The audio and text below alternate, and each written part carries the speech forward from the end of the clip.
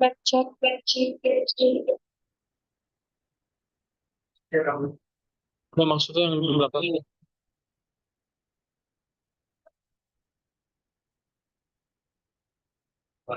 masuk sih. Kayak pemantau dulu.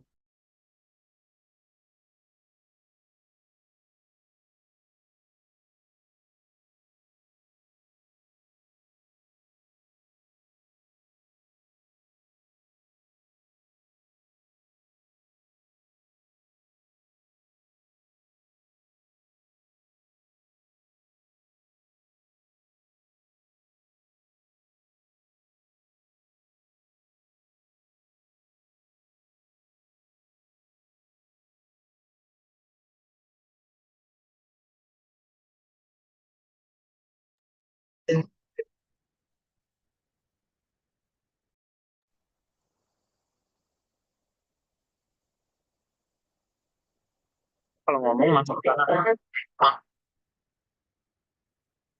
Pak itu kerja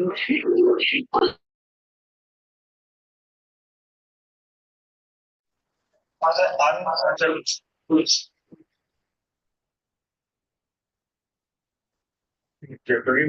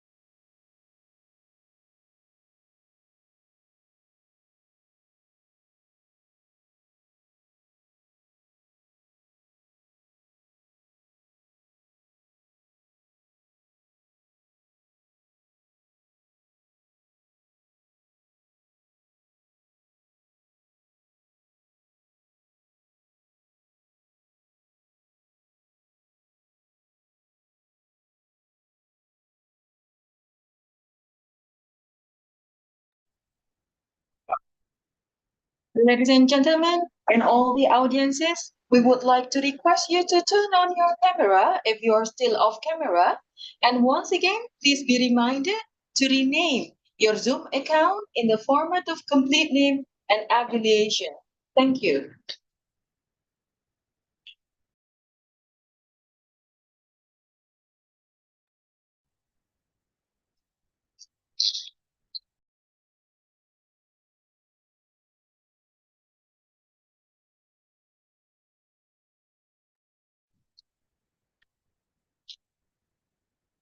The Honorable Keynote Speakers, Mr. Susanto SSSH MA PhD from Universitas Bandar Lampung, Indonesia, and Professor Federico Federici from University College London.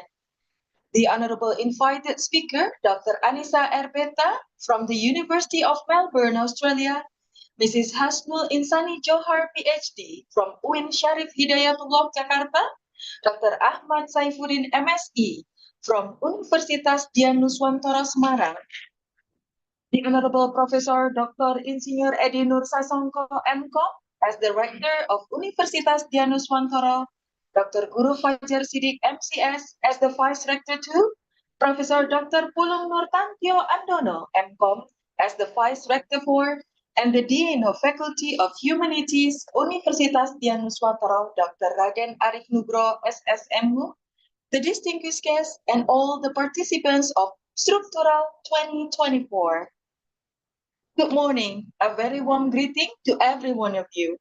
Welcome to International Seminar Struktural 2024 on 18th of December 2024 in the topic of multifaceted challenges in language, literature, culture, overcoming crisis in digital era. I'm Agnes Erliva for the Master of Ceremony on this seminar. On behalf of the organizing committee, we extend our appreciations for your virtual presence today. Without further ado, let us now begin our seminar. With the spirit of nationalism, we're going to have National Anthem of Indonesia Raya and Hymne Dian Nuswantara. All the audiences, please rise.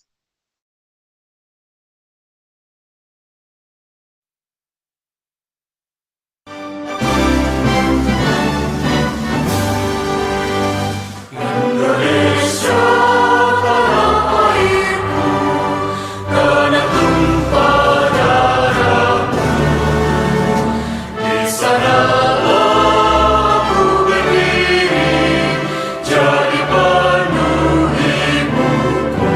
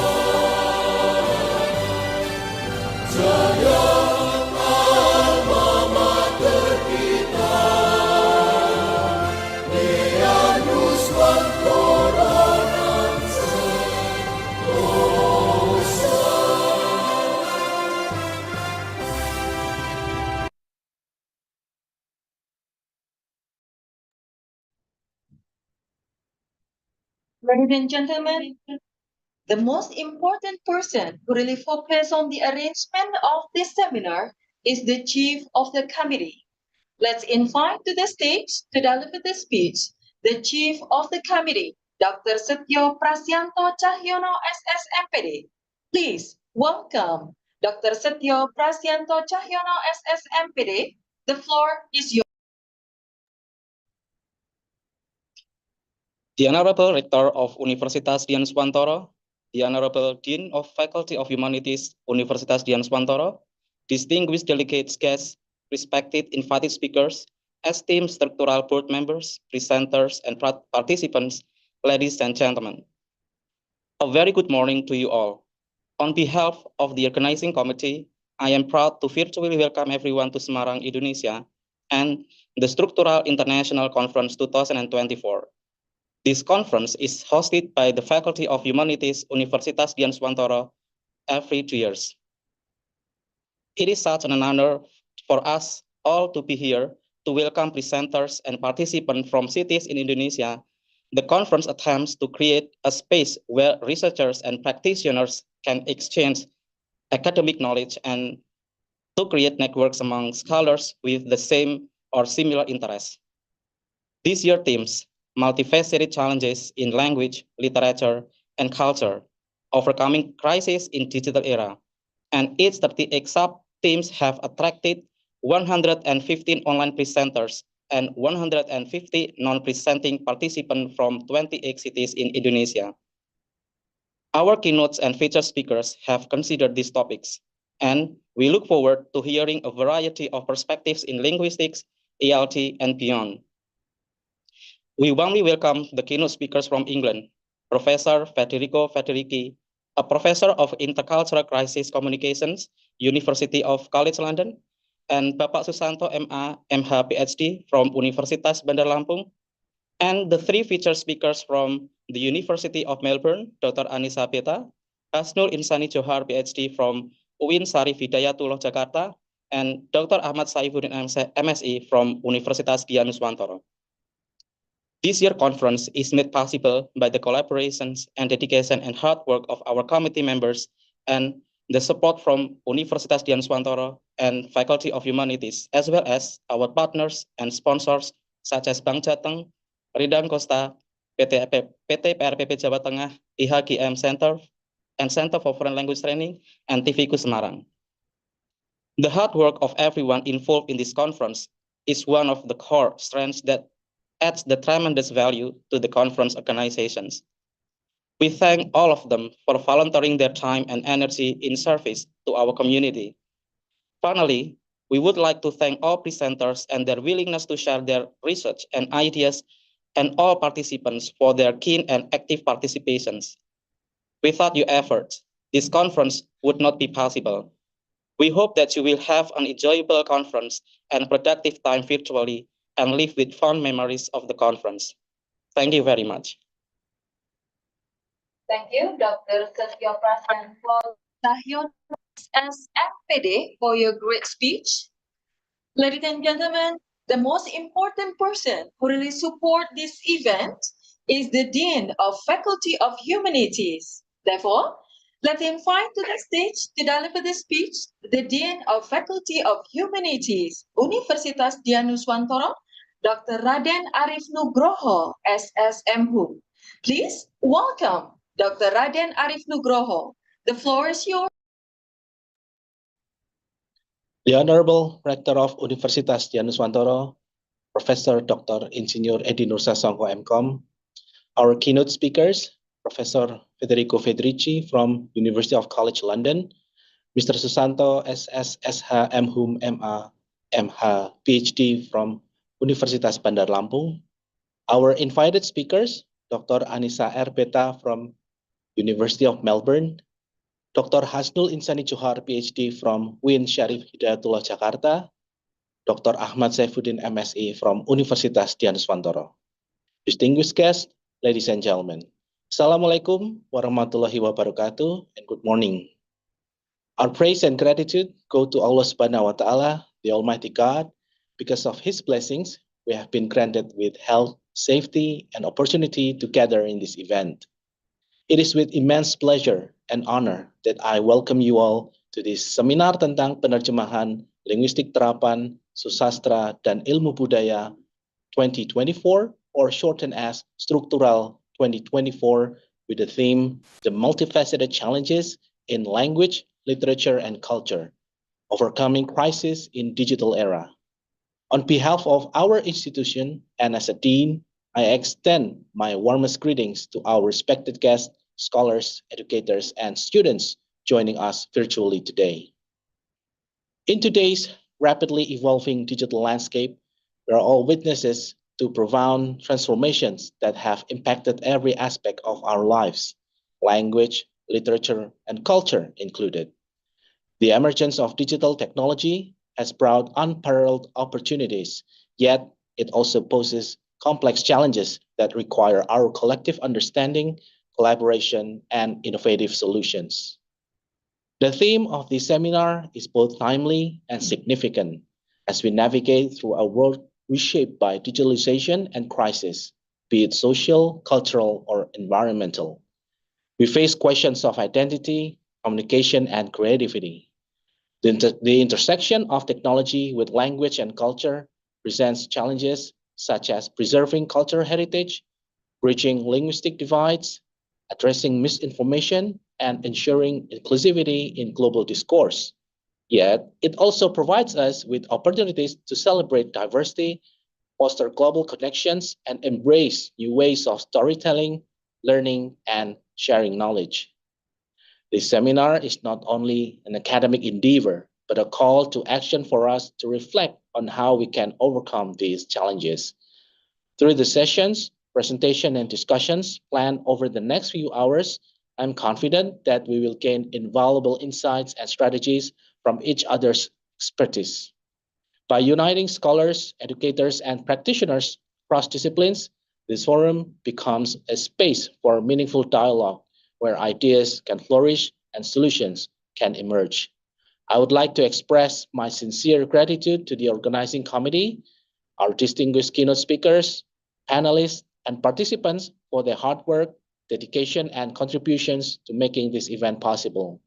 Your presence and active engagement will surely make this seminar a success. Once again, welcome to all of you. May this seminar inspire fruitful discussions, foster international collaboration, and pave the way for innovative approaches to address the multifaceted challenges of our time.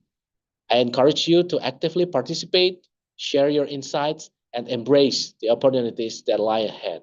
Thank you, and I wish you a productive and enriching seminar.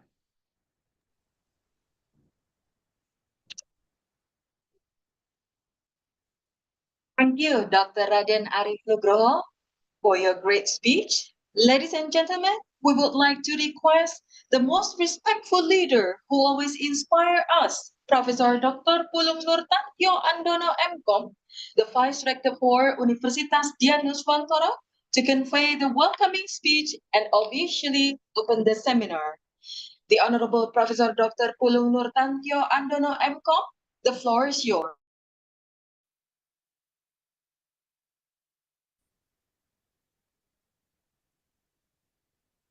Assalamualaikum warahmatullahi wabarakatuh. Greeting to all participants. Welcome to Semarang, Indonesia, and welcome to the seminar on Translation, Linguistic, Literature, and Cultural Study Struktural 2024 International Seminar. In this occasion, I would like to thank you all and welcome our keynote speaker, Professor Federico Federici from University of College London, and Mr. Susanto, SSSH MHUM MA MH PhD from Universitas Bandar Lampung, our invited speaker, Dr. Anissa R. Beta from University of Melbourne, Dr. Hasnul Insani Johar PhD from UIN Syarif Hidayatullah, Jakarta, and Dr. Ahmad Saifuddin MSc from Universitas Dianuswantoro.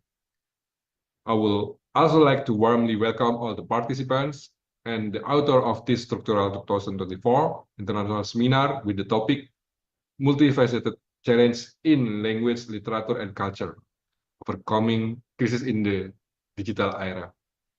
I believe that through this great seminar and idea from all the authors, this event will be fruitful meeting for all researchers and participants, and will be placed for all of us to share our understanding about our world and life. As the Vice Rector of Universitas Dianuswantoro, and on behalf of the organizing committee of Struktural 2024, I would like to say that I'm honored to have all of you here in the wonderful event. I'm particularly proud to host this seminar as a platform for intellectual exchange and collaboration. This is a moment for us to reaffirm the role of academia in addressing global issues and to recognize the power of dialogue, scholarship, and shared knowledge in creating positive change. The diversity of perspective represented here is our greatest strength, and I encourage all of you to engage actively, ask questions, contribute your unique insight. I am sure that you all will feel enriched with knowledge after attending this seminar. I welcome you all once again to this event and hope that you all will have a great time ahead. Wabillahi taufiq wa hidayah. Wassalamualaikum warahmatullahi wabarakatuh. Thank you, Professor Dr. Pulung Nurtantio Andono, for your kind willingness to open this seminar. Ladies and gentlemen, now let's start the first main sessions with the presentations from our keynote speaker, Mr. Susanto SSSH MH MHum MA PhD from Universitas Bandar Lampung, Indonesia. And let me introduce to you our moderator for these first main sessions, Dr. Sunardi SS MPD. To Dr. Sunardi, and the honorable keynote speaker, Mr. Susanto MH MHum MA PhD. The floor is yours. Okay, thank you very much, Master of Ceremony. Good morning, all of the participants of Struktural International Seminar 2024. In a moment, we are going to start our keynote speech that will be presented by Mr. Susanto from Universitas Bandar Lampung. To start this session, I would like to greet Pak Susanto first. Good morning, Pak Susanto. Yes, good morning. Assalamualaikum. Waalaikumsalam. Thank you for coming and joining to our seminar. Okay, ladies and gentlemen, to start this keynote speech, I would like to read the short biography of Mr. Susanto as the speaker in our plenary speech. His complete name and academic degree is Susanto, Sarjana Sastra, Sarjana Hukum, Magister Humaniora, Master of Art, Magister Hukum, and PhD.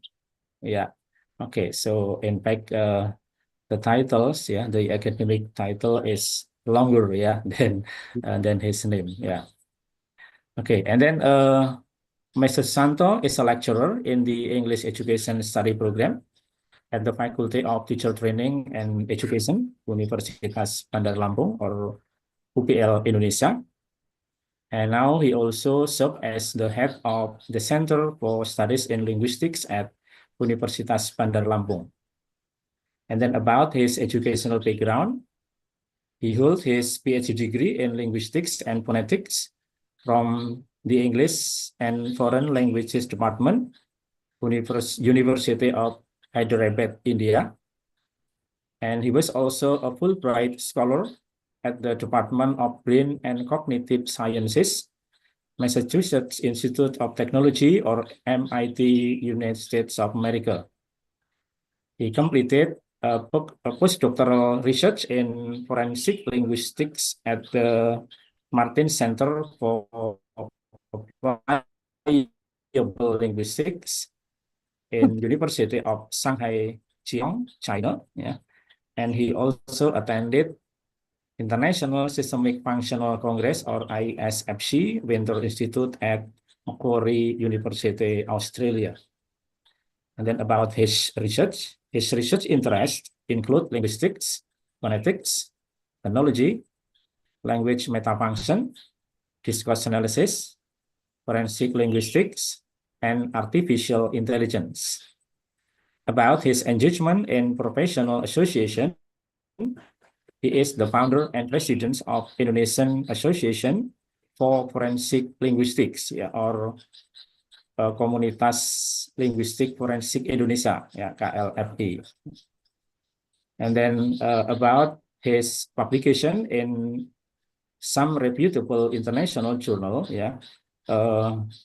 among of his publications are predicting the classification of high vowel sound by using artificial neural network, a study of forensic linguistics, 2024, which was published in International Journal of Artificial Intelligence. And then another paper entitled Harmonizing Sound and Script, Integrating Phonetic Symbols Within the Lexical Approach to Improve EFL Listening Skills, published in English Review, Journal of English Education. And then the last one is Speech and Interaction of Pre-Adolescents with Autism Spectrum Disorder. Is a comprehensive exploration that advances our understanding of communication dynamics in individuals with autism spectrum disorder in 2023, which was published in Russian Journal of Linguistics.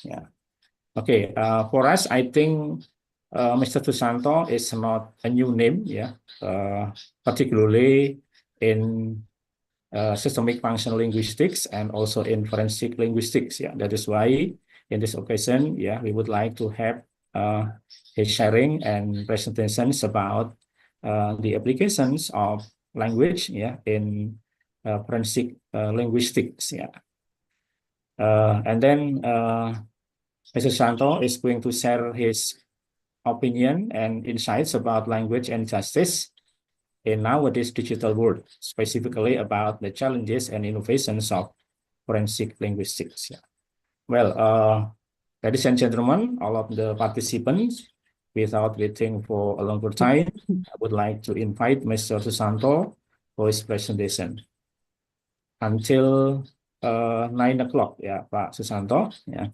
And then after that, after his presentation, we would like to have question and answer session. Okay, Mr. Susanto, the next screen is yours. Yes. Bismillahirrahmanirrahim. Assalamualaikum warahmatullahi wabarakatuh. Thank you, Dr. Sunardi, Dr. Sunardi, the moderator. I think we are brothers in framework of linguistics, especially for systemic, systemic functional linguistics, because you just informed me that you have been working. You have completed, PhD, doctoral degree in UNS under the supervision of Professor Yadi and Professor Twilight. Okay. First of all, I would like to thank for the invitation, and then also I would like to say congratulations for the success of the conference. It is wonderful. We have many participants and also presenters, and then also many wonderful plenary speakers, invited speakers. Today, I want to share my talk, regarding about forensic linguistics. Is it possible to share the screen?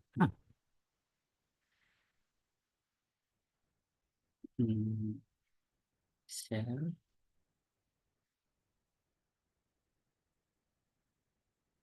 Yeah. Is it visible, Dr. Sinali? Yes, okay, Pak. Yeah. Language and justice in a digital world, challenges and innovation in forensic linguistics. And in this presentation, we will explore in 30 minutes, the evolving role of forensic linguistics in addressing legal challenges within the digital world, and then also I will start, with a foundational definition of forensic linguistics. Then I will highlight the critical use of language as evidence in online communication. Then we will discuss the complexities of tackling cybercrime, including issues of anonymity, hate speech, and digital fraud. And we will also emphasize the innovation in artificial intelligence and machine learning, which have a great revolution in linguistic analysis by enabling us to have efficient and accurate processing of very big digital data sets.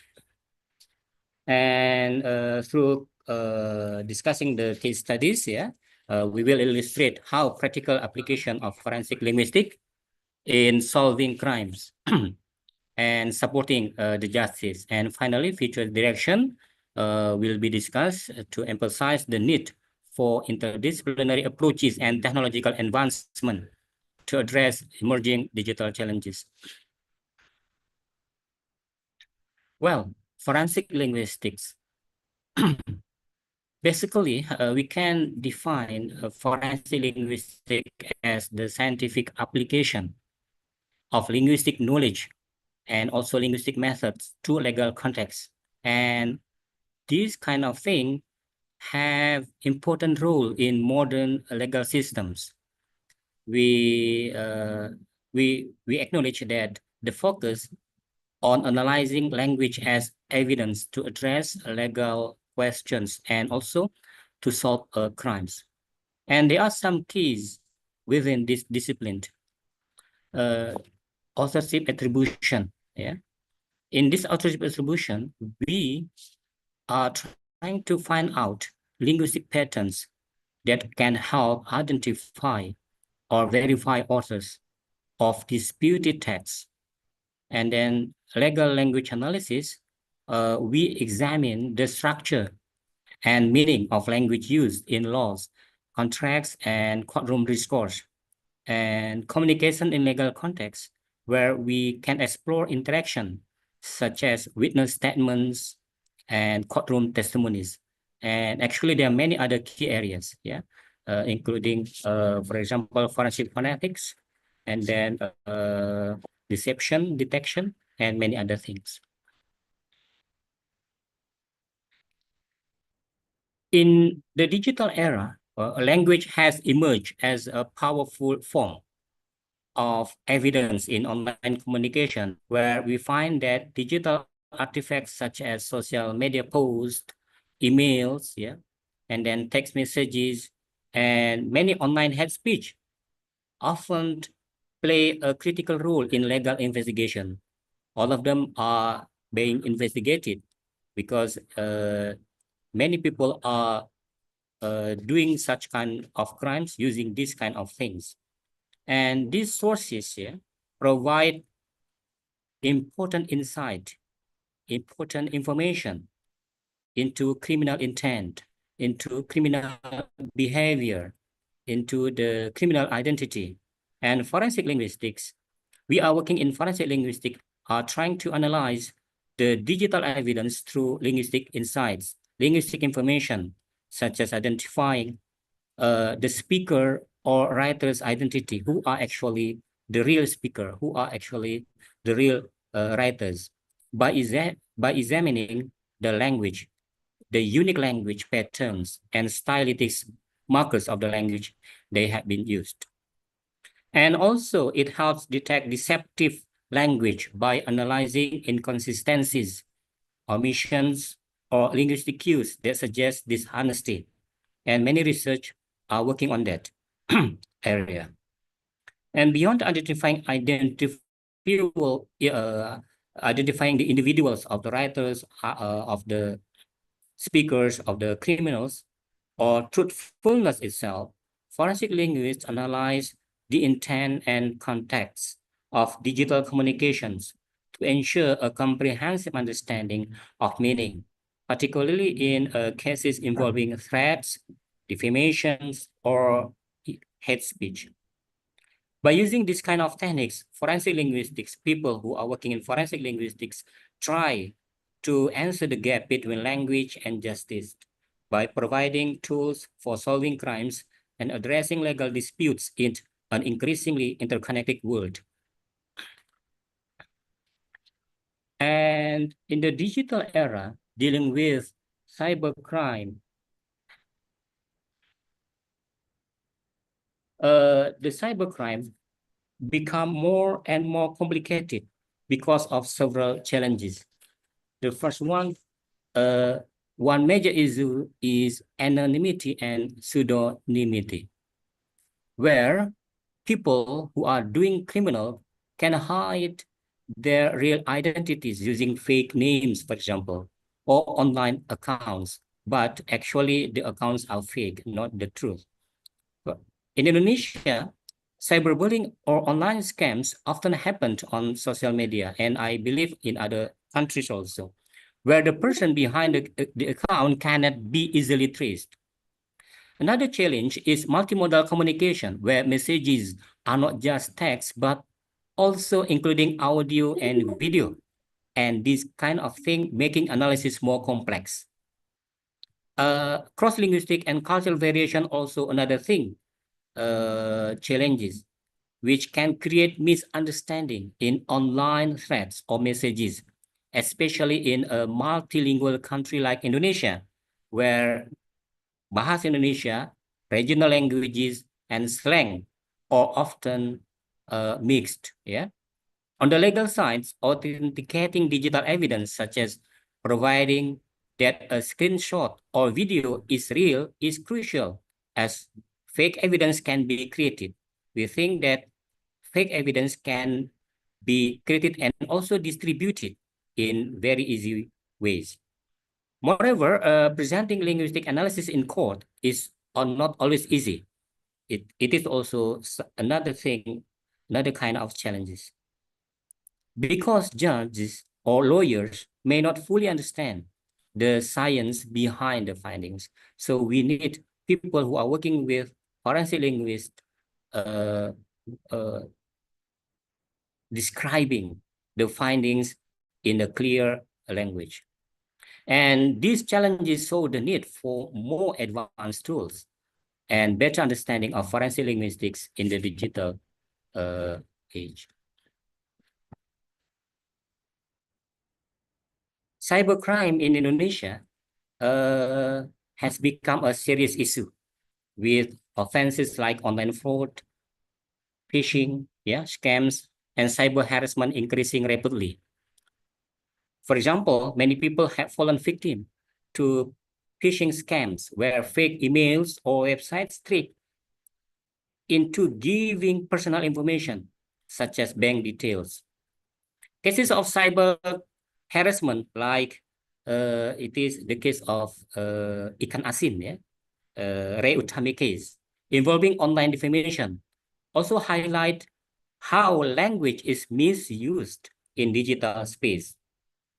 This case refers to a defamation case in Indonesia that emerged from a controversial YouTube video. Ray Utami, along with her husband Pablo Binwa, was involved in the case where they uploaded content that defamed a public figure. The video included harsh and inappropriate language, which led to legal action under Indonesia ITE, Indonesian Information and Electronic Transaction. The case highlights issues of cyber harassment, defamation, and the misuse of digital platform. For forensic linguistic perspective, this case demonstrates how language used in online communication can be analyzed for evidence. People who are working in language science can study the video content to identify patterns of defamation, intent, and context, which are critical, which are important in legal proceedings. And the case reflects the growing need for responsible digital communication in Indonesia, where Undang-Undang ITE are frequently used to regulate online speech and protect individuals from harm.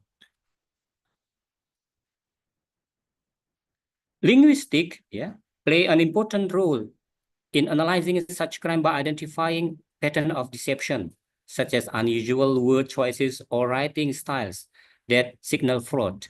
And then also have interesting authorship by studying linguistic features like sentence structure, spelling, and word use to determine who wrote a message or post.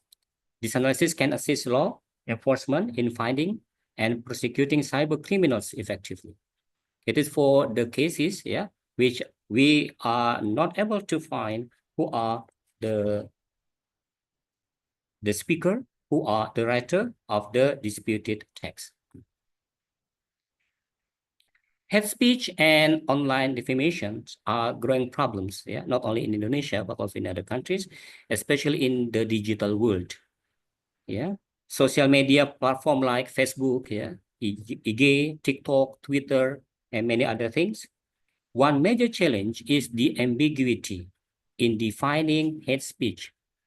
What one person sees as offensive, but another might consider freedom of expression. For example, in Indonesia, the ITE law has been criticized for its vague definitions, leading to debates about whether certain online statements are actually hate speech or it is only simple opinions. Another challenge is cross-jurisdictional legal standards, where different countries have different laws about what counts as hate speech or defamation. And linguists play an important role by conducting contextual analysis of language, looking at how actual words are used and what meaning they carry in specific situations.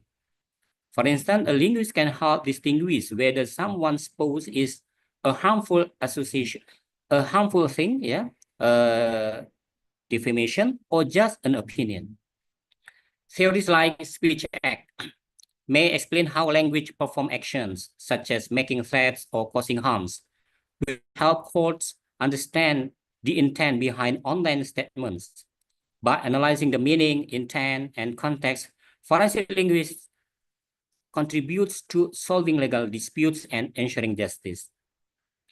In the online environment, for example, messages lack nonverbal cues such as tone of voice or facial expression, making it harder to determine the speaker's intended illocutionary force. What is actually the purpose behind their words?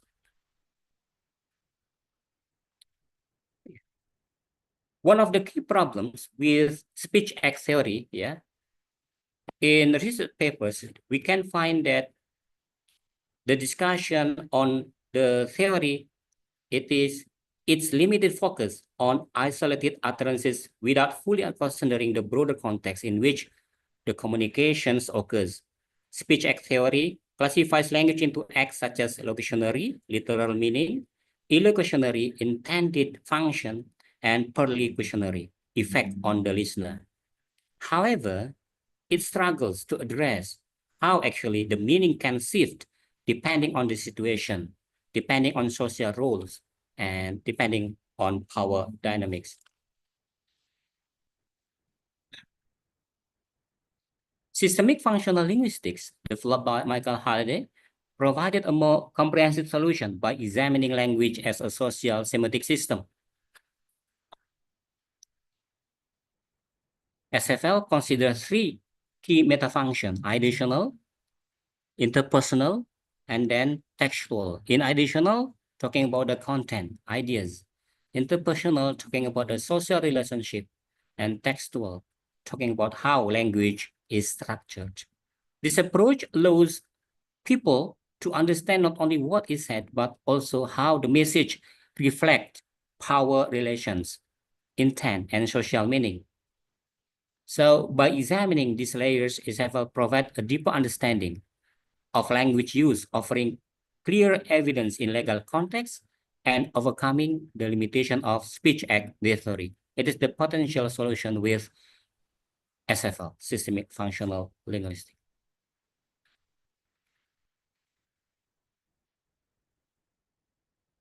Linguistic evidence plays a wonderful role in legal proceedings, significant, very significant. But it must meet key considerations to be effective.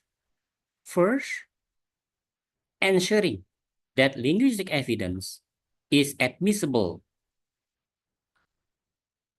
requires it to be scientifically reliable and presented by qualified expert. So there must be scientific factors, yeah. And secondly, skepticism in the court is often a challenge, as many people are unfamiliar with how linguistic analysis works, which can make them doubt its validity. Well-known example comes from Indonesia. Yeah, there are many cases. If we browse some cases where forensic phonetics helped identify the voice in a phone call during corruption cases, for example. By analyzing speech features like intonation, accent, pronunciation, experts were able to match the suspect's voice to the recording. And this is aligned with current theories, which highlight the importance of acoustic analysis in forensic phonetics to identify speakers.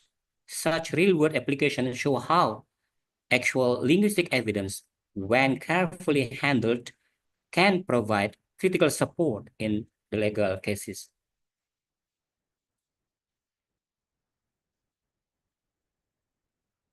When we are talking about the innovation in forensic linguistics, particularly with artificial intelligence and machine learning, this kind of thing have transformed how linguistic evidence is analyzed. One example is authorship profiling, where machine learning models analyze writing patterns to determine the identity of an author. For instance, in Indonesia, social media posts spreading hoaxes, yeah, during election can be examined using AI, artificial intelligence tools, to trace their origin. And NLP, natural language processing technology, allows people to process very much amount of text data quickly, identifying patterns that would be impossible to detect manually. And current theories such as stylometry, the studying of writing style, support this kind of innovation by showing that individuals have unique linguistic fingerprints in their choices of words, grammar, and sentence structure. Artificial intelligence increasing both one, efficiency, and two, accuracy in analyzing large corpora. And this kind of thing help law enforcement to solve cases involving online threats, fraud, or misinformation. For example, in the UK, United Kingdom, NLP tools help analyze millions of tweets to identify coordinated hate speech campaigns, showing the practical value of these advancements in real-world investigation. In the context of social media hate speech, forensic linguists play a very important role in analyzing online messages for evidence. Yeah, a real example can be seen in Indonesia, where tweets containing offensive language against minority groups were analyzed in a legal case. Researchers use lexicon-based approaches, which involve scanning text for specific words or phrases known to be offensive or hurtful. This kind of method helps identify harmful language pattern. How is the patterns which can be categorized as harmful language, such as derogatory term aimed at specific ethnic groups. The analysis provided crucial evidence of the speaker's intent, ultimately leading to a successful prosecutions. Current theories in forensic linguistics emphasize the importance of examining not just the word used, but also the intent behind them, making this approach valuable for cases of online hate speech. Cyber fraud investigation. Yeah? In a cyber fraud investigation, forensic linguistics can be used to analyze phishing emails to uncover fraudulent activities.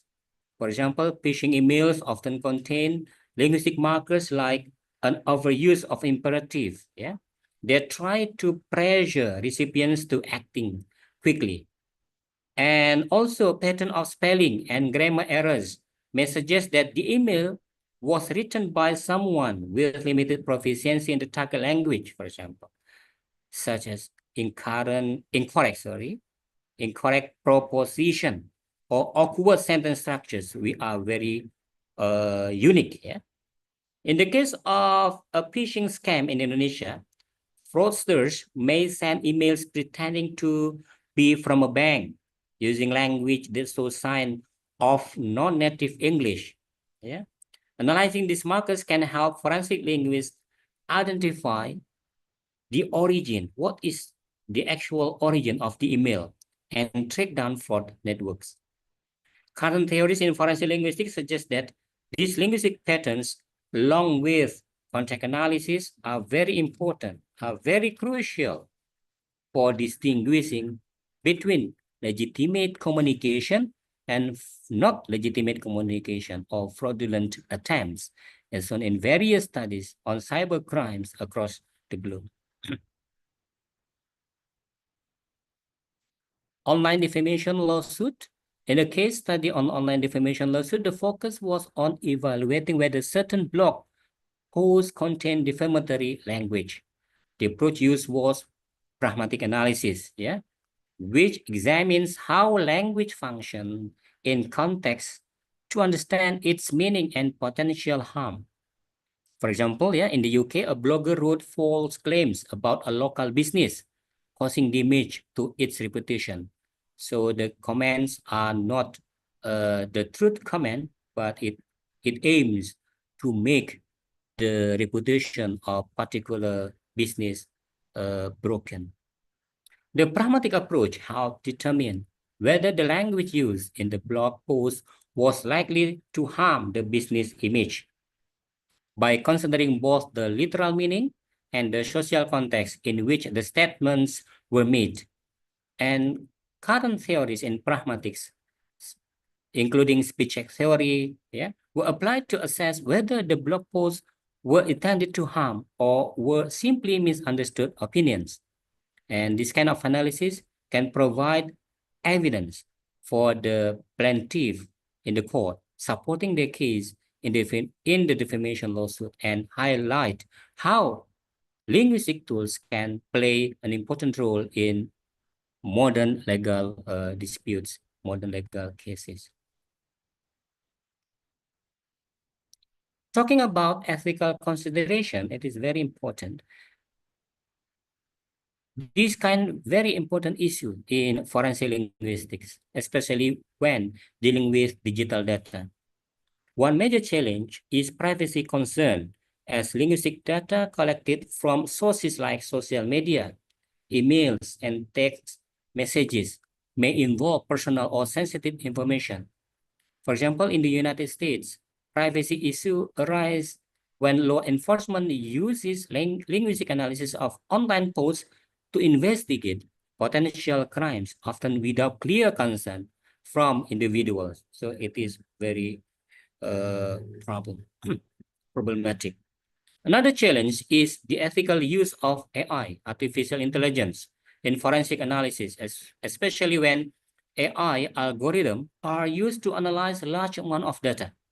As seen in cases like the use of AI tools to identify hate speech in the UK, for example, this kind of technologies must be used responsibly. And to address this kind of challenges, solutions include adhering to strict ethical guidelines that protect privacy and ensure fairness in the use of linguistic data. Additionally, transparency in AI algorithms is essential, as demonstrated in European Union policies that require clear explanation, yeah, of how artificial intelligence systems operate to avoid biases and misuse. Yeah, so this kind of thing is very problematic regarding about ethical consideration in forensic linguistics. Excuse me, Pak Susanto, 5 minutes Yeah. to go. Yeah, thank you. And forensic linguistics in multilingual context present unique challenges due to the variation in linguistic norms across different language and cultures. Yeah, each language has its own rules for communication, such as politeness strategies, tone, and formality, which can impact legal interpretation. Cultural differences also play a role in how messages are understood and conveyed. For instance, in cross-border disputes, such as those involving multinational companies or international treaties, legal document may need to be analyzed in multiple languages to ensure that the intended meaning is preserved. Now, for the future directions, forensic linguistics will likely see significant growth to advancement in artificial intelligence and machine learning, which can help analyze very large amount of online communication more quickly and accurately. And this kind of thing, AI tools are already being used in countries like the UK to identify hate speech on social media platform, making it easier for authorities to take action. And researchers are also focusing on creating better multilingual natural language processing, which are crucial as online communication is not limited to just one language. And for the implication for justice, forensic linguistics has a significant role in strengthening justice, especially in an era dominated by digital communication. By analyzing online language, cyberbullying, or online defamation. Current theories emphasize how language in digital platform can influence power dynamics and social behavior. This kind of analysis not only helps in of how digital communication shapes the internet, online interaction. And I would like to conclude this presentation by saying that forensic linguistics has an important role in ensuring justice in digital world. As technology advances, new tool methods are transforming how linguistics analyze language in digital spaces, making it easier to solve crimes and understanding online communication. However, to fully address the challenges of cybercrime, hate speech, and online fraud, and many other things, many other crimes in forensic linguistics in digital world, continued collaboration between people who are working in language science, people who are working in legal context, people who are working in technology are very much essential. By working together, we can strengthen the role of language analysis in digital justice, and we can improve the way we tackle legal issues in the online world. I think that's all for the presentation. Thank you very much. Well, thank you very much, Pak Susanto, for the nice presentations about the introductions of forensic linguistics, in all possible applications, including in terms of legal cases, or maybe in collaborations with the use of IT, or in digital technology nowadays, Well, audience, ladies and gentlemen, all participants, after listening and paying attention to the presentation from Mr. Susanto about forensic linguistics, I do believe that some of you may have some further questions or comments about the concepts and the applications of forensic linguistics. That is why I give opportunity for the participants to share your opinion, your comments about the topic now discussed and has been presented by Mr. Susanto. If you want to give a question or comment, please raise your hand, and then unmute your mic, and you may set your questions, or you may use chatting board, to write your questions, Okay, yes, please. Yes, Pak Yudi Puratmaji. Yes, okay, Okay, yes, please, Pak Puri Yudatmaji. Good morning. My name is Yudi Bratmaji, and I'm from AMTA Tourism Institute. Good morning, Prof. Susanto. My question is, in this modern era, especially in social media, and the example is Instagram, that bullying and even sexual harassment by texting, and they just put it in the comment on somebody's account. But the problem is also the texter, they use a fake account, as you mentioned earlier. So if that can be evident if the account is a fake. And the other question is, after that, how about if we catch the writer of the account, and then they told that what they write is only joking, so it's only misperception about what they write. So what we must supposed to do if they insist that what they write is only joking, but we got offended by that one? Thank you so much.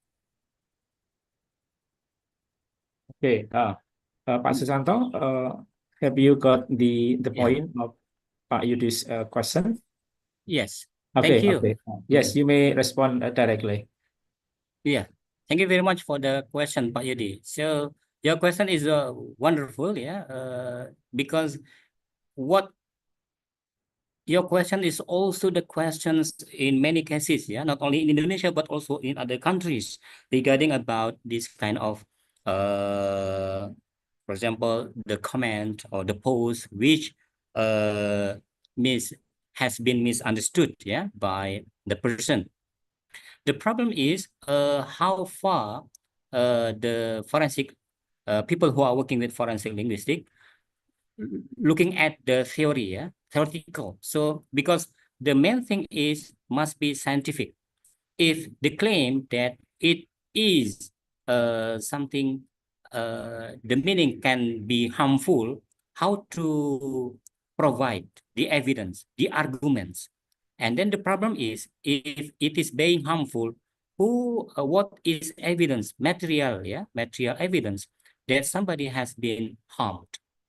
It is another thing which is problematic nowadays, because sometimes the intention is different, and then the person who caught the meaning, has misunderstood the message.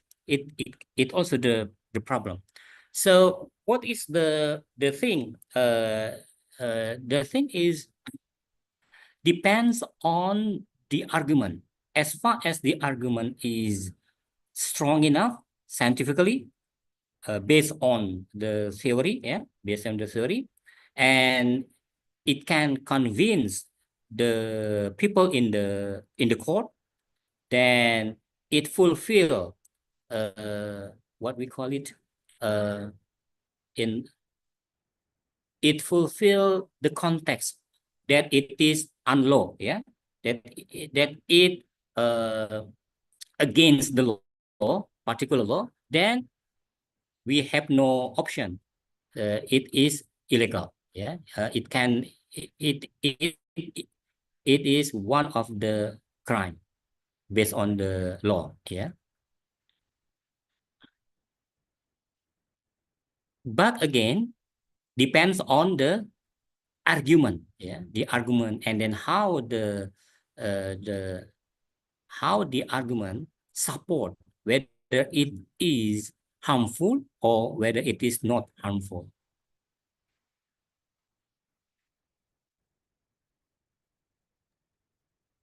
And also another thing from your questions is very important regarding about if the person has used fake account, fake account. So it is another problem. If we cannot, if we are not sure, to justify that the real person of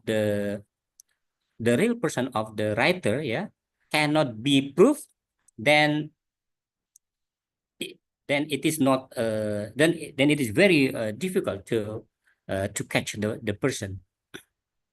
But in forensic linguistics, there are some method by using like in my work, I use two kind of data, yeah, comparable and then the forensic one. So collecting if we have suspect, yeah, if we have suspect, we collect all the writing of the suspect and then we compare with the disputed comment or disputed text which has been problem or which has been analyzed. Yeah. Okay. Pak Yudi, do you think that Pak Susanto's explanation answers your question? Thank you so much, Prof. Susanto. I do really appreciate about the answer. I totally agree with you. Thank you so much. Yes. Okay. Yes. Thank you, Pak Yudi Priatmaji, yeah, a participant from STP AMTA, Yogyakarta. Yes. Okay, Pak Susanto, we now go to question, yeah, from chatting board. Yeah, we have a question from Pak Yasmin, yeah, a participant from Universitas Merdeka Malang, yeah, from Jawa. Yeah, the question is, we often get spams in our mailbox, yeah, or do you think that spams, yeah, can be included in cyber fraud? Okay. Yeah. That's the question. Okay. Ibu Yasmin, yeah. Yes, I believe it part of the cyber fraud. As far as there are some let's say consequences, yeah, consequences. But for those who ignore this kind of spams, yeah, this kind of emails, yeah, I got a lot of emails regarding about this, asking the details of my bank account, my credit card, something like that. But we ignore, then we can say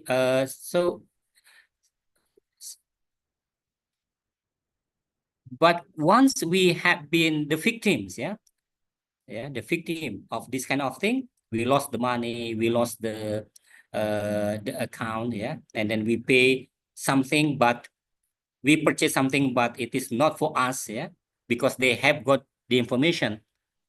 So I think one of the consequences of cyber fraud. Yes, it is part of the cyber fraud. And then the second one, yeah. Okay, yes, the second one, yeah, the one from Pradita Anggara from Udinus, yeah. In legal challenges, it is mentioned that music linguistics is also dealing with presenting linguistics analysis in court. Yes. Question is, should we as linguists need to have the proper knowledge of law as well? Is there any limitation space between forensic linguistic knowledge and that of law? Okay, that's the question. Yes, Pak Pradita Anggara. Yes, I believe, yeah.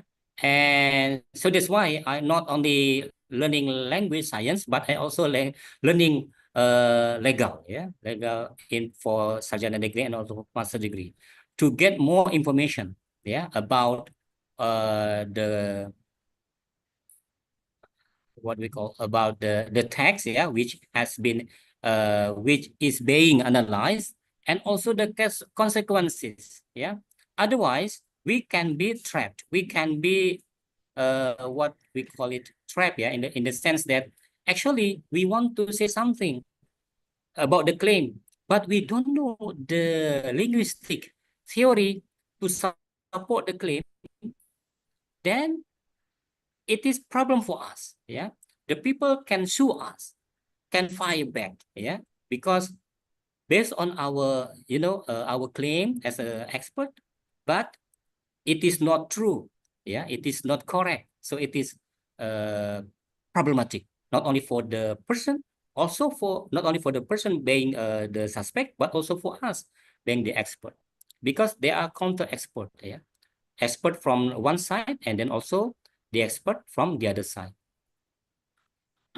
So linguistic knowledge and law are, I think, yeah, and I believe, very important for those who are giving the expert testimony, yeah, in the court. That is Pradita Anggara, yeah. Okay. The response. Okay, Pradita Anggara, do you think that your question has been fulfilled by the speaker?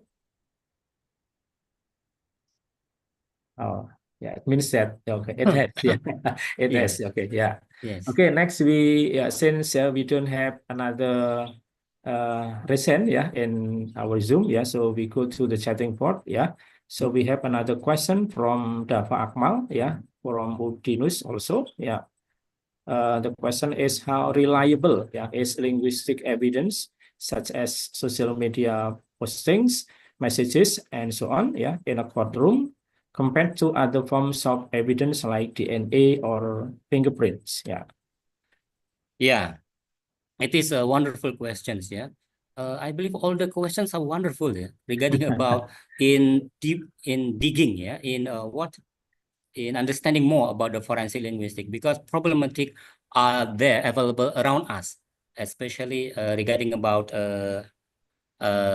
cases, legal cases, including language analysis as part of the solving the crimes. Yes, the talking about the reliability, it is problematic also if if the analysis is weak, the argument is weak, for example, whether if we compare if we relate the first question by Pak Yudi Puratmaji, it is actually for example only a joke, but it is not a joke, so the the analysis of the language, the analysis of the language, and then the language becomes the evidence, as far as, first we must identify, we must claim first that who is the author or the speaker, then analyze the content, the producer, what we call it, the writer of the message, the speaker of the speech, who are actually, and then claim, and then give the argument that it is the percentage of identifying the real speaker or the real writer. Then we can move on to the content. But when we are looking at other forms of evidence in the court, like DNA and fingerprint, because it is already many years, and then also from the laboratory, something materialistic, the materialistic in the sense of the form, but the language, and the only thing that we rely on is the analysis, and the analysis supported by the exact, the real examples. So the problem is the opinions which are not supported by scientific argument. It is the problem. So that's why the question of whether it is reliable or not depends based on how scientific, how strong the argument given to provide to provide a language as evidence in the court. Okay, yeah. Okay, thank you, Pak Susanto. And then next we go to raising hand.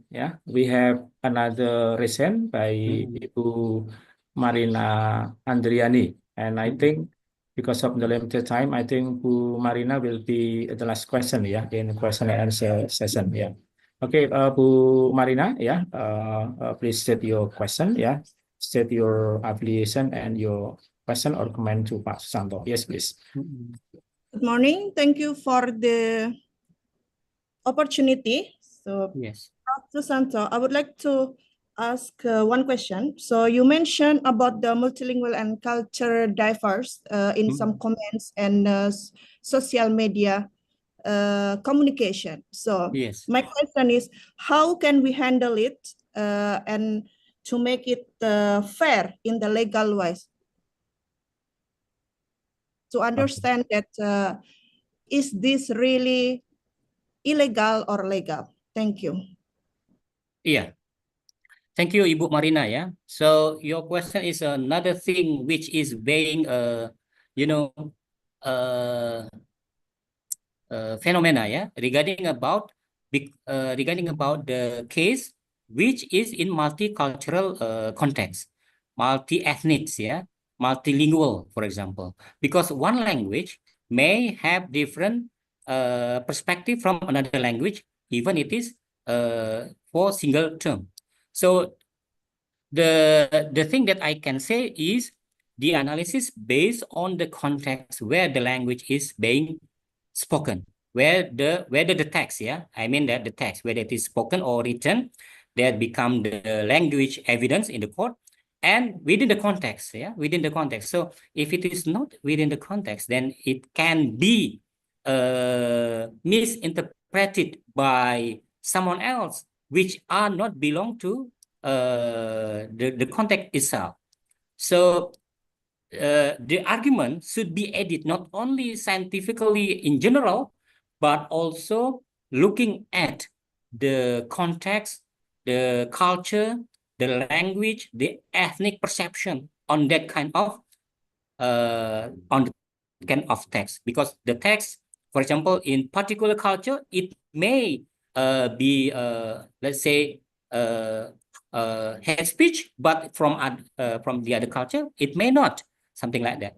So, but as far as the argument strong enough from the perspective of scientific, yeah, method, and also from this perspective by exploring more from the context, yeah, from the ethnic, from the language, where within the text itself.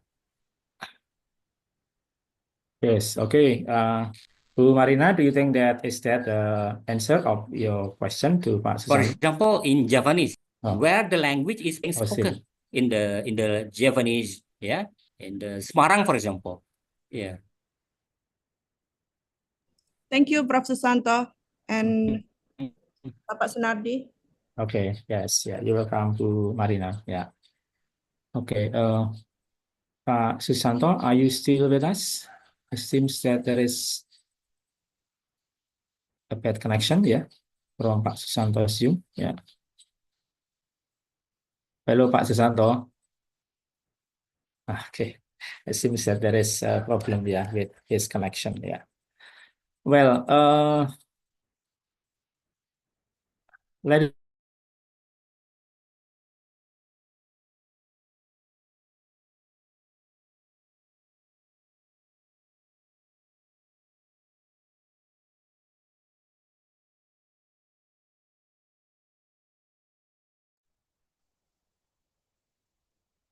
Yeah. Ladies and gentlemen, and all the audiences, while we are waiting to Mr.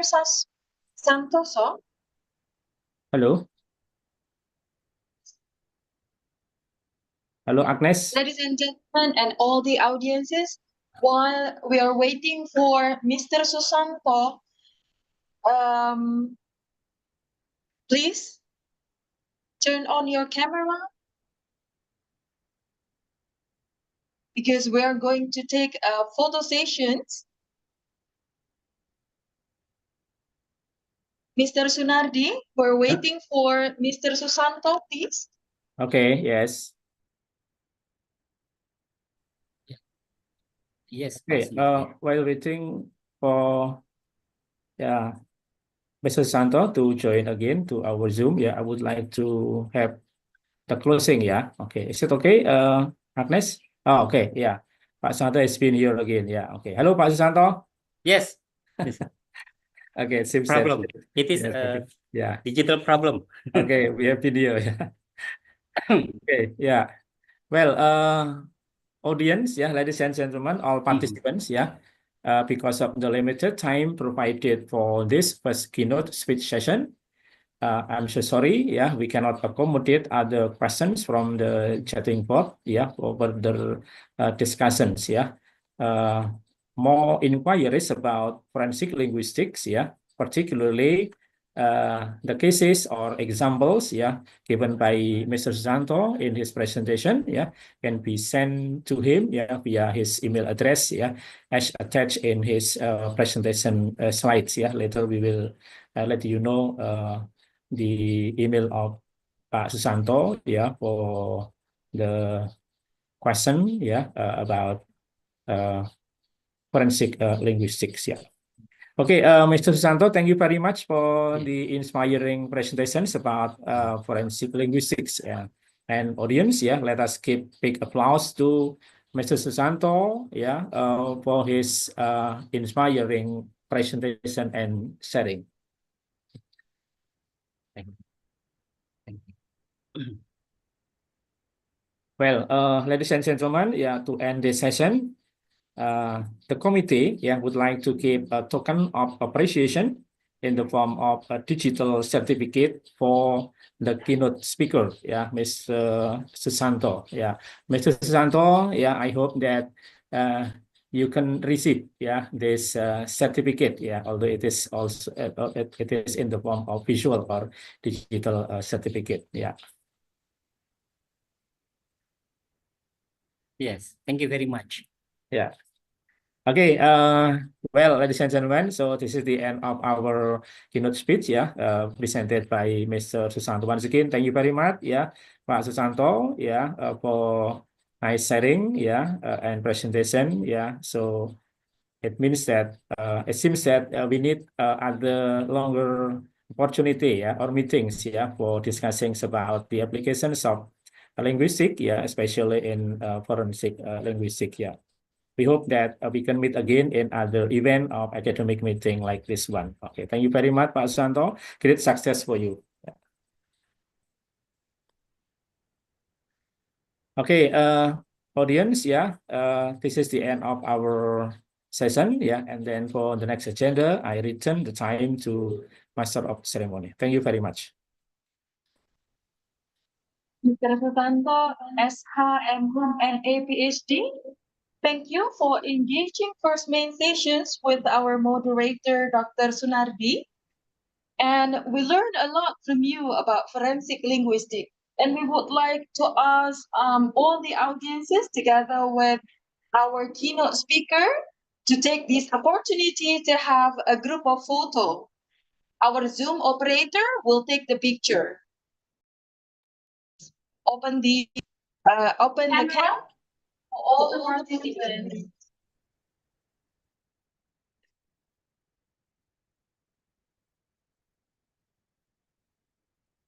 Operator, please.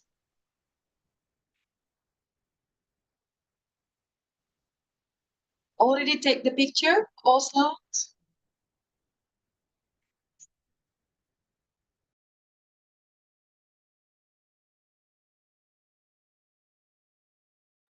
Slide 1, slide 3, 4.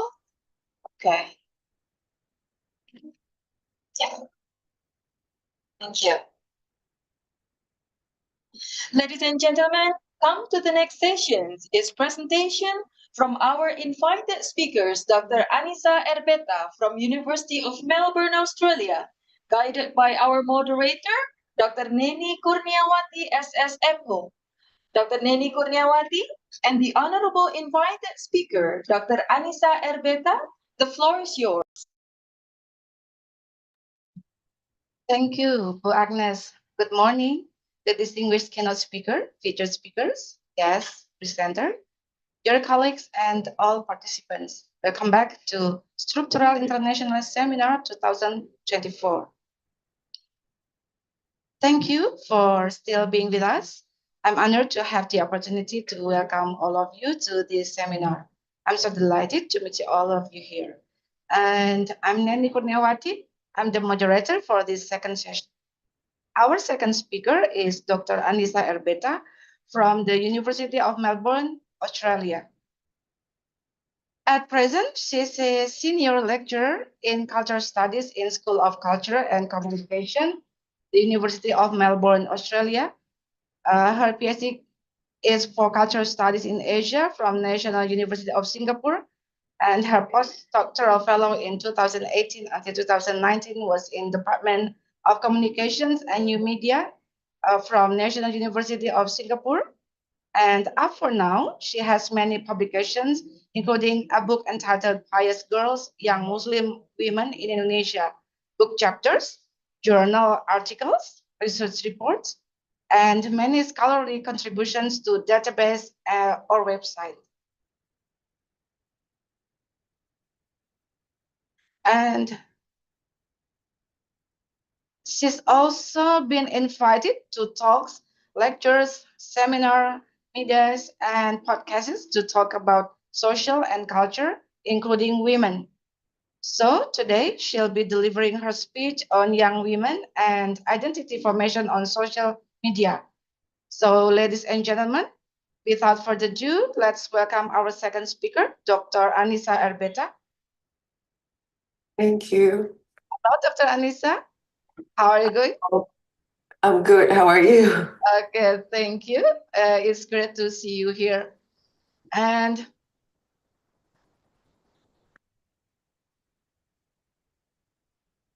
wait a minute. Okay.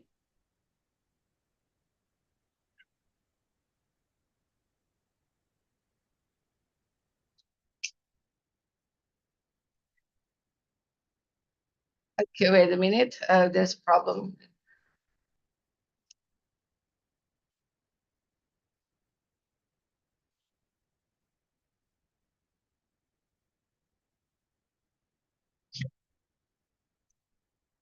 Okay, Dr. Anissa, we'll have 30 minutes to deliver her speech, and after 30 minutes, we will be happy to invite questions from audience. And Dr. Anissa, the floor is yours, please. Thank you. Thank you so much. Yeah, that's perfect. Thank you.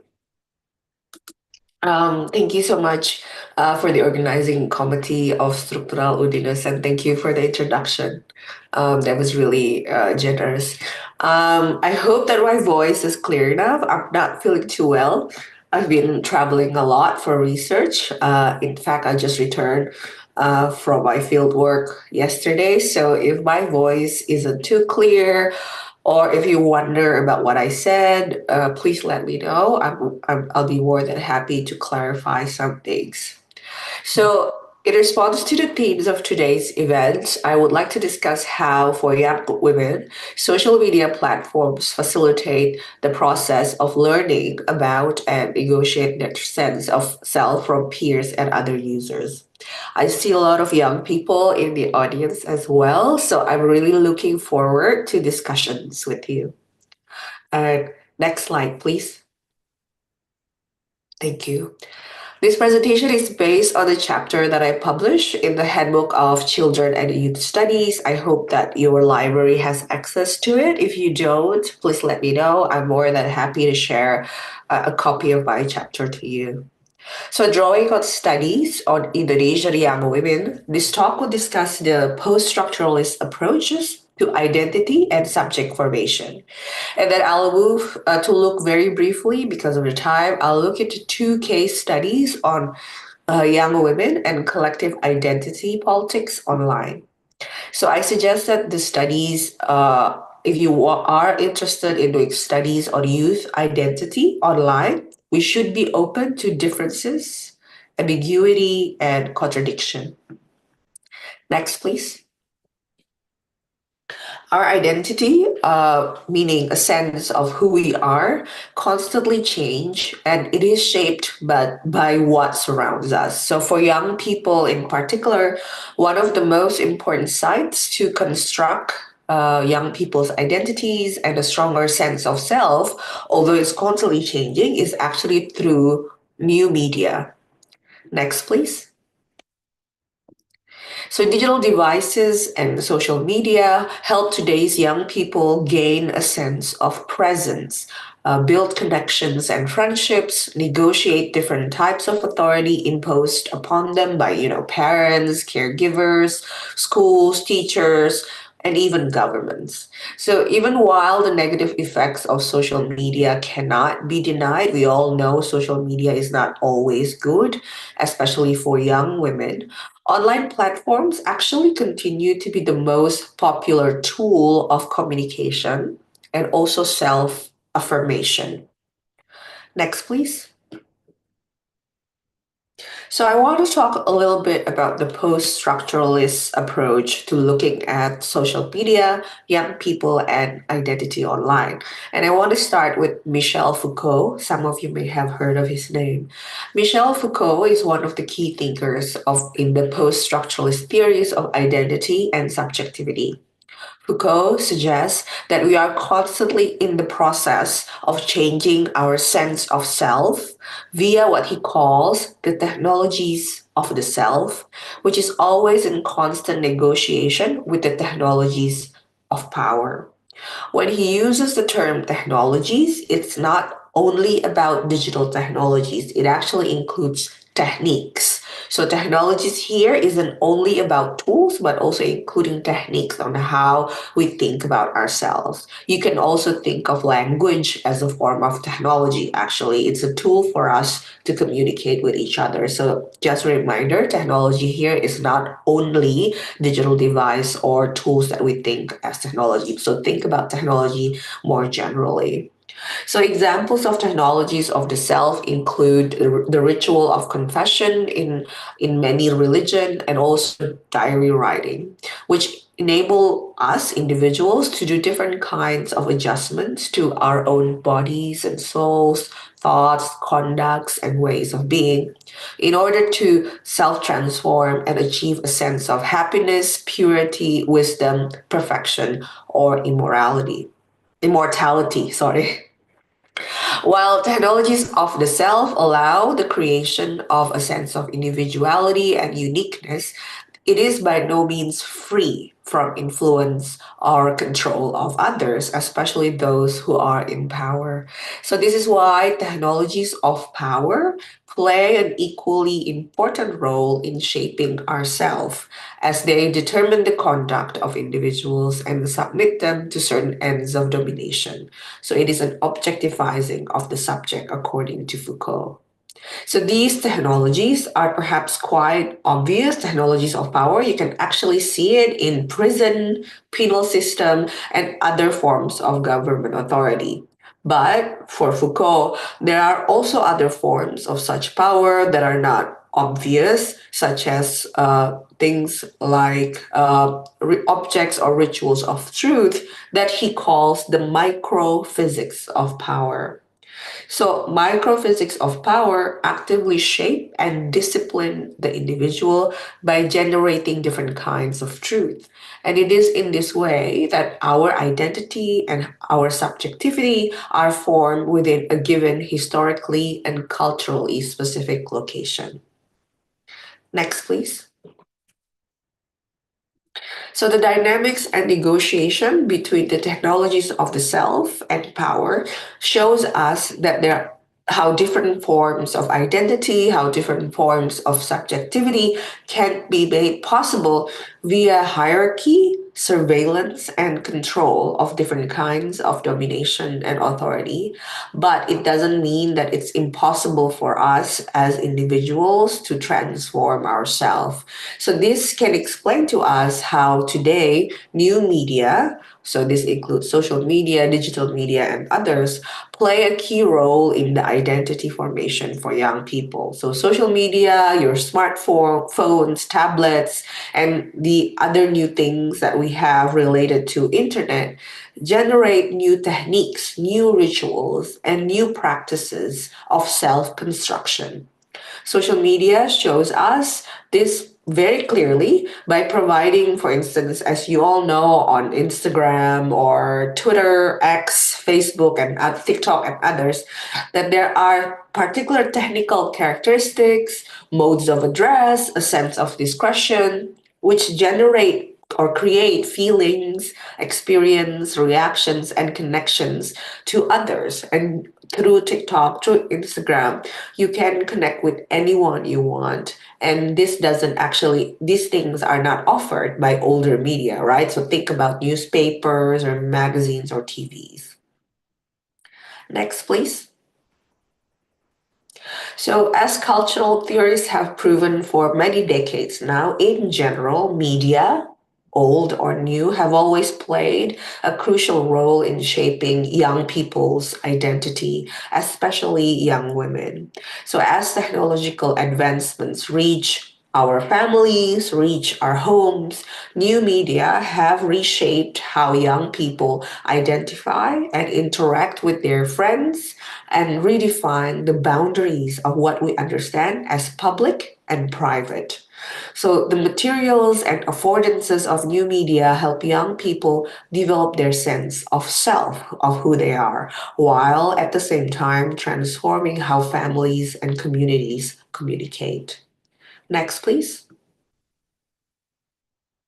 So as social media technologies progress, so does the different forms of identities that they could facilitate. So when social media back in the days in early 2000s, maybe some of you still remember, there's MySpace when they were really popular, other like Friendster, MySpace and others, there were only a handful of what you call internet celebrities. And there's only some online forums where users could identify themselves as a larger collective. But of course, today it's very different. After 2015, there's a growing number of young people who are idolizing and aspiring to be influencers, to be content creators. And there is an emphasis at the same time on the construction or how you shape yourself as a micro celebrity. So you might not be a big name Hollywood celebrity, but you can be a micro celebrity, right? So the logic and practices of micro celebrity in social media sees the self as if it were a branded good, which include actively strategizing around presentations of the self that are coherent and treating the internet and social media as a stage. So the self become less complicated. You want a particular brand for yourself. You want a coherent brand for yourself. So this is what you call micro celebritization of the self. And it is not a phenomenon that is only for young people. People of all ages actually do it. And platforms like Instagram, X, YouTube, TikTok encourage and facilitate the young users to present themselves as consistent and coherent. So social media platforms, in a way, drive a kind of identity construction that is highly curated. Next, please.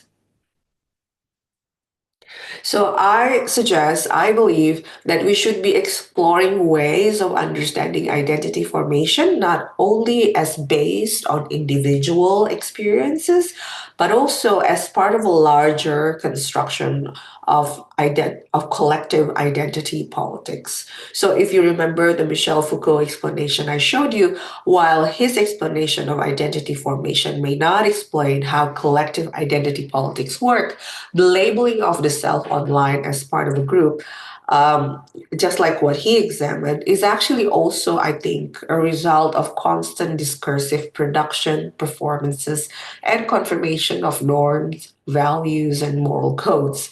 So the affordances of social media and the cultural products that the platform generates, the things that we consume every day, like memes, GIFs, short videos, Instagram stories, tweets, are actually also a place where collective identity is formed.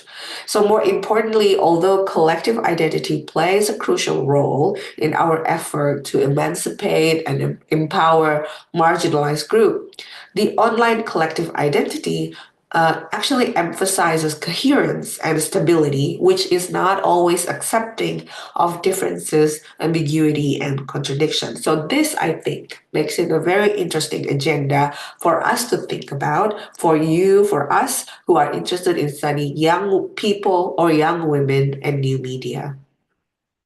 Next, please. I want to move very briefly to discuss two case studies of collective identity politics.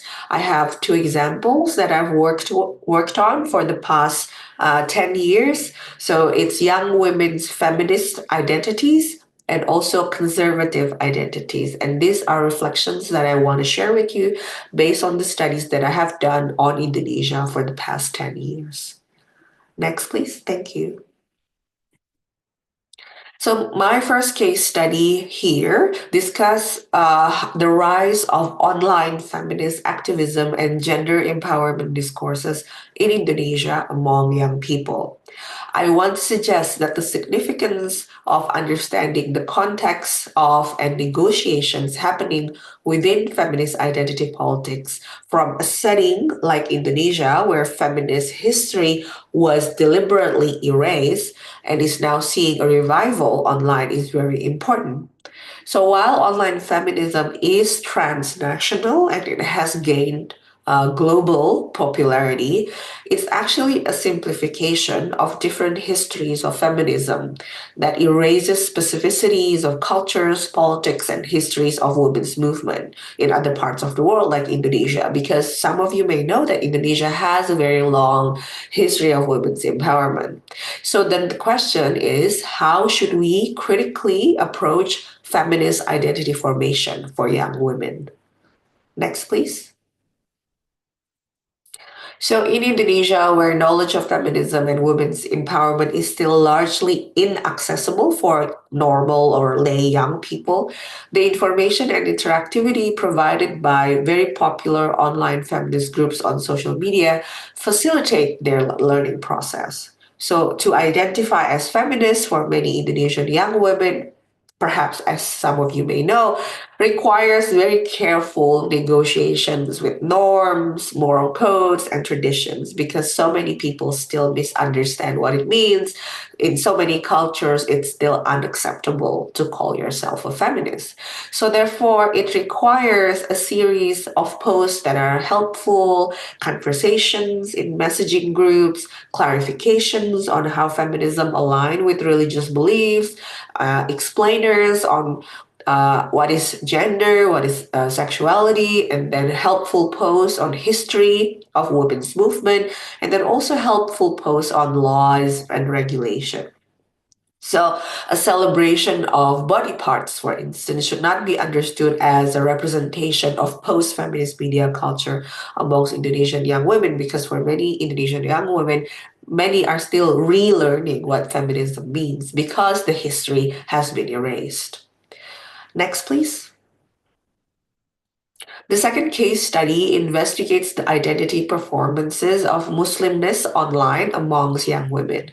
So access to social media allows many girls and young women to confirm their already dominant position in Muslim majority Indonesia, while also at the same time challenging the male-centric and patriarchal religious authorities. So online communities of young Muslim women have played a very important role in affirming individual religious identifications and expressions and the collective significance of their political choices and participation. So in places where Muslims are the majority in Southeast Asia, like Indonesia, Malaysia, or Brunei Darussalam, new media platforms allow identity performances that confirm the position of young Muslim women, especially those who are urban or upper middle class, as dominant and influential actors in defining what it means to perform ideal womanhood.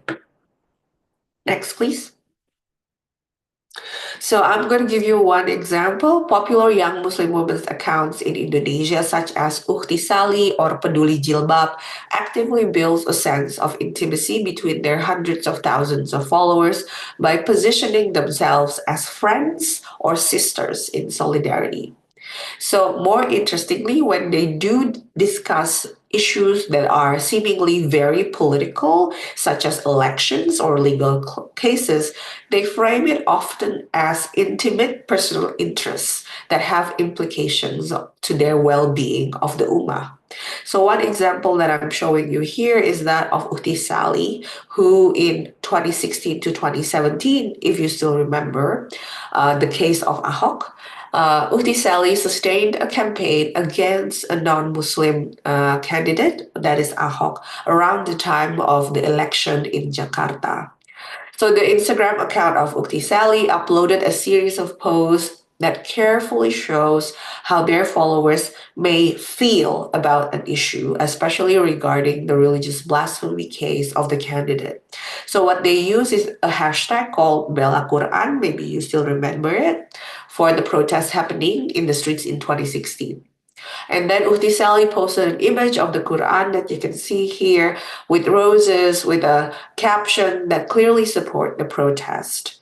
And when the time of the voting came in 2017 for the gubernatorial election, the group uploaded an image of its founder and her friends holding up a banner, Muslim Vote Muslim, as you can see, suggesting that the followers should not vote for the non-Muslim gubernatorial candidate that was Ahok.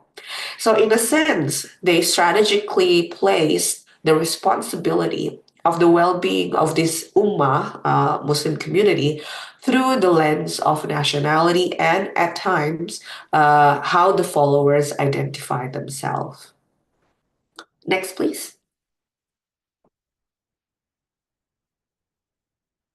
So the blurring of the distinction between public and private in religious identities further complicates and add tension to how we, as researchers, as scholars, should discuss young women's identity and new media. So understanding this also reflects the importance of considering religion, gender, age, as well as locations. So the collapsing of public and private and the management of the presentation of the self and collective identity in the network public, meaning public that are always constantly on social media based on religious belief, for instance, in Indonesia, would look different in another if you want to study Singapore or Philippines or others, for instance. Next, please. So I have discussed how new media play a critical role in forming youth, especially young women's sense of self. So using that perspective that is attentive to history and culture, what I want to suggest is that when you want to study young people, new media and technologies, we have to remember that we cannot assume that they are stable or necessarily coherent. Instead, we have to look at how collective identity politics are mediated online. We need to see how young people interact with new media and how they can be filled with ambiguity and contradiction, which actually makes the research exciting. So as I've shown you, the practices of young feminists and young Muslim women's group in Indonesia show us the need for very careful analysis of their interactions with their friends, as well as with larger structures and discourses around them. Next, please. So I hope for researchers, scholars who are interested in digital cultures and gender politics, I hope that first you give them the opportunity to attend attentively to the specific histories, cultures, and socio-political contexts that actively form the ideals of the self and femininity. And then I think it's also important to let go of the assumption that there is a stable collective identity, whether it's dominant or marginalized. And last, I encourage you to look beyond the binary divide of young women from the global north and the global south when conducting critical and engaged research on youth culture. Next, please. Oh, it's not showing. Thank you so much. And I hope we have enough time for question and answer. If not, you can always email me. Thank you.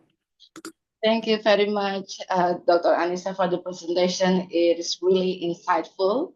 And now we can have a better understanding that social media generates new techniques, rituals, and practices of self-construction and continues to play a significant role in shaping youth identities. But however, the coherence and stability of collective identities do not always accept difference, ambiguity, and contradiction. And the collapse of the public or private sphere and the management of the presentation of self and collective identity in public will be different in different contexts. Thus, we need to pay close attention to the historical, cultural, and socio-political context of particulars and to let go of the notion of stable collective identities and to look at the binary divisions of young women from different places when conduct research on youth culture or young people. Thank you very much once again, Dr. Anissa. So now we can move on to question and answer session. I would like to welcome our audience to ask questions, you can click the icon of raise hand. After we notice, we will call out your name. After that, you can introduce your name and tell us your institution, and then you can ask your question. But since we have a very limited time, please briefly mention your question.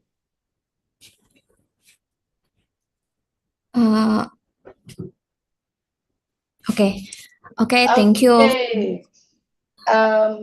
Miss Medita Puspa Kenaka. Yes. Okay, please. Thank you for the opportunity, our moderator. Hello, Dr. Anissa. My name is Medita Puspakenaka. I'm from AMTA Tourism Institute.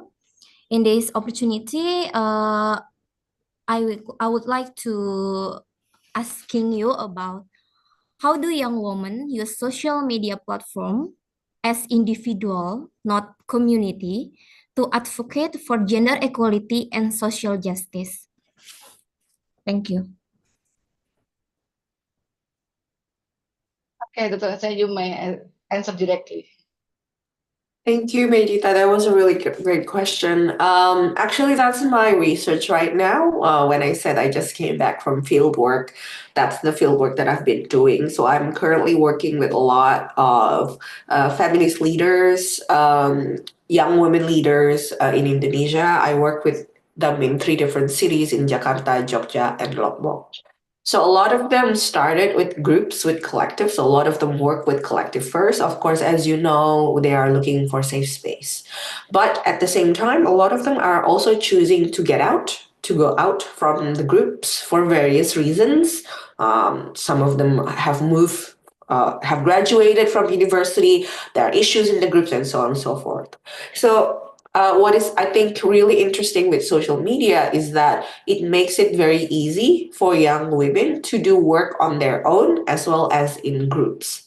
So if you imagine back in the days before there is social media, if you want to learn about feminism, you can only learn them if you go to the university, if you go to a particular department or discipline, or if you work in NGOs, right? But these days it's very easy. So you can join whatever, follow any groups that you're interested in, and you can do it together with people or do it alone.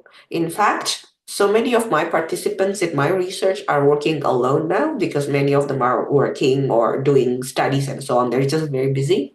So often they would just create Instagram stories, do TikTok videos, so on and so forth, which makes it very easy for them to connect with their friends. A lot of them also started with telling stories online to their followers. And it's not, when I talk about feminism or gender equality, you don't always have to lecture people, right, about what's good or what's bad. Often these are just very personal stories reflecting on their lives or reflecting what just happened in their university. Unfortunately, there are so many cases of sexual assault, right? So sometimes it's just reflecting on every day, and that actually helps them to individually advocate for gender equality. I hope that answers your question. Okay. Yes, it's enough. Thank you for the explanation, Miss Dr. Anissa. It's very interesting topic and provide me a fresh perspective. Thank you. Okay. Thank you, Medita, and thank you, Dr. Anissa. There's another question in the chat box from Andre from STP AMTA Yogyakarta. I have 2 questions related to your presentation. Number 1, do you think traditional media still holds relevance in shaping young people's identity in today's digital age? Why or why not? And the second, what role do online communities play in providing a safe space for young Muslim women to express their religious and political beliefs? Okay, please, Dr. Anis. Thank you. I think they still do provide a way in influencing young people's digital media, but not as a sole factor. So what I mean by that is that we are seeing a rise of more independent publications like books or zines, if you've seen the smaller zine. So there are more events like that, but they cannot work on their own anymore. So published books cannot just work on their own. They have to be public, they have to be promoted, made interesting online. So it is still influential, but not working on its own. And what role do online communities play in providing a safe space for young Muslim women to express religious and political beliefs? It's a big, big safe space. It's very important because some of you may know there's very little space, physical space for young women, young Muslim women, to be leaders of their own. Often, because the fact that they're women, they are unheard in religious communities unless they work with women leaders, right? So it's a very important space, and there are more and more spaces that provide different perspective, not just conservative Muslim, but also Muslim identities that are far more progressive, religious beliefs that are more varied. So it's still a very important space. Okay. Thank you. Okay, thank you, thank you. And the second question is from Aska, still from STP Amto Yogyakarta. How can women in Muslim majority cultures effectively challenge the traditional belief that leadership roles are exclusively meant for men, while respecting and working within the framework of their cultural and religious values? Thank you. I'm not an expert in in Islamic cultures. I study the people in the community, so I hope my answers can clarify some things. But I encourage Aska to also ask people who are actually in the field. So what I know is that so many Muslim women and young Muslim women right now find a very great space online on social media. So that's the first thing that's very important. The second thing that is happening right now is actually the increasing number of independent publications. So I've been saying a lot about independent publication. So maybe Aska, you know that there's a lot of books that are now published by women in pesantren. So women in pesantren are now starting to gain ground on having their ideas, their thoughts, what they think about the pesantren life, more conservative life. It's now far more in the open. And that is thanks to social media, of course, but also the ease of publication right now. So there's a lot of space. So although we have traditional, in many parts of Indonesia, cultural and religious values often are still very traditional, meaning very men oriented. I don't think that means that there is no space. In fact, there are a lot of space for women to move around in between areas or in between ways that are seemingly small. What I'm trying to say is that there are a lot of strategies that have been conducted by women in Muslim majority cultures, and I'm very hopeful for that. Thank you. Thank you for the answer. Okay, is there any other question from the online participant?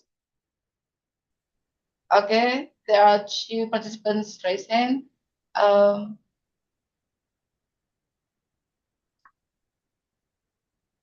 Okay, from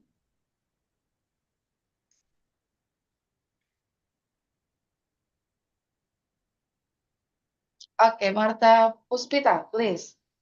All right, thank you for the opportunity. Hello, Dr. Anissa. I would like to ask you a question about the social media. Nowadays, viral topics are really in social media taking a lot of context. Do you agree if netizens do some diggings about the viral topic, sometimes affecting the targeted person in the viral topic, such as the sexual assaulters, the Agus? Obviously, you know, this is really viral thing. Do you agree if the netizen do some digging about the personal info about this person? Do you think there is any boundaries that is allowed or not allowed to depending on the information that the netizen could do about this social media thing? I think what is like the boundaries that netizen could do or do not in this social media? Thank you. Okay. Vanessa, please. So That's a very good question, Martha. And I want to answer it as a scholar, not as an Indonesian. So I'm looking at how new media everywhere around the world, not just in Indonesia, have played a very critical role in pushing boundaries against law, against people who are responsible for the law. So I'm referring to police, I'm referring to the judges, I'm referring to the government. So everywhere around the world, social media, the internet has played a very critical role in pushing the boundaries. And often it happens in societies where law is not run properly, where the system has lack of trust. So you would see that in America recently. You've probably heard about the news about a CEO that was shot, murdered by a person, and then the internet sort of protects him. Um, and I see that a lot in Indonesia as well because there is studies have shown there is a very low trust in society with the legal system in Indonesia. So when asking about boundaries of what netizens or what users can do or cannot do, just like in my presentation, then we need to think about the specificities of the history, of the culture, of the political landscape, right? So in Indonesia, in particular, the political landscape, the history have shown us that people cannot really trust in the authority. So often the boundaries that should not be crossed are crossed because people want more, because people do not see things happening as they should. So especially in the cases of sexual assault, what often happens is this, what you said really well. That personal info is dug and then people's lives become entangled, right? Because the right way is that when you are a criminal, you're not supposed to be treated badly until you know the process has happened. I mean, that's how it should be. But that can only happen if the system works. Unfortunately, in Indonesia, the system often doesn't work. I'm not justifying what is happening. Of course, in each case, it's unique. But what I'm trying to say is that when we see cases, when boundaries are crossed, it's often a reflection of lack of trust in the system that causes other people who are not supposed to be doing the things that they do to do that, right? Because it steps or it comes from a desire to fix what's not what's not happening. So it's not right. But then I think if you are a researcher in internet, if you're doing research a lot on new media, this is actually quite understandable and you see it happening globally. I hope that answers your question, Martha. Thank you so much for your answer. Okay. Thank you, Martha, and thank you, Dr. Anissa. I guess this is the last question from Retno. In 5 or 10 years ahead, what will be the social media will be like? Is there any research about that? I cannot predict how social media is going to be like, but maybe just one comment. I work in Australia. So in Australia, what's happening is that the government is planning to ban social media for teenagers. Anyone younger than 16-year-old are going to be banned from using the social media. And it seems like the Indonesian government is interested in following that as well in trying to ban children from social media. So maybe if I could just give a commentary, maybe in the next 5 to 10 years, social media will be really changing, especially because it's actually very important for young people. And if young people do not have access to social media, there will be so many changes, and I cannot predict what's going to happen, but I can tell you that there will be so much changes, and I feel bad for young people for not having access for social media. Okay, thank you, Dr. Anissa. That's very insightful. But since there are some agendas for today's seminar, I guess we have to end the question and answer session. Once again, thank you very much, Dr. Anissa, for the insight, for the answers. Ladies and gentlemen, please give our beloved speaker a big applause. Thank you. And on behalf of the committee, I would like to share our token of appreciation to you, Dr. Anissa.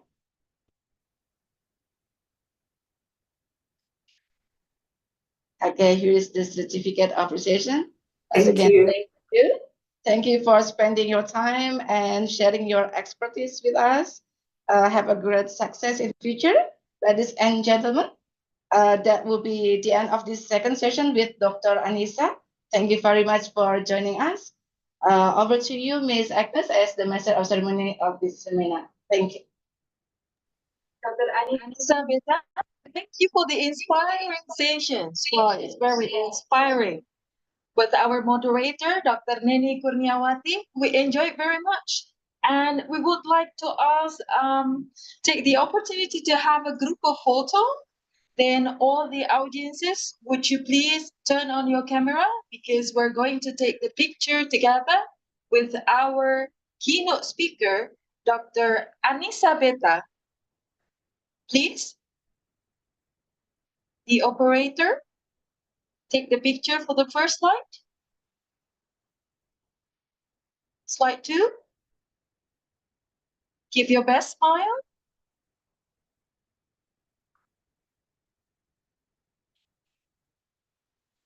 All slide already? Thank you, Dr. Anissa Beta. Ladies and gentlemen, moving to the next sessions, that is the presentations from our respectfully invited speaker, Mrs. Hasnul Insani Johar, PhD, guided by our moderator, Dr. Muhammad Rifki, SSMPD. Mrs. Hasnul Johar, PhD, and Dr. Muhammad Rifki, the floor is yours.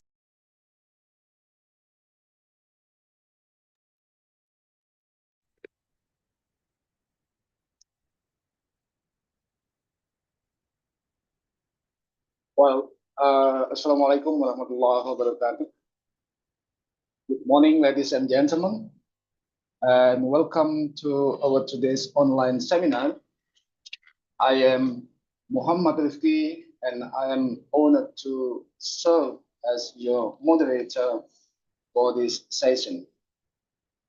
Allow me to introduce our esteemed speaker, Dr. Hasnul Insani Johar.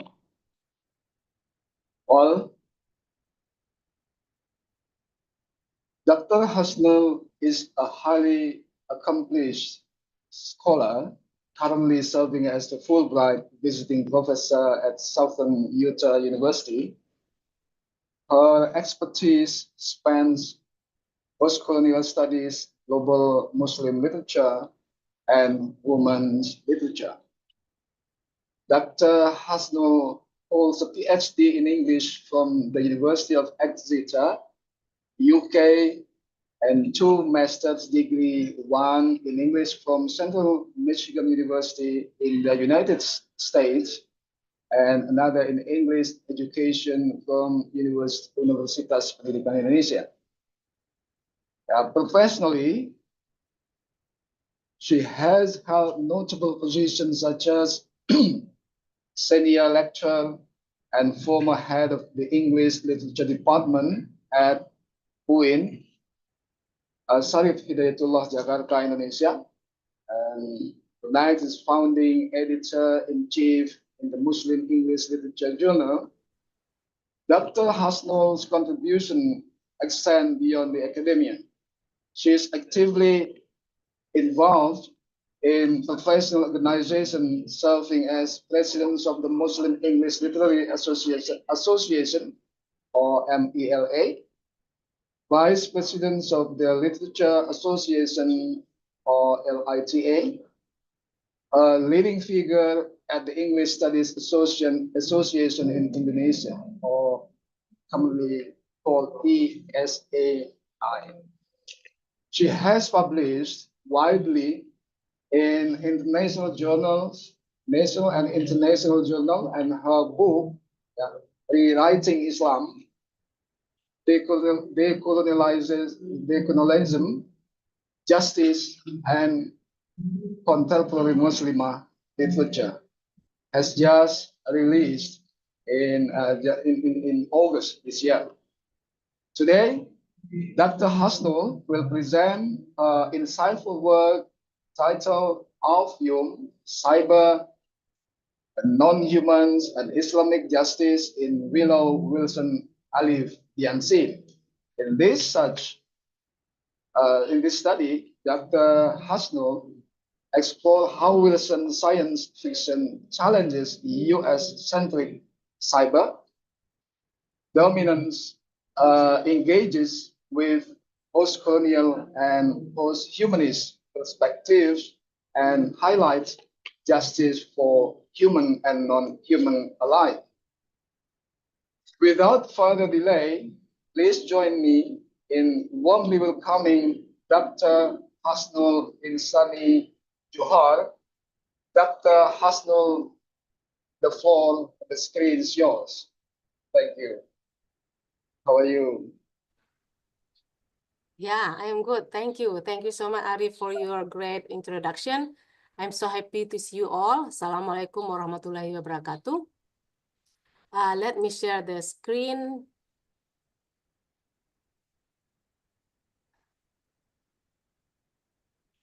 Yeah, today topic is Alif Yam is Islamic Kingdom, Islamic Cyber Kingdom, written in Willow Wilson Alif the Unseen. And so this talk today based on one of chapter from my book just published last August by Ohio State University. So Rewriting Islam, Decolonialism, Justice, and Contemporary Muslimah Literature. So in this book, I try to investigate some literary texts written by Muslim women or Muslimah American from around the world, Palestinian American, Arab American, in this case, Egyptian American, who use various strategies to question white supremacy. So that's why decolonialism is central on my topic today. So that's why I also engage with the theory of decolonizing theory and post-colonial studies and post-humanist study for our talk today.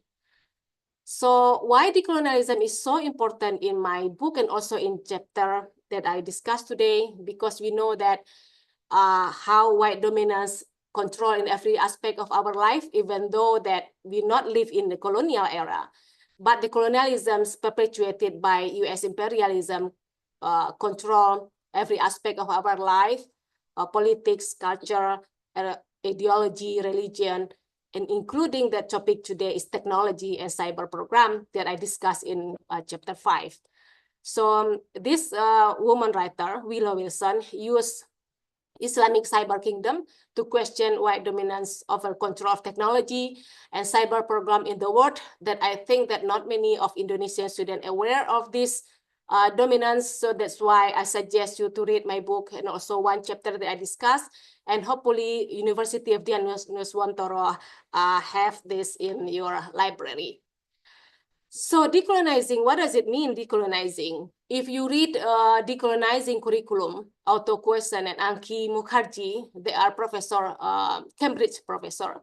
So they define decolonizing, which has historically specific and metaphorical implication as actions that seek autonomy from the legacies of colonialization, slavery, white supremacy, sexism, and Eurocentrism in a rapidly changing yet interconnected world. And yeah, in a simple word, decolonizing is stop or breaking decolonial manner in our country, in our religion. And another scholar also focused on decolonizing mind or decolonizing thinking. So Viviana Salehana reject defeatist thinking. So she argued that the possibilities of a new world are real. We cannot accept white power and its occupation of our lands, expression and saying like this continue to neutralize white power within our expectation of the world. We must reject this defeatist thinking. One example that I can give you, the defeatist thinking or white narrative ideology, for example, history repeats itself, the change is not possible. This is white ideology to what is it, to provoke us that change is not possible, but don't believe on those wrong, incorrect ideology, because of course, even though we not we tend to be excluded in technology, in cyber program. But this we can see that from this Muslimah or Muslim woman writers, they use this kind of media, technology, and cyber program to question this dominance, to show that they're also intelligent as Muslim women, they understand about technology. Even this text that I discussed today, Willow Wilson, Alif Unseen, challenge this white control in technology and cyber program by creating Islamic cyber program and also alluding to the Islamic history, Islamic tenet, and also to the Islamic poet Jalaluddin Rumi that I'm going to discuss after this introduction. And also this is how to decolonize this white supremacy. Decolonizing typically involves the two categories of indigenous literature and literature written by immigrants. That's why I'm so confident that my book is important and my talk important today, because we need to deconstruct this literature dominated by Western literature, including technology and cyber program, by accommodating literature written by immigrants. In this case, I talk about Muslimah immigrants, Muslimah American immigrants, and also in my book also discuss about British Muslim immigrants. And also we need to accommodate indigenous literature, in this case, Indonesian literature. So I strongly encourage you to investigate Indonesian Muslimah literature, how they engage with technology and media in their literary works. So yeah, this is a brief introduction about the content of my book. Each chapter decolonizing that the white supremacy controlling every aspect of life, for example, in Islamic journey, Islamic history, and decolonizing food culture, Middle Eastern food culture in this case, and also decolonizing Muslimah leadership, and decolonizing trauma, especially 9/11 trauma dominated by US American-centric narrative instead of Muslim women, and also decolonizing technology and cyber program that I'm talking today, and also decolonizing bodies and motherlands to link colonialism and US imperialism right now, and decolonizing surveillance and the FBI. And finally, last chapter about decolonizing memory and monuments. This is some introduction, and I hope you can read all these chapters, because I believe that we will change your mind to see how this world operated by white supremacy. So again, introduction, the relevancy of my talk today that I told you that how we live now dominated by white supremacy, including this technology. So that's why we need to investigate how is technology and cyber program discussed based on Muslimah perspective, or in this case, they use, they depict Islamic cyber program and by alluding to Islamic history and Islamic poetry, famous poet Jalaluddin Rumi in this novel, Alif Unseen, written by Willow Wilson. So in this case, yeah, this is the objective, to question the white dominance in technology and cyber program. The theory that I use here is post-colonial studies, cyber studies, and post-humanist. Post-humanist studies important because post-humanist challenge traditional centric humans views, but post-humanist suggest to we see the world by interconnected human, non-human, technology, and nature. The finding that I found that in this text, how this text challenge white dominance in technology, by alluding to Islamic tenets, Quran, and also by using or alluding to Islamic literary texts, famous literary texts, for example, 1001 Night, and poetry collection written by Jalaluddin Rumi, and yeah, by creating Islamic cyber kingdom to question white dominance again. And so I will tell you a little bit about the Alif Unseen. So yeah, Willow Wilson is convert. So she convert when she was teaching in Egypt, and then she is American but convert to Islam, and then married with Egyptian, and then she is so productive in writing about the Muslim world according to Muslimah perspective. Yeah, in order to question US racism and Islamophobia. And then in this case, Wilson creates this character. It's called Alif. So Alif is Indian, Arab, American. And he is intelligent because he can create a Islamic cyber kingdom where she works together not only with human, but also with non-human, in this case with animals, non-humans, including monster, the jinn. So he has the jinn armies. When he struggle, when the hand is the ministry, domestic, that I can argue that the hand is representing U.S. government or global transnational capitalism, which dominate technology. So Alif struggled to be escape from the hand attack and oppression. So Alif create this cyber Islamic kingdom in order to protect and support minorities or feminist socialists, and then to try to establish justice for everyone, not only for everyone, but for human and non-human in the world. So this is very interesting story. And yeah, did I introduce you about this text published to 2012? So we can see that Wilson created this Alif Yaum, or the Islamic Cyber Kingdom and Justice, in order to show that how this cyber program is important for Muslim community, because this cyber program create the third space for these minorities, not only for Muslim, but also for all minorities, in this case, living in the US. And there in Alif, in Islamic Cyber Kingdom, or it's called, the name is Alif Yaum. So Alif create this Alif Yaum in order to establish Islamic social justice, by alluding to the Quran, especially Surah Al-Baqarah or the cow, in order to accommodate human and non-human, and how these human and non-human, including technology and nature, can work together. And in this cyber program, Alif also referring to Muslim poet or Jalaluddin Rumi, when Jalaluddin Rumi has discussed about technology, for example, about philosopher stone, which is hunted by many chemistry, because this priceless stone can transmit from metal to gold.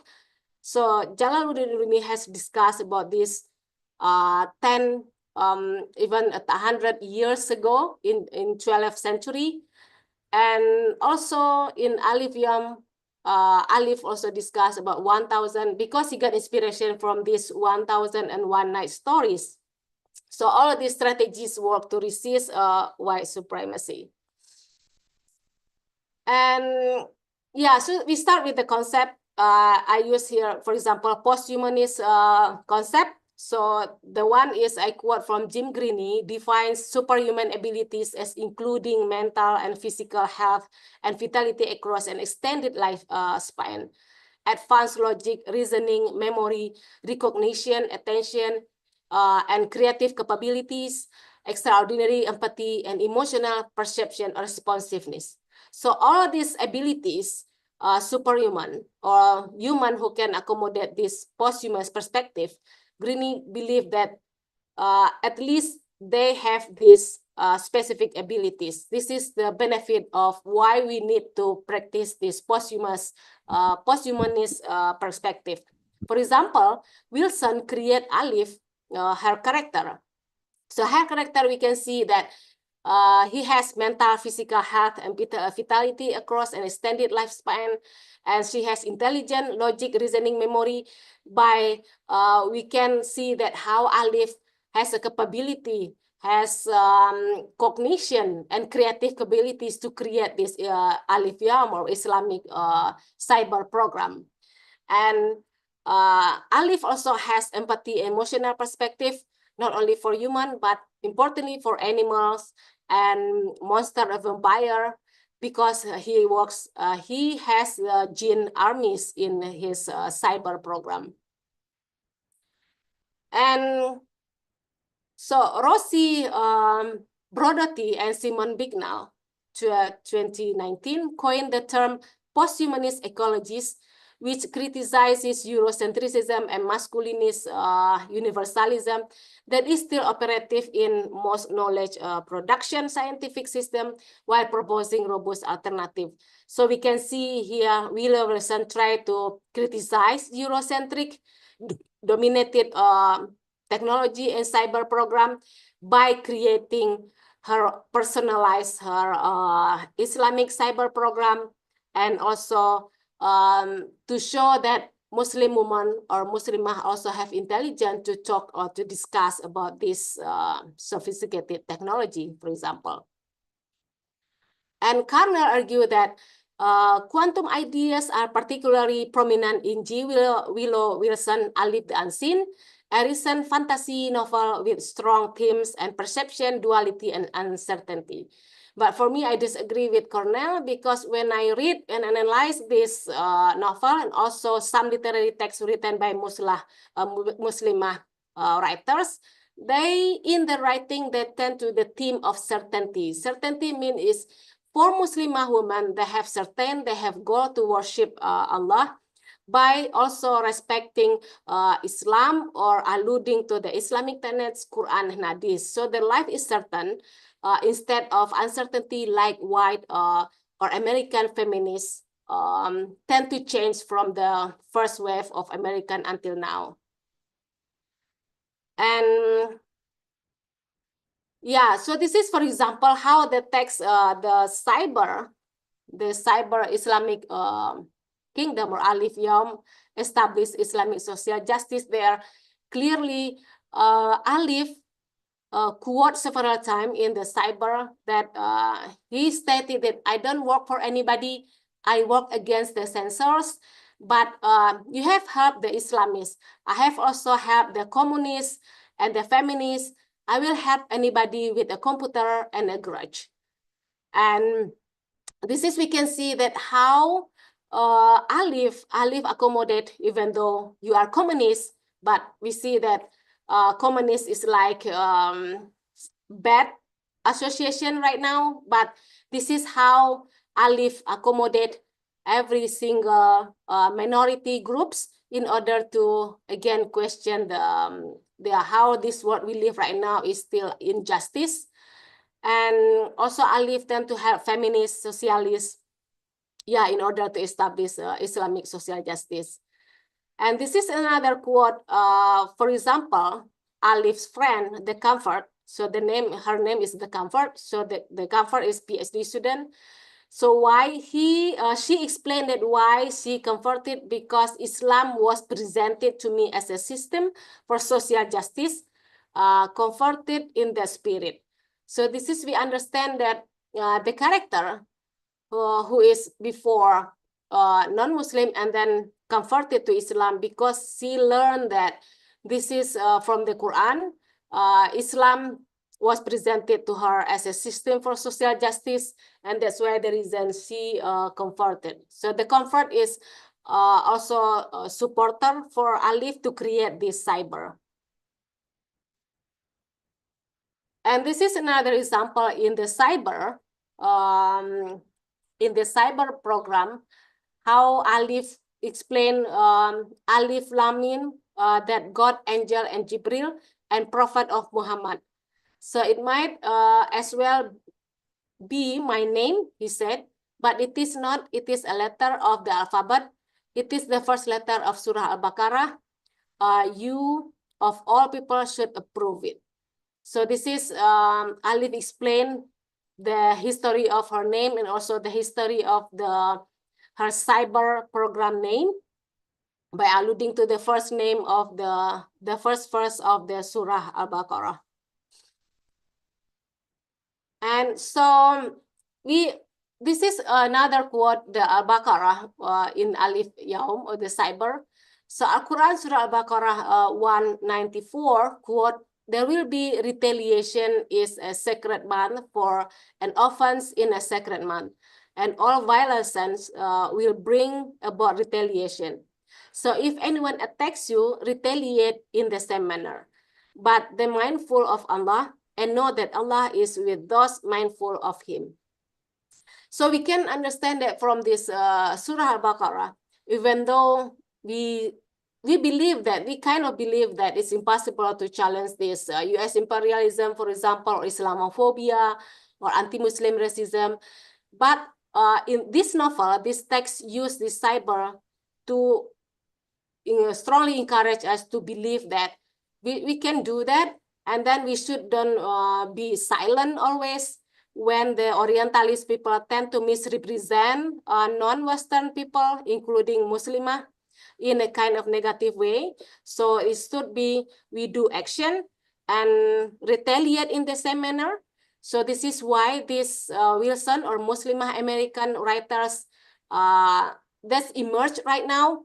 This is one of my expertise, contemporary Muslimah literature, how these Muslimah writers use their writing, their eloquent words in order to question Orientalism and also US imperialism by using various strategies, one of them using media, technology, and cyber program. And yeah, so this is how, for example, in the cyber, Alif described the Croix was trying to cash in the Arabian night craze. He was commissioned to study the Orient by Louis XIV, the royal soil or the Sun King. Moreover, when the Sun King gives you marching orders, you march. He had to come back with some spectacular. So in this cyber, Alif question the way that Orientalist people or white European have Orientalist thinking.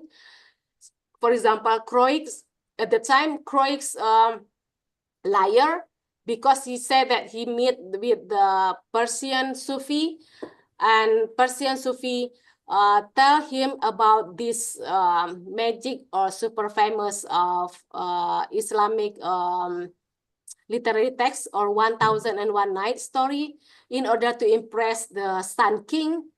And so that's why, according to text or Alif, that's why many, for example, Western story, actually, they like imitate 1001 Night, including technology, Western technology, try to imitate, for example, from the Islamic story, Islamic writing, but they tend to cover this, that Muslim or Islamic world has discovered, has intelligent, participate in technology and also cyber program. And this is one way of this text question this,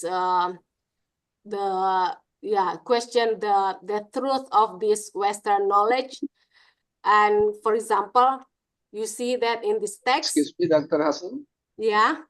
2 minutes left. Okay, I can conclude it. I can give you another example. Jalaluddin Rumi. So Alif explained that, of course, there is more than one. Plenty of morons who thought they had reached some great understanding of the cosmos claim to have written one, but most of them were terrible. So Rumi was the only one that stuck. You don't think that Philosopher's Stone was in Rumi Matawi though. So this is how this text incorporate technology and also cyber to show that, for example, Rumi also have participated in this discourse, technology and cyber discourse through her writing or poetry collection. And yeah, I can conclude that this is how this text important, because this text, Alif the Unseen, question white dominance, especially in this technology and cyber program, by creating Alif Yaum, the Islamic cyber program, and also alluding to Islamic stories and Islamic tenets in order to participate in this technology discourse. I think that's all. Thank you so much.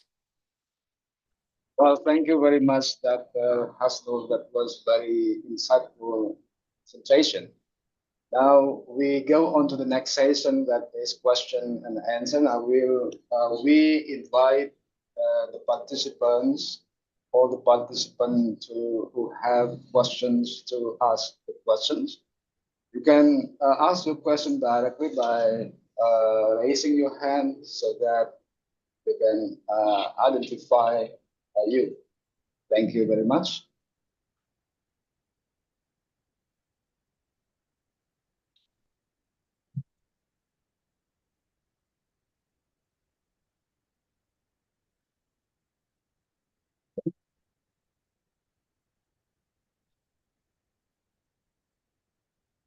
Okay. Okay, please, you can ask your questions and mention your name and your institution. Please go.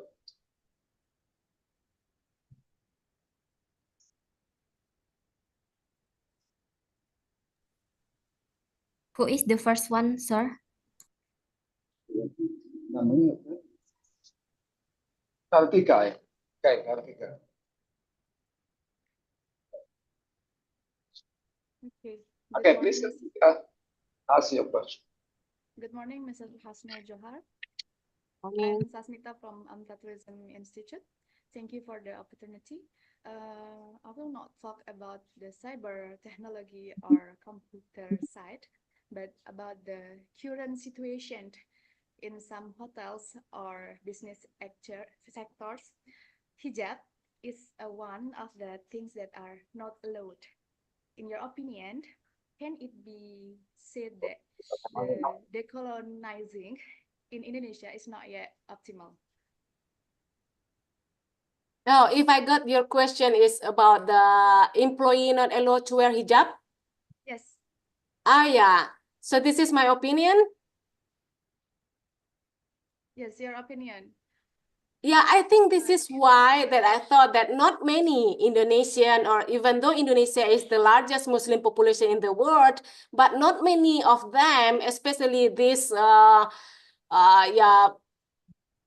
politician or this this who hold the power, they aren't aware of this decolonizing, how important we practice this decolonizing mind. For example, how they perpetuate colonial manners, banning woman wearing hijab. So that's the problem that I mentioned, why it is crucial to understand this decolonizing mind. This is the practice of Indonesia, how they don't appreciate. They said that freedom for individual, but they don't respect women need to wear hijab. So that's why we as a Muslimah need to write our own stories, need to read about literature, because literature can talk about sensitive issue, and to question this all about colonial manners. Yeah, this is all about colonial manners, I think. Thank you. Thank you. Thank you, Mr. Okay, Kartika, does it answer your question? Yes. Thank you, Mr. You got Hasnul for the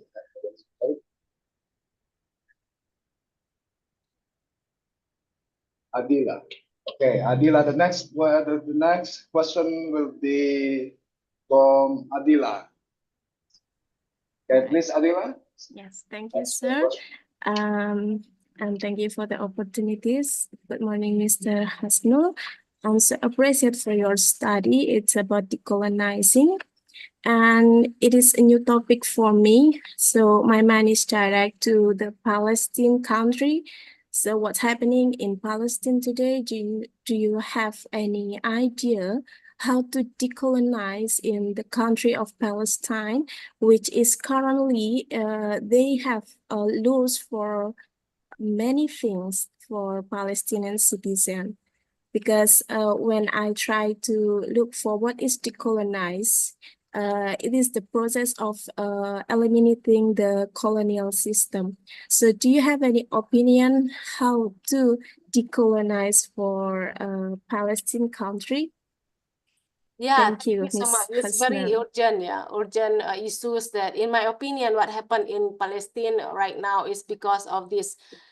If you read about imperialism and now new imperialism, and then David Harvey argued that this all about how American government in Washington DC, they call it oil mafia. So they have desire of this Arab oil, and that's why they need what is it, scapegoat or dog. So this dog watch the Arab oil, so they need to support this watchdog in order to maintain Arab oil, economic and political also. So that's why America used its right veto in United Nations because he has right veto to support this. So that's why it's kind of don't say impossible. This kind of struggle, difficult to challenge this white American again. So that's why even though we don't focus on Palestinian, one of my chapter about Palestinian American, how this Ahed Tamimi also use media, TikTok and your social media right now to describe this Zionist brutality in her homeland. So this is one way of this Palestinian girl challenge this American government. And we also need to support this by using also various media platform to keep going to challenge this injustice in Palestine. And yeah, that's why one of the benefit of technology, we can use social media to promote this injustice. And yeah, hopefully a United Nations can support this even though regardless of the US hak vetonya itu ya. I think that's all. Thank you, Mr. Hasno. Okay, thank you, Adelia. Does it answer your question? Yes, it already answered my question, sir. I'm sorry, I'm from Tourism Institute, AMTA, Yogyakarta. Thank you. Thank you for your participation. Okay, next questions will be from Meta. Okay, sorry. Yes. Thank you, Mr. Rifki. Hello, Mrs. Hasno. My name is Medita. I'm from AMTA Tourism Institute. I have a question for you. What role does education play in the process of decolonialism, especially in educating the younger generation about colonial history? Thank you. Yeah, it's very important. It's very great question from you all. So this is the importance of education. For example, now in UIN Syarif Hidayatullah Jakarta, our curriculum is dominated by Western curriculum in English literature. But now, since when I come back from US and UK, we try to decolonize this curriculum by incorporating more global Muslim literature and contemporary Muslim literatures or post-colonial studies by using transnational Islamic writing. So in order to, again, accommodate this marginal voice, so this one way you can decolonize this education through your curriculum.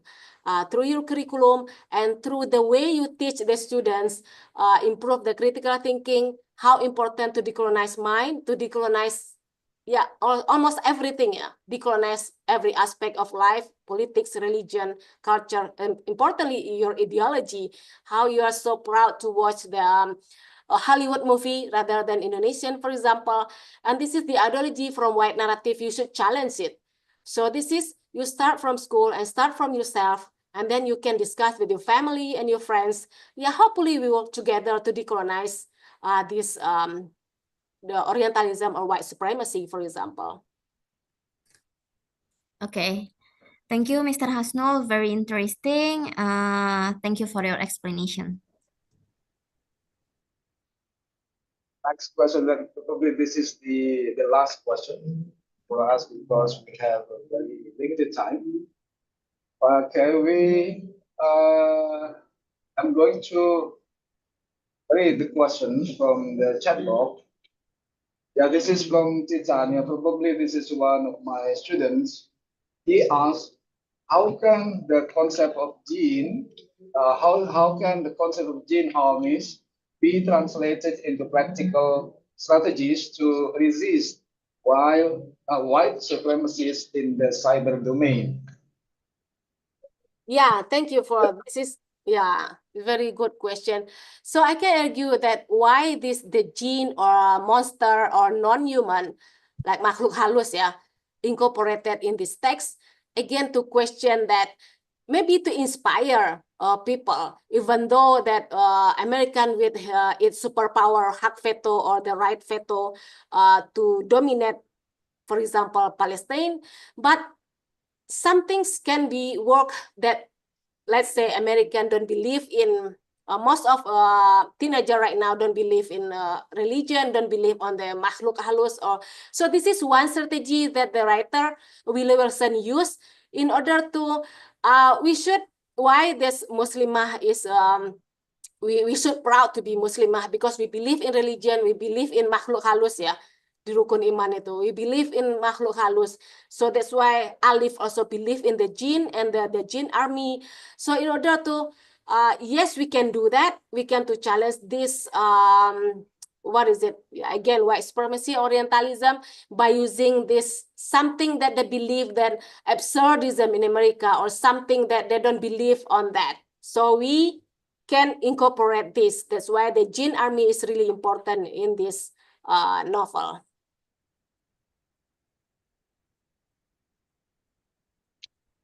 Okay, hopefully that will answer the question from Titan. Well, unfortunately, we ran out of time for the question and answer. That was a very insightful discussion that Johar, and we are very thank you for your presentation, insightful presentation. That's very inspiring, and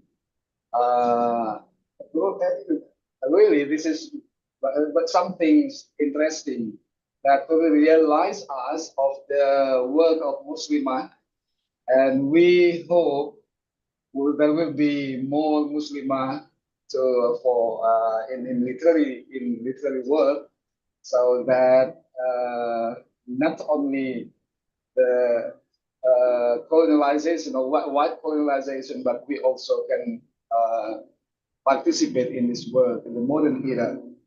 Well, thank you very much once again, Johan, for your insightful and inspiring talk. Yeah, thank you so much for inviting me. I'm so happy for discussion today, and very well done. You're so yeah, successful conference. So many audience here. I'm so happy to that. Yeah, alhamdulillah. Yeah, for after it, I'm on behalf of the committee. I would like to express our gratitude by giving the certificate of appreciation for Dr. Hasnul Insan Johar for her contribution, valuable contribution today.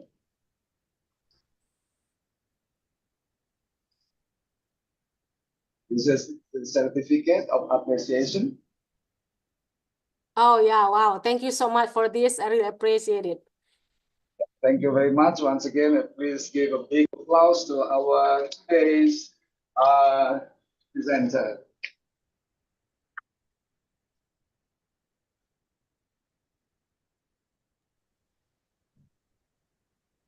Thank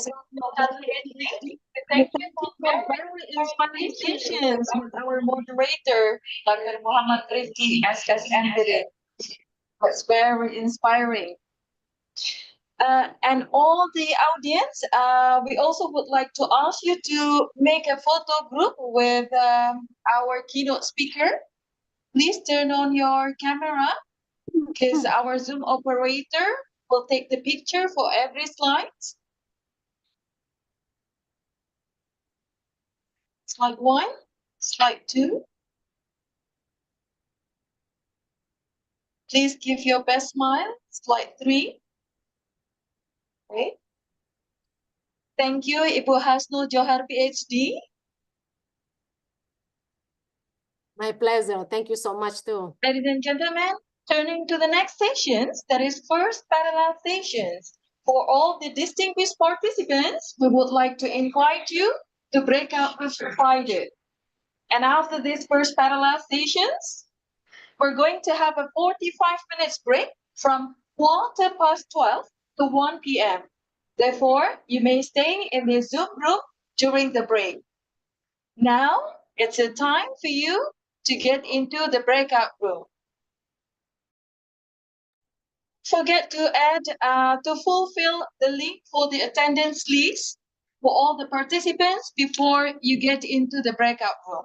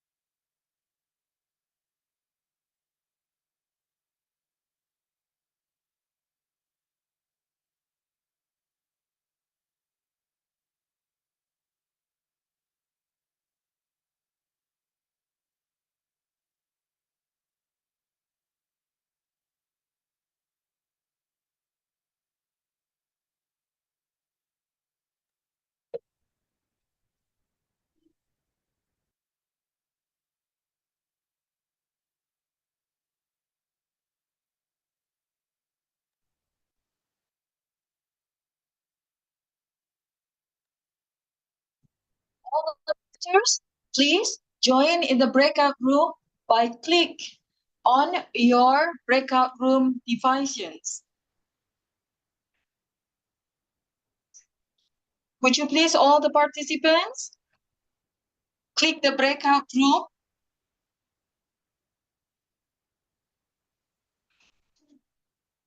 Silakan para peserta untuk bisa memasuki breakout room masing-masing yang sudah ditentukan dengan mengeklik tombol breakout room di sisi kanan bawah.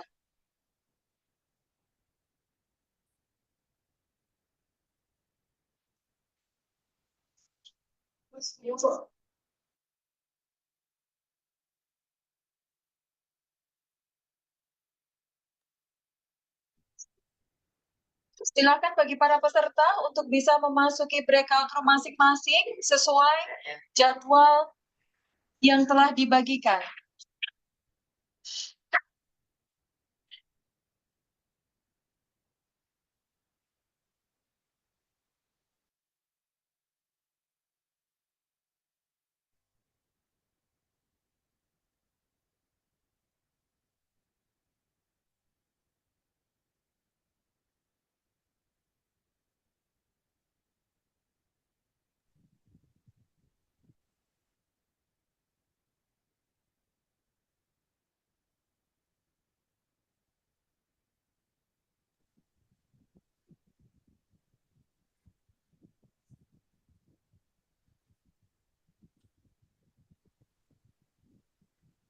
Bagi para peserta yang belum terjadwalkan dalam parallel sessions, bisa meninggalkan Zoom room untuk kemudian kembali ke main room setelah sesi istirahat. Sesi berikutnya akan dimulai pada pukul 1 siang.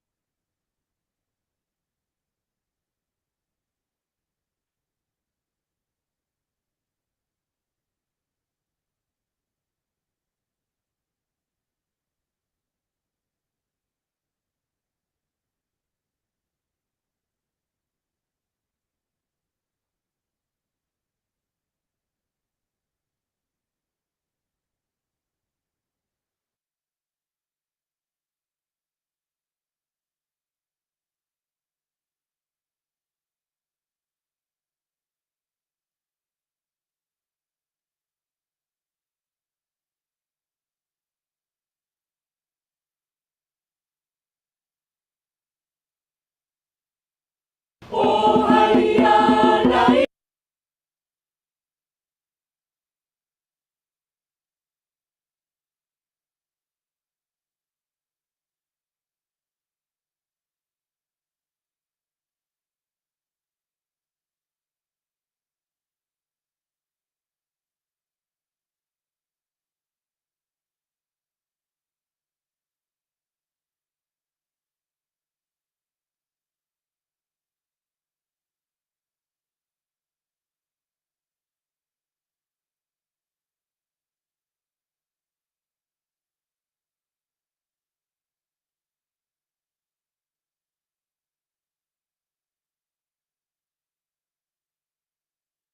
Oh hayya la ya na ya ho hai, oh ya na he ya na ya ho.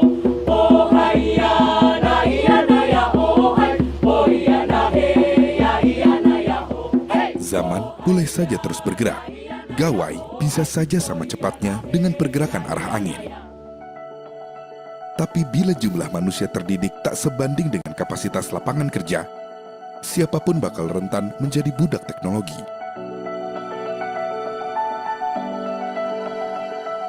Itulah sebabnya pintar saja tidak cukup. Sebab menjadi sosok kekinian perlu siasat agar hidup tak tersesat. Lulus kuliah tapi miskin keterampilan sama artinya dengan bunuh diri. Anak zaman now harus sadar, keliru memilih tempat menuntut ilmu, resikonya riskan terempas. Linglung selepas menyandang gelar sarjana, kemudian limbung karena dunia kerja tak tersentuh.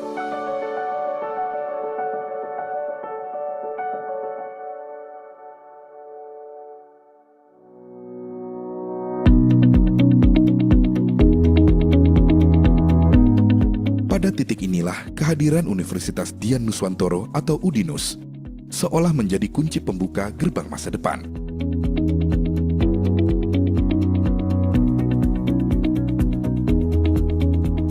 Perguruan tinggi dengan mutu kelayakan tertinggi alias berakreditasi ini tak main-main memoles mahasiswa-mahasiswanya agar tak sekarat tergilas roda zaman.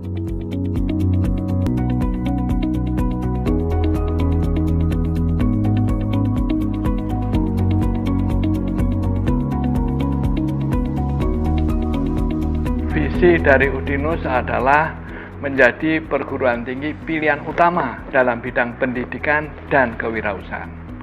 Artinya, UDINUS tidak sekedar mendidik mahasiswanya menjadi karyawan, tetapi juga memberi bekal, pengetahuan, dan kepercayaan diri agar para mahasiswanya juga menjadi seorang wirausahawan.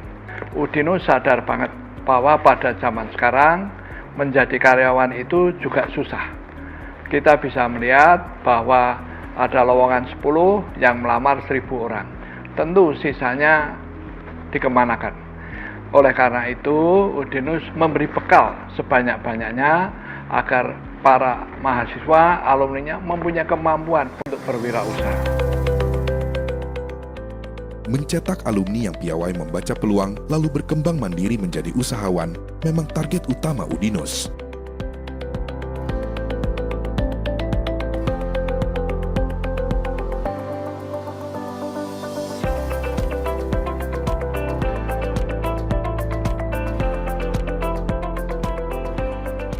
Ada 5 fakultas di UDINUS yang membuat siapapun tak akan merasa sia-sia menyelami metode pembelajarannya. Fakultas-fakultas itu adalah Fakultas Ilmu Komputer, Fakultas Ekonomi dan Bisnis, Fakultas Ilmu Budaya, Fakultas Kesehatan, dan Fakultas Teknik. Ada pula program pasca sarjana.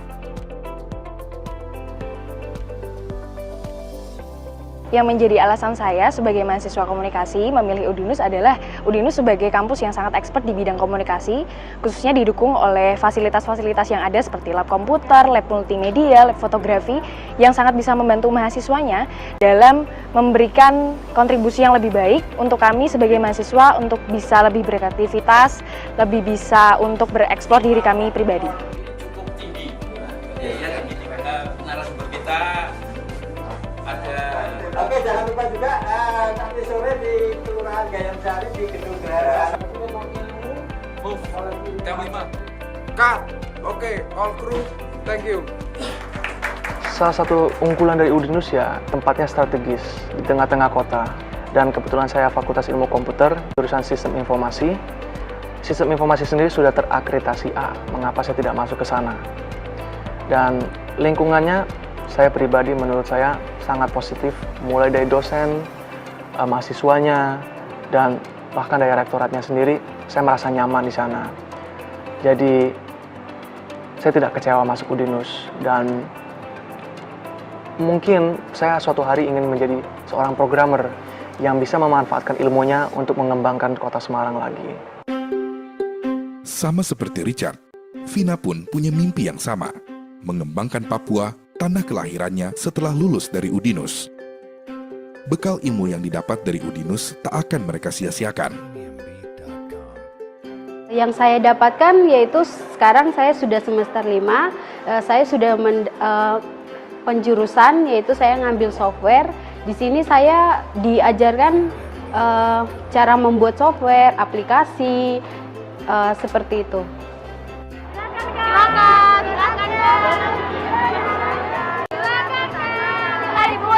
Tingginya kepercayaan diri mahasiswa-mahasiswa Udinus tak lepas dari kombinasi yang baik antara belajar dan praktik, sehingga ilmu dan minat berbisnis terasah seiring sejalan.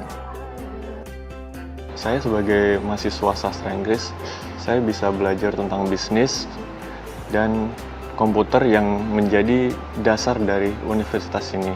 Dan untuk dosen muda, kita mahasiswi itu mudah untuk mendekatkan diri dengan mereka. Tapi untuk dosen yang sudah senior, mungkin sedikit sulit untuk mendekatkan diri dengan mereka, tapi seiring berjalannya waktu, kita bisa dekat dengan mereka. Tapi ada juga dosen-dosen yang sudah senior, kita bisa dekat dengan mudah dengan mereka.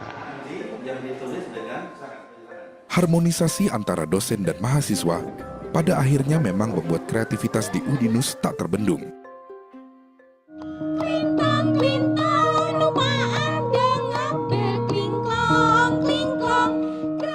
Gamelan pun menjadi salah satu karya inovatif terbaik mahasiswa Udinus. Pada hakikatnya, di Udinus, rutinitas belajar memang saling mengisi dengan kegiatan berkesenian. Tak cuma sekedar mengisi waktu ekstra, prestasi pun teroreh dari aktivitas non-akademik.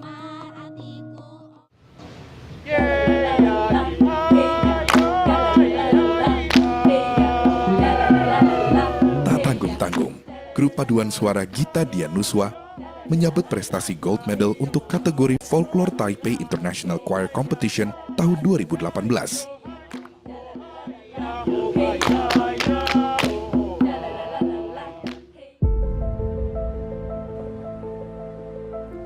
Belajar, berkesenian, dan tentu yang tak tertinggal adalah olahraga. Fasilitas untuk menyalurkan energi kebugaran cukup lengkap di Udinus. Dari bela diri taekwondo, basket, sampai panjat tebing tersedia. Semua menjadi pelengkap agar kreativitas dan naluri wirausaha terus berkembang. Tak cuma insting bisnis, potensi kemampuan berkomunikasi pun bakal meningkat di Udinus. Sebagai seorang mahasiswa teknik informatika, saya mendapatkan hard skill yang mendukung saya sebagai seorang programmer. Namun di luar daripada itu, saya mendapatkan soft skill berupa komunikasi dan public speaking yang dapat mengantarkan saya sebagai seorang duta wisata Kota Semarang.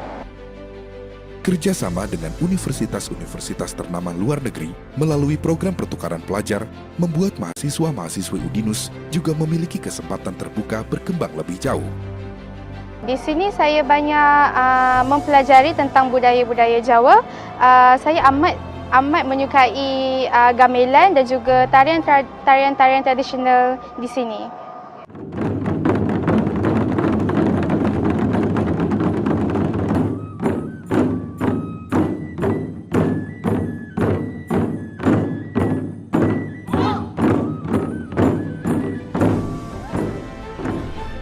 Udinus boleh dibilang layaknya kawah candra di muka. Di sini, ilmu pengetahuan dan penerapan bersisian ibarat keping uang logam. Mahasiswa-mahasiswa datang dan pergi, mengusung optimisme untuk menjinakkan zaman dimanapun bumi dipijak.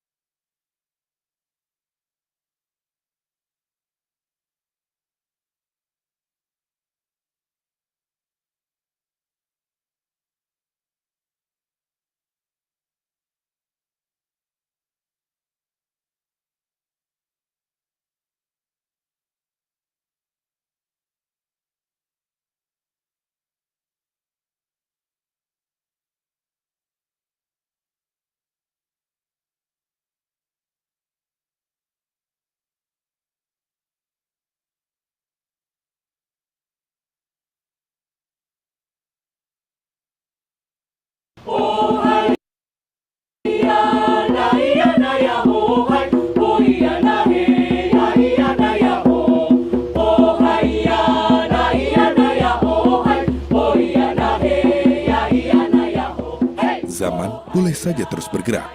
Gawai bisa saja sama cepatnya dengan pergerakan arah angin. Tapi bila jumlah manusia terdidik tak sebanding dengan kapasitas lapangan kerja, siapapun bakal rentan menjadi budak teknologi.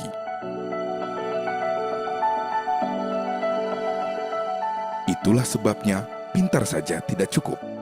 Sebab menjadi sosok kekinian perlu siasat agar hidup tak tersesat. Lulus kuliah tapi miskin keterampilan sama artinya dengan bunuh diri. Anak zaman now harus sadar, keliru memilih tempat menuntut ilmu, resikonya riskan terempas. Linglung selepas menyandang gelar sarjana, kemudian limbung karena dunia kerja tak tersentuh.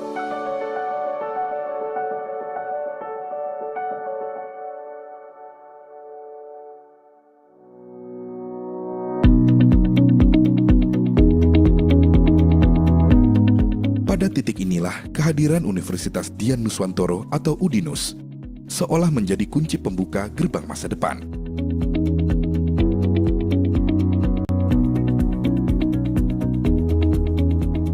Perguruan tinggi dengan mutu kelayakan tertinggi alias berakreditasi ini tak main-main memoles mahasiswa-mahasiswanya agar tak sekarat tergilas roda zaman.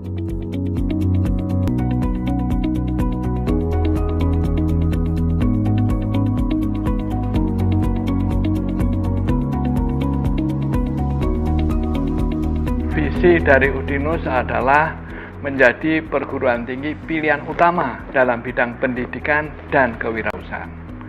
Artinya, UDINUS tidak sekedar mendidik mahasiswanya menjadi karyawan, tetapi juga memberi bekal, pengetahuan, dan kepercayaan diri agar para mahasiswanya juga menjadi seorang wirausahawan. UDINUS sadar banget bahwa pada zaman sekarang menjadi karyawan itu juga susah. Kita bisa melihat bahwa ada lowongan 10 yang melamar 1000 orang. Tentu sisanya dikemanakan. Oleh karena itu, UDINUS memberi bekal sebanyak-banyaknya agar para mahasiswa, alumninya mempunyai kemampuan untuk berwirausaha.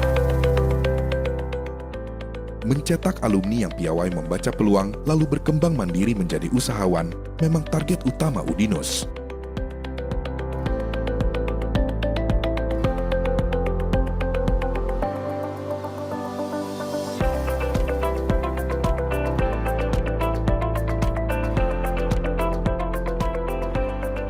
Ada ada 5 fakultas di Udinus yang membuat siapapun tak akan merasa sia-sia menyelami metode pembelajarannya.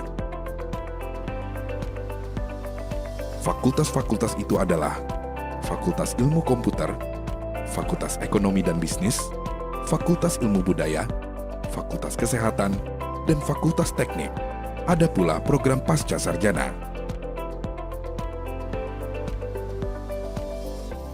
Yang menjadi alasan saya sebagai mahasiswa komunikasi memilih Udinus adalah Udinus sebagai kampus yang sangat expert di bidang komunikasi, khususnya didukung oleh fasilitas-fasilitas yang ada seperti lab komputer, lab multimedia, lab fotografi yang sangat bisa membantu mahasiswanya dalam memberikan kontribusi yang lebih baik untuk kami sebagai mahasiswa untuk bisa lebih beraktivitas, lebih bisa untuk bereksplor diri kami pribadi. Cukup tinggi. Ya, narasumber kita ada. Oke, jangan lupa juga nanti sore di Kelurahan Gayam Sari di Gedung Geraha. Move. Jam 5. Cut. Oke, all crew. Thank you. Salah satu unggulan dari Udinus ya, tempatnya strategis di tengah-tengah kota. Dan kebetulan saya Fakultas Ilmu Komputer, jurusan Sistem Informasi. Sistem Informasi sendiri sudah terakreditasi A. Mengapa saya tidak masuk ke sana? Dan lingkungannya saya pribadi menurut saya sangat positif, mulai dari dosen, mahasiswanya, dan bahkan dari rektoratnya sendiri, saya merasa nyaman di sana. Jadi, saya tidak kecewa masuk Udinus, dan mungkin saya suatu hari ingin menjadi seorang programmer yang bisa memanfaatkan ilmunya untuk mengembangkan kota Semarang lagi.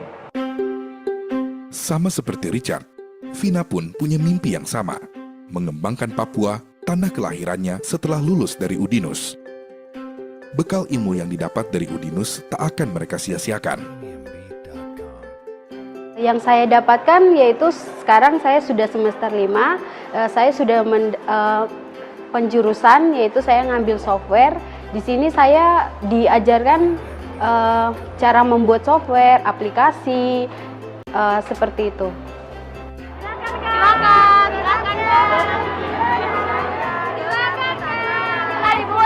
Tingginya kepercayaan diri mahasiswa-mahasiswa Udinus tak lepas dari kombinasi yang baik antara belajar dan praktik, sehingga ilmu dan minat berbisnis terasah seiring sejalan. Saya sebagai mahasiswa sastra Inggris, saya bisa belajar tentang bisnis dan komputer yang menjadi dasar dari universitas ini. Dan untuk dosen muda, kita mahasiswi itu mudah untuk mendekatkan diri dengan mereka. Tapi untuk dosen yang sudah senior, mungkin sedikit sulit untuk mendekatkan diri dengan mereka, tapi seiring berjalannya waktu, kita bisa dekat dengan mereka. Tapi ada juga dosen-dosen yang sudah senior, kita bisa dekat dengan mudah dengan mereka. Harmonisasi antara dosen dan mahasiswa pada akhirnya memang membuat kreativitas di Udinus tak terbendung.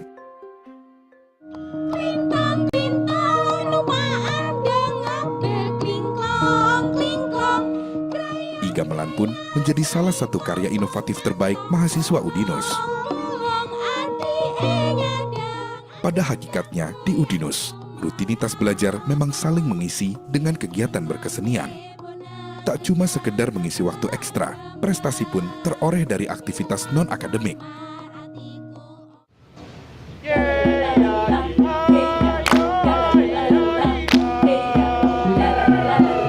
Tak tanggung-tanggung, grup paduan suara Gita Dianuswa menyabet prestasi gold medal untuk kategori Folklore Taipei International Choir Competition tahun 2018.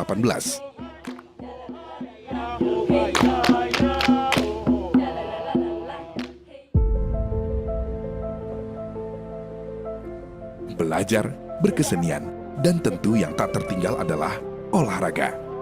Fasilitas untuk menyalurkan energi kebugaran cukup lengkap di Udinus. Dari bela diri taekwondo, basket, sampai panjat tebing tersedia. Semua menjadi pelengkap agar kreativitas dan naluri wirausaha terus berkembang. Tak cuma insting bisnis, potensi kemampuan berkomunikasi pun bakal meningkat di Udinus. Sebagai seorang mahasiswa teknik informatika, saya mendapatkan hard skill yang mendukung saya sebagai seorang programmer. Namun di luar daripada itu, saya mendapatkan soft skill berupa komunikasi dan public speaking yang dapat mengantarkan saya sebagai seorang duta wisata Kota Semarang. Kerjasama dengan universitas-universitas ternama luar negeri melalui program pertukaran pelajar membuat mahasiswa-mahasiswi Udinus juga memiliki kesempatan terbuka berkembang lebih jauh. Di sini saya banyak mempelajari tentang budaya-budaya Jawa. Saya amat menyukai gamelan dan juga tarian-tarian tradisional di sini.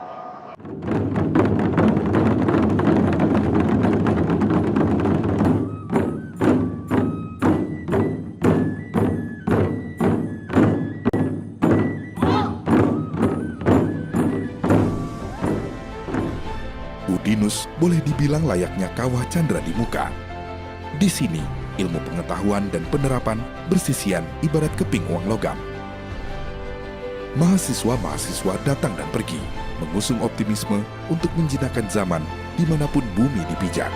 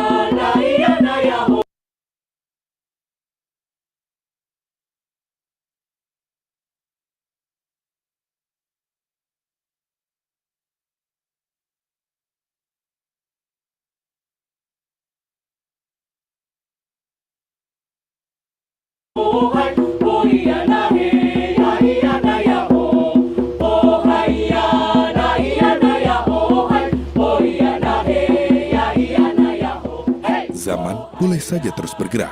Gawai bisa saja sama cepatnya dengan pergerakan arah angin. Tapi bila jumlah manusia terdidik tak sebanding dengan kapasitas lapangan kerja, siapapun bakal rentan menjadi budak teknologi.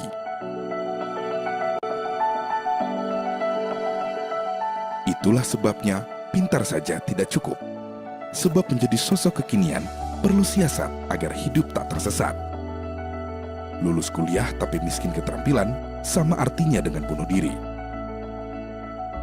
Anak zaman now harus sadar, keliru memilih tempat menuntut ilmu, resikonya riskan terempas. Linglung selepas menyandang gelar sarjana, kemudian limbung karena dunia kerja tak tersentuh.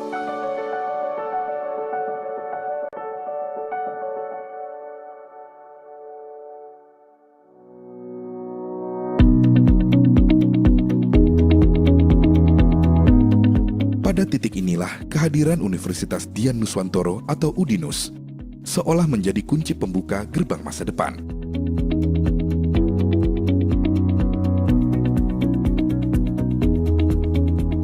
Perguruan tinggi dengan mutu kelayakan tertinggi alias berakreditasi ini tak main-main memoles mahasiswa-mahasiswanya agar tak sekarat tergilas roda zaman.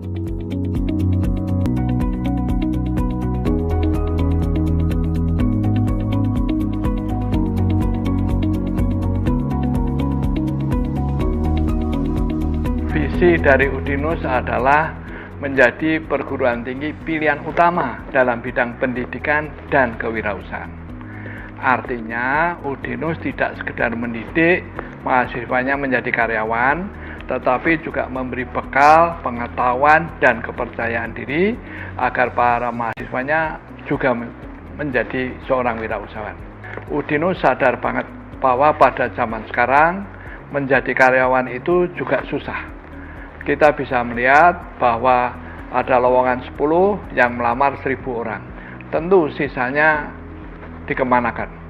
Oleh karena itu, UDINUS memberi bekal sebanyak-banyaknya agar para mahasiswa, alumninya mempunyai kemampuan untuk berwirausaha. Mencetak alumni yang piawai membaca peluang lalu berkembang mandiri menjadi usahawan memang target utama UDINUS.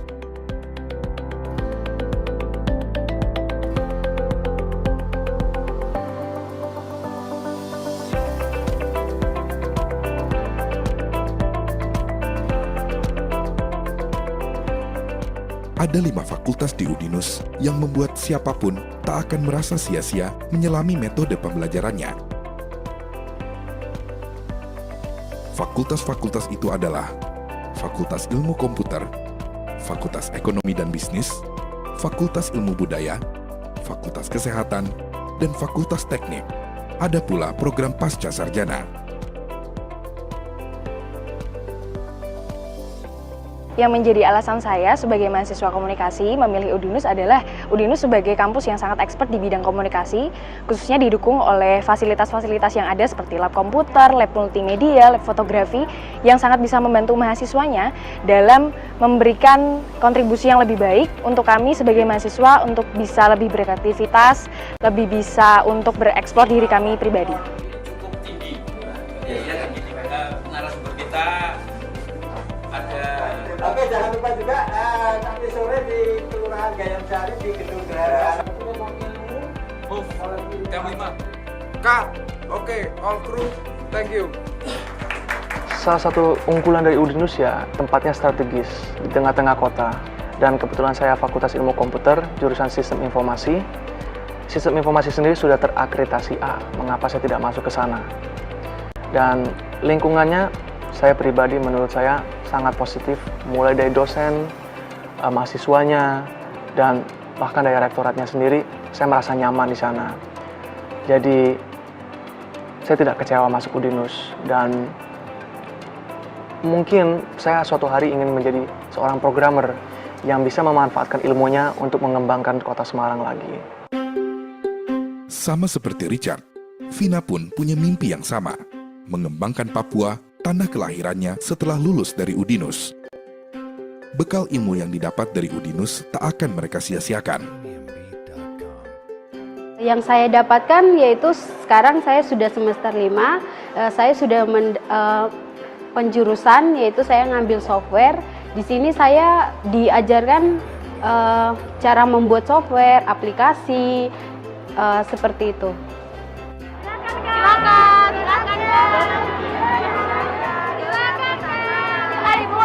Tingginya kepercayaan diri mahasiswa-mahasiswa Udinus tak lepas dari kombinasi yang baik antara belajar dan praktik, sehingga ilmu dan minat berbisnis terasah seiring sejalan. Saya sebagai mahasiswa sastra Inggris, saya bisa belajar tentang bisnis dan komputer yang menjadi dasar dari universitas ini. Dan untuk dosen muda, kita mahasiswi itu mudah untuk mendekatkan diri dengan mereka. Tapi untuk dosen yang sudah senior, mungkin sedikit sulit untuk mendekatkan diri dengan mereka, tapi seiring berjalannya waktu, kita bisa dekat dengan mereka. Tapi ada juga dosen-dosen yang sudah senior, kita bisa dekat dengan mudah dengan mereka. Harmonisasi antara dosen dan mahasiswa pada akhirnya memang membuat kreativitas di Udinus tak terbendung.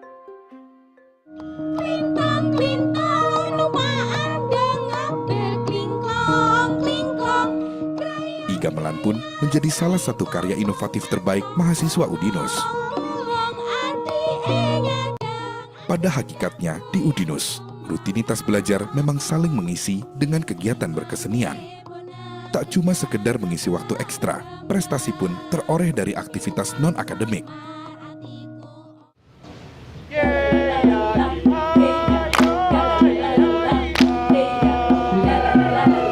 Tak tanggung-tanggung, grup paduan suara Gita Dianuswa menyabet prestasi gold medal untuk kategori Folklore Taipei International Choir Competition tahun 2018.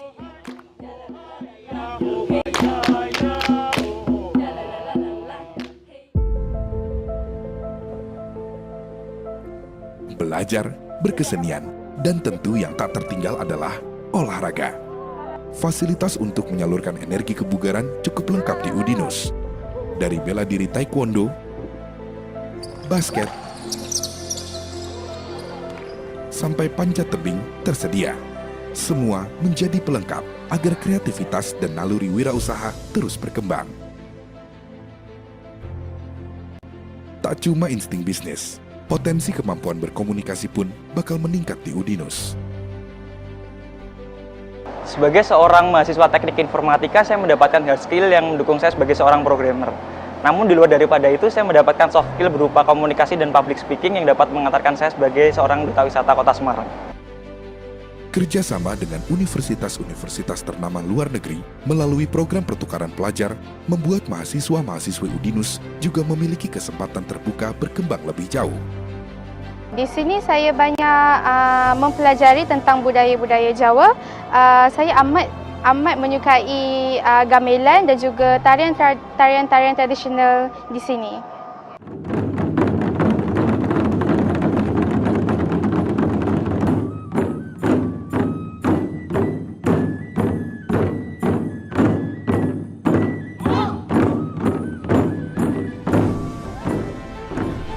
Udinus boleh dibilang layaknya kawah candra di muka.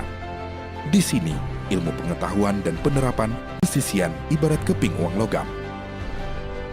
Mahasiswa-mahasiswa datang dan pergi, mengusung optimisme untuk menjinakkan zaman dimanapun bumi dipijak.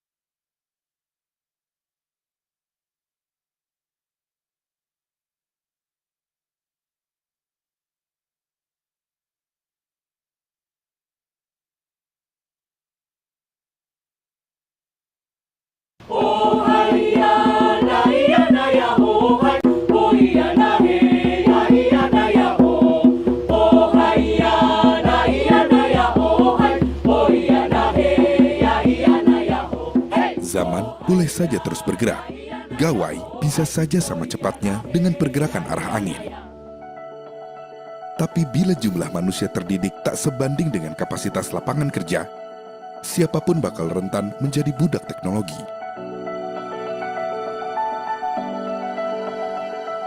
Itulah sebabnya pintar saja tidak cukup. Sebab menjadi sosok kekinian perlu siasat agar hidup tak tersesat. Lulus kuliah tapi miskin keterampilan sama artinya dengan bunuh diri. Anak zaman now harus sadar, keliru memilih tempat menuntut ilmu, resikonya riskan terempas. Linglung selepas menyandang gelar sarjana, kemudian limbung karena dunia kerja tak tersentuh.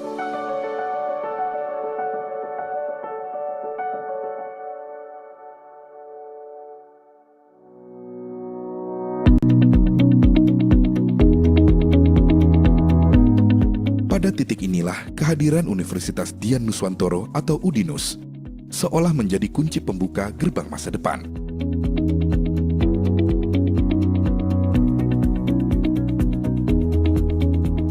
Perguruan tinggi dengan mutu kelayakan tertinggi alias berakreditasi ini tak main-main memoles mahasiswa-mahasiswanya agar tak sekarat tergilas roda zaman.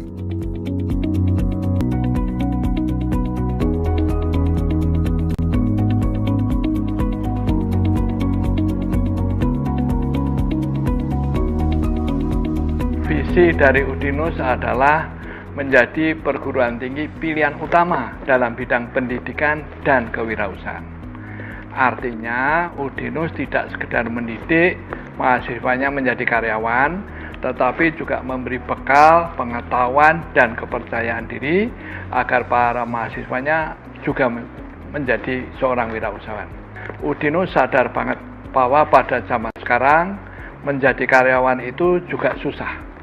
Kita bisa melihat bahwa ada lowongan 10 yang melamar 1000 orang. Tentu sisanya dikemanakan. Oleh karena itu, UDINUS memberi bekal sebanyak-banyaknya agar para mahasiswa, alumninya mempunyai kemampuan untuk berwirausaha. Mencetak alumni yang piawai membaca peluang lalu berkembang mandiri menjadi usahawan memang target utama UDINUS.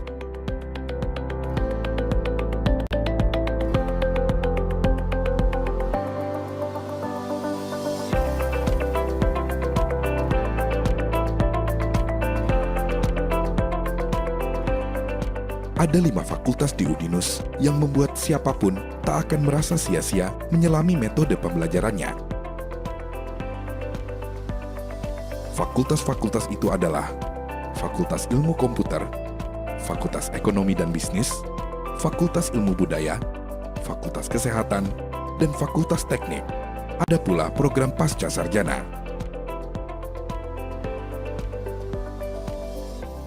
Yang menjadi alasan saya sebagai mahasiswa komunikasi memilih UDINUS adalah UDINUS sebagai kampus yang sangat expert di bidang komunikasi, khususnya didukung oleh fasilitas-fasilitas yang ada seperti lab komputer, lab multimedia, lab fotografi yang sangat bisa membantu mahasiswanya dalam memberikan kontribusi yang lebih baik untuk kami sebagai mahasiswa untuk bisa lebih berkreativitas, lebih bisa untuk bereksplor diri kami pribadi. Cukup tinggi. Ya, tinggi karena narasumber kita ada. Oke, jangan lupa juga nanti sore di Kelurahan Gayam Sari di Gedung Geraha. Move. Jam 5. Cut. Oke, all crew. Thank you. Salah satu unggulan dari UDINUS ya tempatnya strategis di tengah-tengah kota. Dan kebetulan saya Fakultas Ilmu Komputer, jurusan Sistem Informasi. Sistem Informasi sendiri sudah terakreditasi A. Mengapa saya tidak masuk ke sana?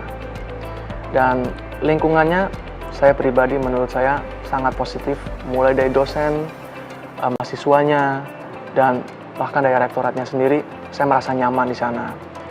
Jadi, saya tidak kecewa masuk UDINUS, dan mungkin saya suatu hari ingin menjadi seorang programmer yang bisa memanfaatkan ilmunya untuk mengembangkan kota Semarang lagi.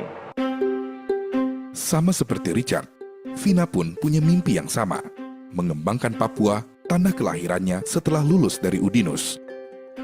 Bekal ilmu yang didapat dari UDINUS tak akan mereka sia-siakan.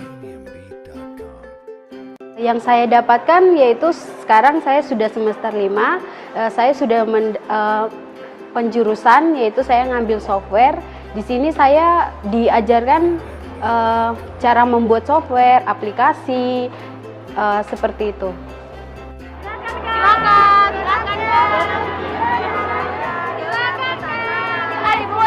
Tingginya kepercayaan diri mahasiswa-mahasiswa Udinus tak lepas dari kombinasi yang baik antara belajar dan praktik, sehingga ilmu dan minat berbisnis terasah seiring sejalan.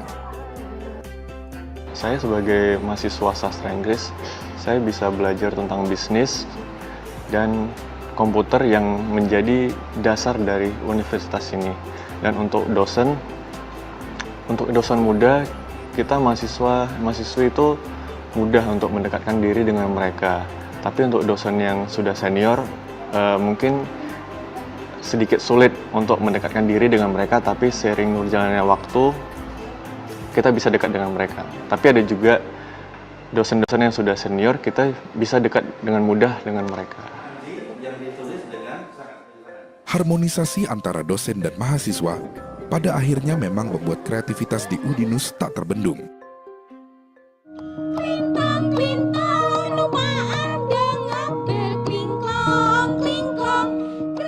Gamelan pun menjadi salah satu karya inovatif terbaik mahasiswa Udinus. Pada hakikatnya di Udinus, rutinitas belajar memang saling mengisi dengan kegiatan berkesenian. Tak cuma sekedar mengisi waktu ekstra, prestasi pun teroreh dari aktivitas non-akademik.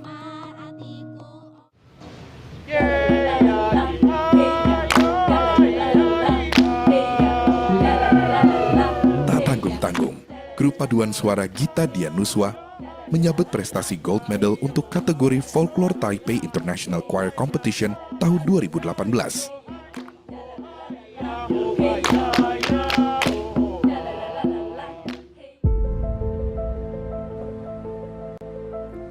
Belajar, berkesenian, dan tentu yang tak tertinggal adalah olahraga.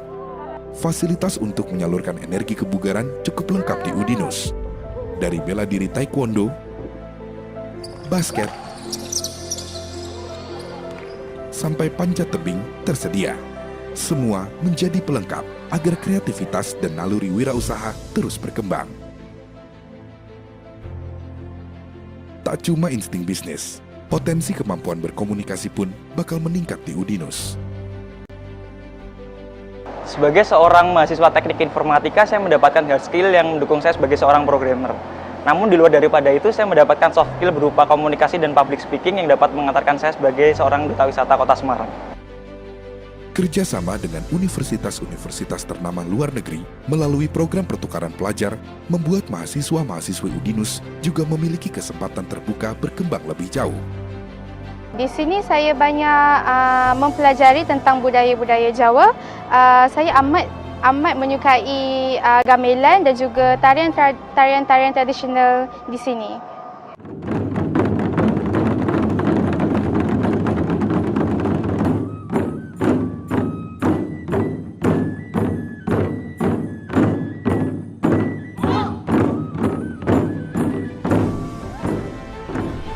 Udinus boleh dibilang layaknya kawah candra di muka. Di sini, ilmu pengetahuan dan penerapan bersisian ibarat keping uang logam. Mahasiswa-mahasiswa datang dan pergi, mengusung optimisme untuk menjinakkan zaman dimanapun bumi dipijak.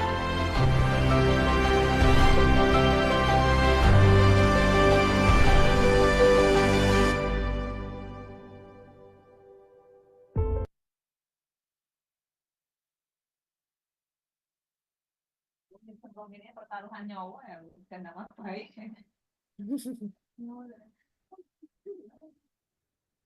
Pertaruhan nama baik dah.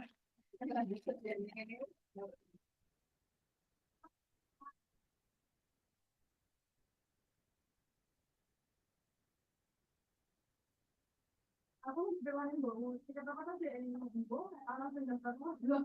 Semua daftar. Oke ya, sing wis do PPDB iki. Iya, nanti kan Nek swasta ki yo sak wong bar PPDB mereka ono sing buka gelombang dinggo tahun depan wae ono. Sampai gitu loh, tekan sampai 2030. Iya. Piye nek aku nunda tapi wis daftar kan piye kira? Ora apa-apa, daftar. Iso, memang program ini seperti itu. Banget Mas, terus bisa 2 kelas. I'm so sorry, itu mute belum di mute. Saiki nang kuwi sing lho, sing aku tetara sapa ya? Enggak berapa. Sing apa? Kok panjang suwan sih. Sik kan lho. Pondok sik larang jangan ning soalnya lho kalasan kok. Kan lho, sing kok kamu MBSP kok. Nah, biar kan semua mungkin. Tak semester 15 juta piro kok. Aku bilang aku mbok sampai aku ke. Aku tiba aku ora coba. Kamu ora jelas. Wah, dhewe aku ketemu ning ngene, aku ketemu Halo, apa ya ning permisi, sampean. itu belum di mute.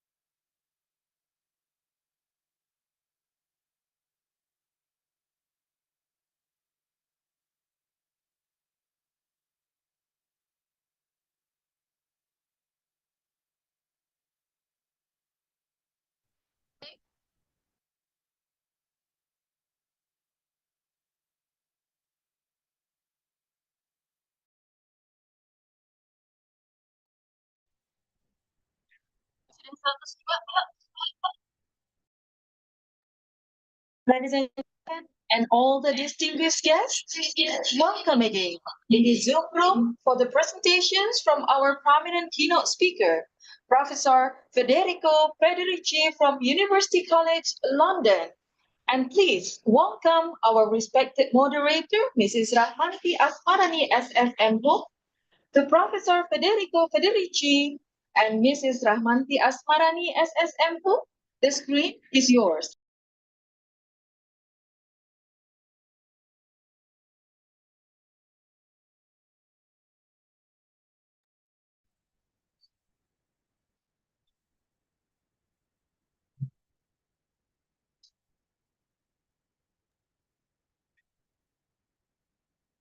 Good afternoon, everyone. Thank you so much, Ms. Agnes, for your warm welcome and for organizing this event.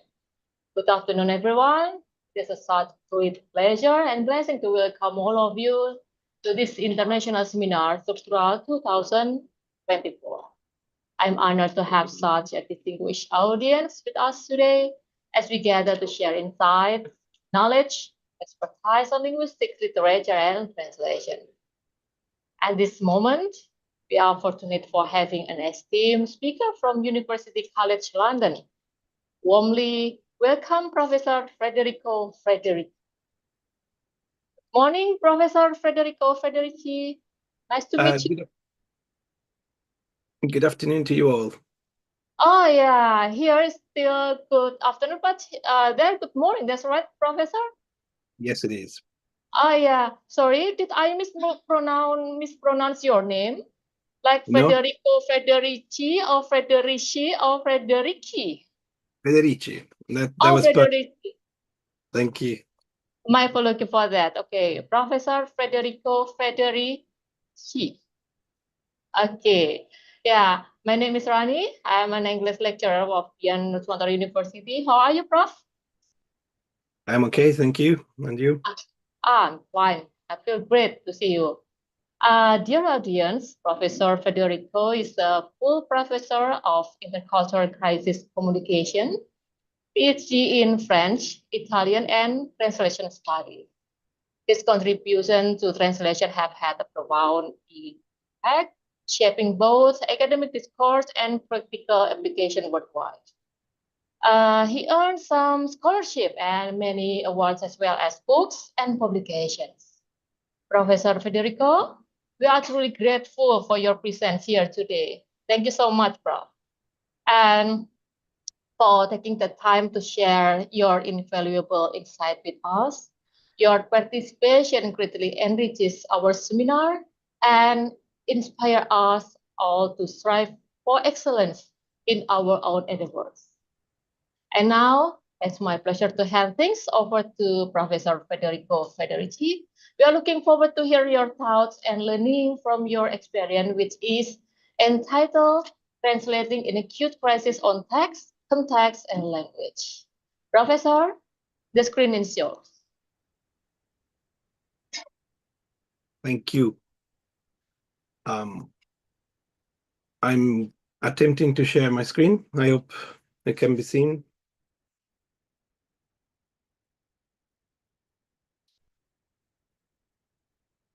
Yeah? Yes, it's ready. Excellent. So many thanks for the invitation. Many thanks for your kind introduction, Rana. And thanks to Dian Nusantara University, UD North, for the invitation, but also to the Faculty of Humanities and particular Director, Professor Idi Nusa Sonko, and the Dean, Dr. Arif. I'm pleased to be at the Struktural International Seminar today, and I'm going to present to you a few reflections on the topic that has been one of my research areas for over 10 years. And I will be using some of my slides to keep track on a few points that I want to convey. I have to say, though, that this is not a research paper as such, but a way of reflecting with you on issues that emerge in multilingual crisis settings. I know that today's event is packed with many different views on the notion of crisis, and I'm giving you one side of the story, that is the area of professional activity around multilingual communication in settings where there has been a crisis, either triggered by a natural hazard, imagine flooding, tsunami, a typhoon, an earthquake, or also triggered by human factors, a conflict, a war, a moment in which a mass migration phenomenon happens. So talking about crisis is impossible then to forget the horrors of the many ongoing wars on our planet. And my core arguments today are going to be linked on the impact that long-lasting crisis that can be caused by any type of hazards has on the population that speaks more than one language, and the population that may not necessarily speak the main language of the country in which they live. I decided, for the sake of using some evidence, to draw some example from the Italian context, where I recently carried out a research project. And in this context, Italy being one of the European countries on the Mediterranean Sea, and through the Mediterranean Sea, we see a lot of migratory fluxes. We see one of the migration routes for many displaced populations, from people affected by the war in Syria, in Afghanistan, the changes in social practices elsewhere, to social migration from Africa. So in Italy, the multilingual communication with people who arrive from many different language backgrounds presents some key problems and some context in which I will be drawing examples and also reflections on how things could be done differently. I'd be happy to answer questions about the research approaches and the methodologies around the evidence that I'll be presenting to you, but I'm not focusing on that part as much. So the case study with examples is to give you a sense of what we mean by multilingual crisis communication. When we try to define a crisis, the most relevant definition in this context is an event that disrupts ordinary living, that changes what we're used to into new living conditions. And this change could also force us to move our homes, leave friends and relatives behind. And this kind of disruption of ordinary living is particularly impactful when we end up in an area where our language is not spoken. So how can people communicate with me if I don't speak the local language when I arrive after a dangerous journey of migration? So my position as a researcher is that expecting to use a lingua franca like English or Arabic or Chinese, French, Spanish is not enough, because English or the regional lingua franca are never going to be enough to support efficient communication. We also have countries where either the population is highly multilingual, or because of migration flows, countries that have become incredibly linguistically diverse, and we require different and diverse forms of communication. So expecting people to just speak English and get on with the conversation is not sufficient. And if I were to show you this picture and ask you the question, in what language is happening these conversations between the two boats?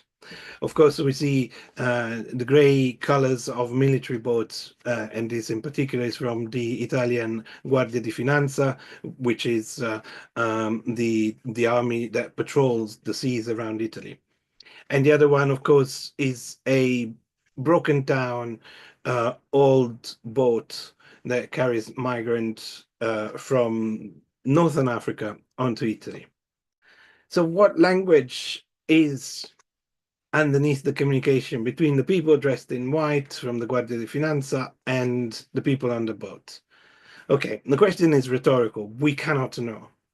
And the first possible answer, though, is that possibly we have as many different languages as people on the boat, especially the older boat.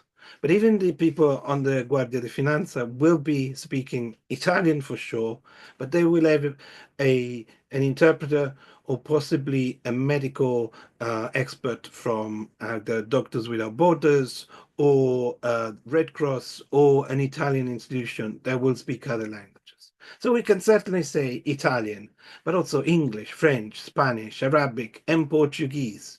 Many of these languages will be part of the linguistic identity of the people on the boat, but not necessarily their very identity, their very own linguistic identity.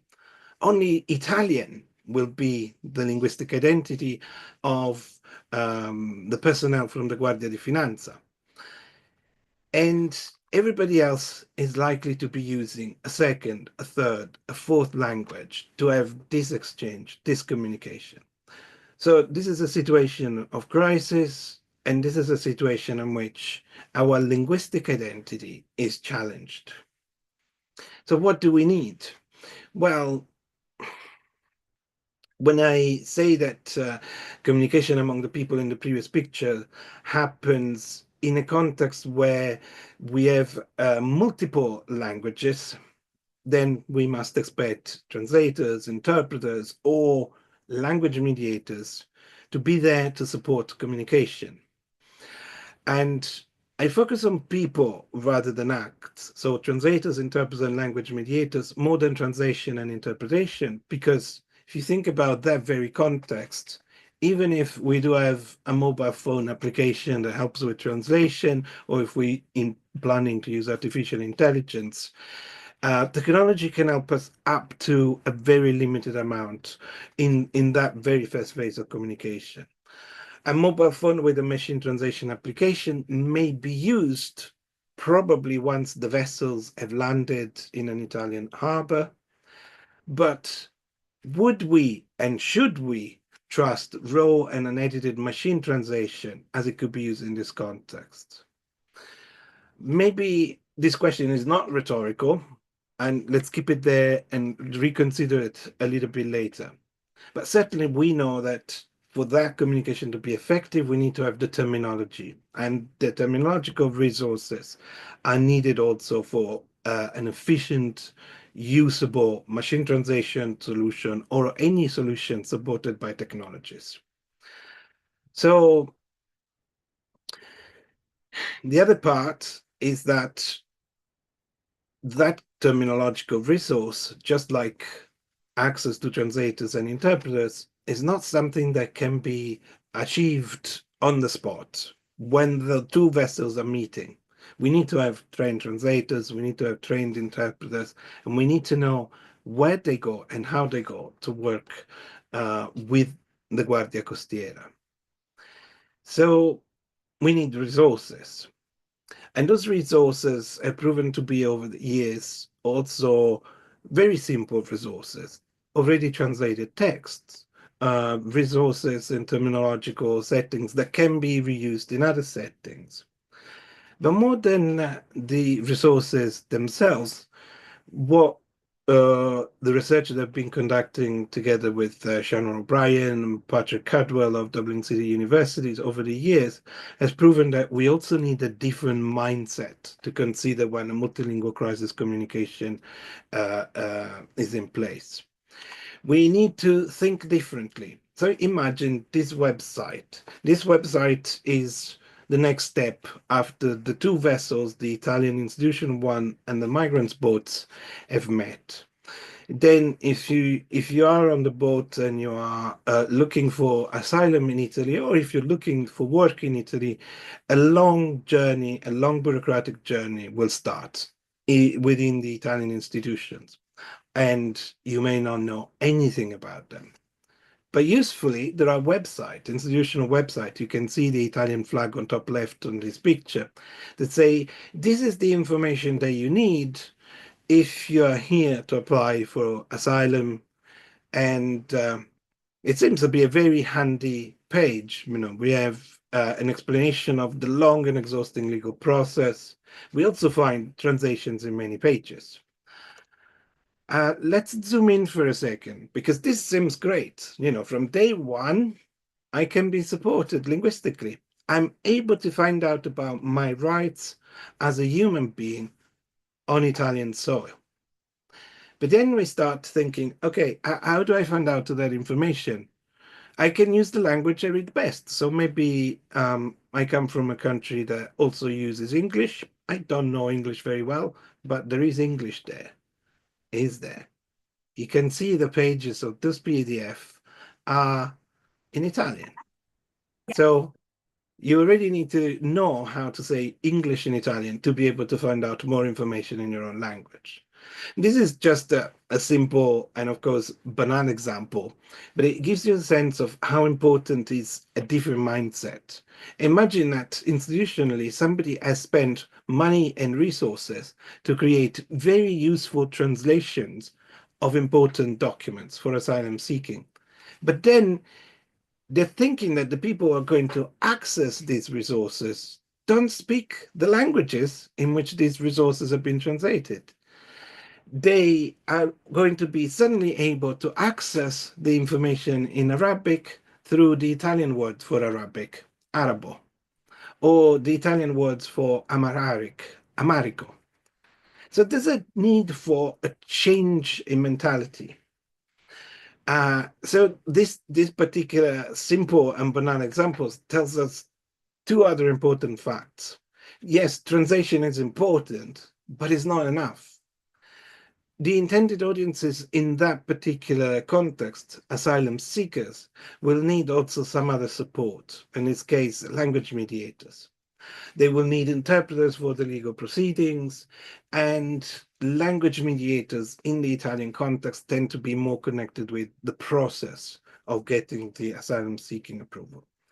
I'll be happy to answer questions about the distinctions, but for now, just imagine that the interpreter is what is traditionally characterized as the person that translates between two languages orally. But here we got something more, something deeper. Translation interpretation in this type of crisis are not enough. The humans performing these tasks are key because they are going to add information to this particular communication. And why is that important? Well, personally, over the years, I focused more and more on the notion that access to information is part of the human rights recognized by the Charter of Human Rights.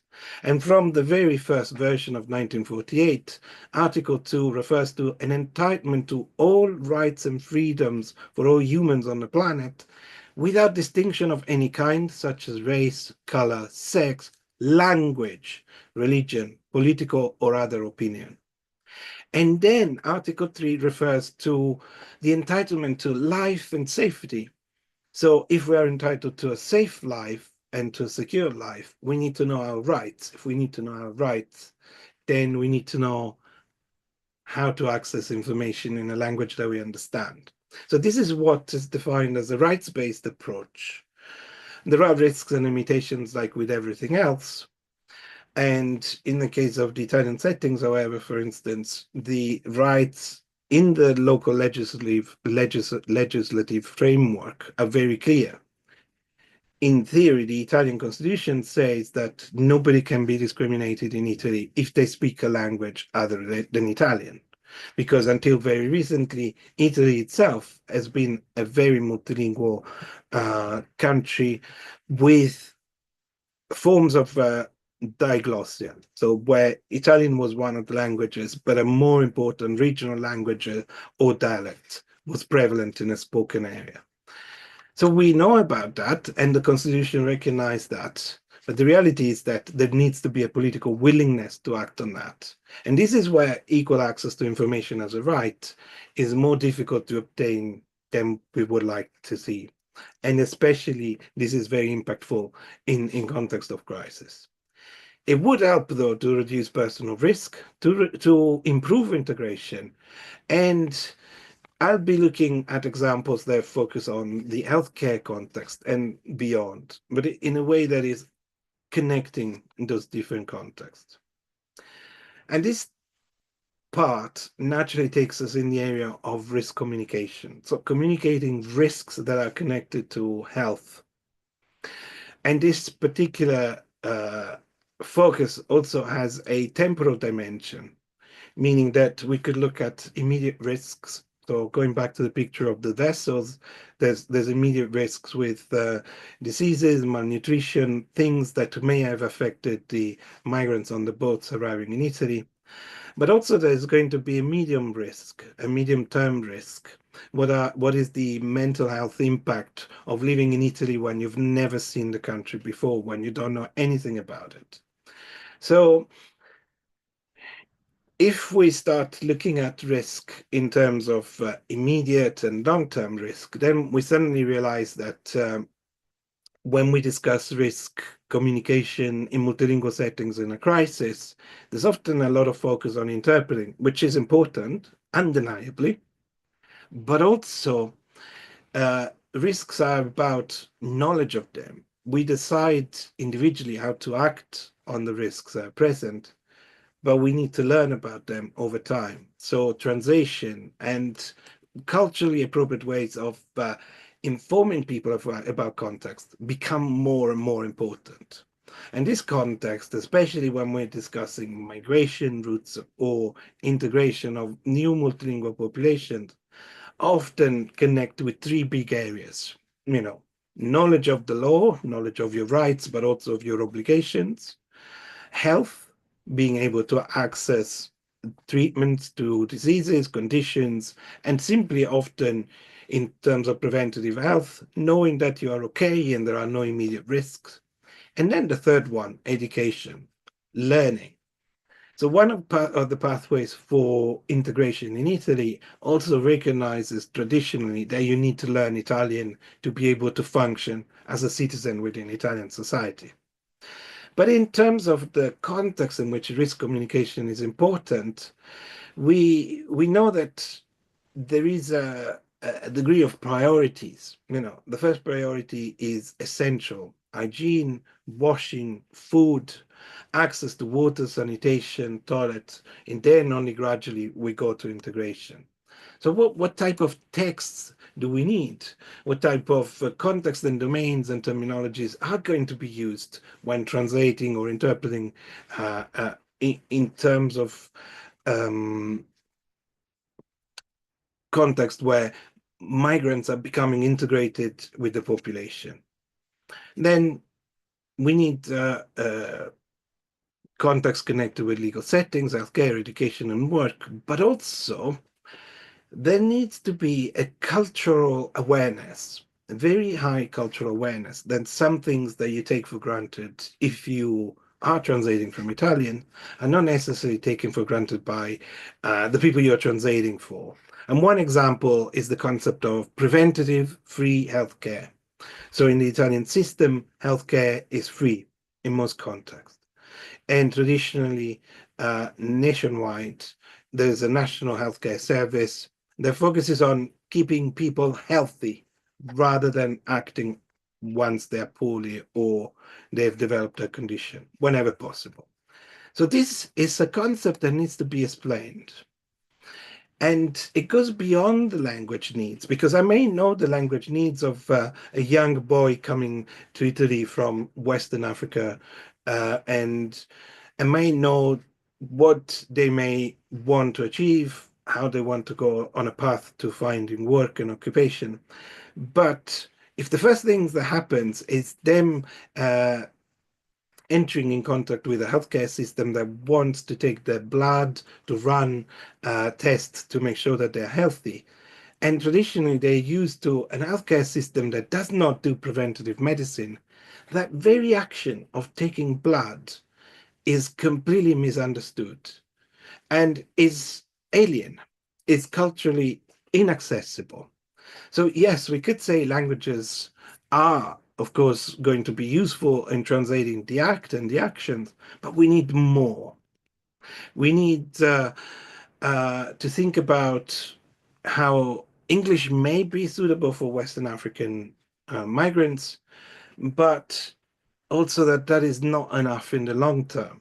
There needs to be a general understanding of Italian, so maybe using easy to read, simplified Italian, measured that texts that are measured through readability scales, or even texts that are rewritten and simplified by artificial intelligence. But that is still not enough. Plain language still presupposes understanding of the cultural context. So we got some of the answers that are favored by professional translators and interpreters, which is, we need to have professional involved, we need to have professional forms of culturally appropriate interpreting and translation. And that is true as well. But in the multilingual crisis communication settings, we also see that this is not very easy to achieve. So if we need to explain on one side preventative free healthcare system, on the other side, we might need to explain this to citizens of countries in which access to healthcare is connected with languages that traditionally have a colonial past, where English may be a tool for exclusion from certain areas, of certain institutional areas, from certain settings. So at the same time, when there is a huge movement of displaced people and people looking for international opportunities, then translation and interpreting becomes also difficult because there are no trained translators. If we look at some of the languages regularly used in the Italian context, Bambara, Indico, Sinhala, Tagalog, Italian, and Quechua are not easily found in academic training for translators. And also Sorry this to interrupt, Professor. Still have 5 minutes left. Yes, that's good. So these languages are languages spoken by a vast majority of personnel, but they become rare language combinations. And this is why focus on translation and interpreting needs to pivot a shift towards the notion of a linguistic identity, the notion of understanding the cultural needs of the speakers before we try to provide a translation and interpretation. So that means that we work across multiple domains, multiple registers, we create resources, and this takes time. But more than anything else, as I want to show you just in 4 minutes, it takes an urgency to act. And unfortunately, that urgency to act is what often happens when our ordinary living changes into a crisis. And using COVID just as an example, because this was the context in which we collected some of the information, when COVID emerged, there was a need for translating information to everybody who was residing in a country because every human being was equally affected by the virus. And how do you translate this information in Italy? Well, we know that across the European settings, many countries struggled. And in 2021, it was very clear that prevention among people that didn't speak the main languages of the European country in which they resided ended up not being offered vaccination, or they not being served by vaccination soon enough. And one report in June 2021 explicitly called for translating information into key migrant languages and effectively disseminating such information. So this is where our project began. And I'm going to jump to a couple of slides that are more important as part of this concept, as part of the project, which led us to look at what languages are really needed in certain region. And this is the region of Rome, the capital of Italy. How do we know which languages are spoken? Well, we could create maps that help us know how when people move, the language combinations, the language makeup of a certain area changes, so we can provide the right information. And people move, but their linguistic identity also moves and changes. So we may start with where we come from. We can be from Nigeria, we can be from Romania, but our linguistic identity is bigger than that and it's different than that, especially in highly multilingual contexts. So we tried to map the language needs. Then we started interviewing, in collaboration with Dr. Andrea Ciribuco, we started interviewing people who provided information during the vaccination campaign and people who translated the information. So we looked both at commissioners of language services and providers of language services. I'm going to skip to some of the most important findings, which are not surprising. Translation is necessary, but accuracy and trust building are essential. So we need to have good information, but it needs to be trusted. Good information that is not trusted is irrelevant. And on one side, we got media that might be providing information from the languages spoken by the migrant population. But on the other side, this information may conflict or may contradict mitigating measures taken in Italy. So there was a lot of that in Rome and in other areas of Italy where we conducted interviews, where there were differences and there were huge distances between the information required and the information provided. So I'm going to skip to a couple of final points. And one important one is that traditionally we've seen the idea of social determinants of health since the 1990s as something helping medical professionals to deal with the needs of individuals as part of a community. And since in the last 5 years, I've been insisting regularly on the idea that what traditionally was considered part of the cultural environmental conditions of the linguistic identity should be considered differently as something closer to the DNA, to the very bodily makeup of individuals. Because our linguistic identity may be made up of multiple languages. So we might speak English and French and Arabic, but we might prefer to speak one in healthcare. And we may not be our main language. It might be another language in which we're more comfortable. And this helps us to achieve better information in emergencies. And we've seen that after COVID-19, also the World Health Organization has revised how to provide information in languages so that potential patients have access, and that is use plain language, use familiar languages, tell real stories, and make the stories visual. And I'm going to skip now to my final 2 points, which is in all of this story, what we took up from a number of teams that worked together with migrant communities, but also generally speaking with people who didn't speak Italian, boiled down to 4 big considerations. You're always working in a group. You're always working with a group of people that have different levels of literacy, different education, different backgrounds. So the best way to achieve good multilingual crisis communication is that professionals in translation and interpreting, together with researchers in the areas of language, cultural adaptation, cultural knowledge, translation and interpreting, should promote more awareness on the linguistic composition of a territory, mapping the languages used, but also the cultural understanding of the reality in which people live. And then consider flexibility as a tool. We need to change languages, mediums, tools, and building campaigns before crisis erupts. So the pandemic in 2019, 2020 was a new pandemic, but a lot of the information could have been reused from the 2009 materials from the swine flu pandemic. A lot of the information around public health measures could be pre-translated, but you need to have a transdisciplinary network of medical professional translators and interpreters, as well as an institutional willingness to do so, and to make sure that it's part of a practice of diversity and inclusion. And on my part, I will continue to work to highlight the importance of human translators, interpreters, intercultural mediators in creating trust. That is fundamental. And with this, I thank you all.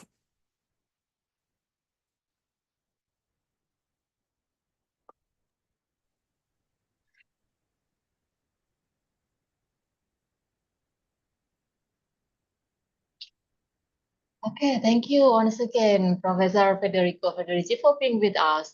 We are excited to hear your presentation and engage in what I am sure will be a highly stimulating discussion. Let us now proceed with the program. Welcome for questions. Yeah, we will have the question and answer session. I think that I will open for the first session only two questions, please. Yeah, it seems that that the audience is preparing for the questions. Yeah, Prophet. My start? Sorry. Okay, who's speaking? Okay, presenter Marina. Okay, Marina, and then who else? Ladies Oh and yeah, gentlemen. Yudi and Medita. So I think that we will have first. Yeah, okay. The first question is from Marina. Yeah, okay, Marina. Screen is yours, please. Thank you so much. Good afternoon, Mr. Federico. Thank you for the opportunity, moderator. And my name is Marina Andriani. I'm from the AMTA Tourism Institute. And my question is, do you have any suggestion of a tool or technology that to help the translator to translate that communication during the emergency crisis? Thank you so much. Thank you. Well, of course, it all depends on the language combinations. Some language combinations are well served by machine translation tools that work as drafting tools. You still need somebody that knows how to work with a machine translation tool. Preferably, though, you want to have translators who are used to work with translation memories so that they've created their own resources and they can put them in place quickly. However, translation is part of preparing resources before a crisis may emerge and then in the long-term response to a crisis. It is absolutely clear that in the first 4 to the first 72 hours of a crisis erupting, you need interpreters. And those interpreters need to have either training or resources. So we go back to a lot of the technology that is available tends to be available into and out of English for many languages. But if we move our perspective slightly, it becomes difficult to find good supportive technology for rarer language combinations. So if we were to go from say Italian into Kiswahili, which is widely spoken in many African countries, we have very, very limited technology. So the technology depends on the languages. If you're working into English or out of English into your own main language, you may be lucky. But if you move just outside that, technologies become rare. Plus, there's good research from the Adapt Center and computational linguists that shows even when we have a machine translation engine in a crisis, its use is best. The use of machine translation engines in a crisis works best when it's a tool for professional translators, because the risks of misusing it increase substantially. So it's better than nothing, but it can increase risks. I hope I answered your question. Thank you so much, Mr. Federico. Thank you. Okay, that's a good, very great answers. Yeah. Okay, thank you, Miss Marina. Yeah. So the second question is from, yeah, Mr. Yudi. Yeah, Yudi Puratmaji. Okay, please, time is yours. Good afternoon, Prof. Federico. How are you? I hope that you are doing well. My question is, what's your opinion about the racism and discrimination through the language barrier? For your information, because I was working in the one of the airlines in the Middle East, which is they have a lot of multicultural, different nationalities. Sometimes we have a little bit fight about when we are communicated, because sometimes they use their national languages and we don't understand what they say. So what's your opinion about that one, Prof? Thank you so much.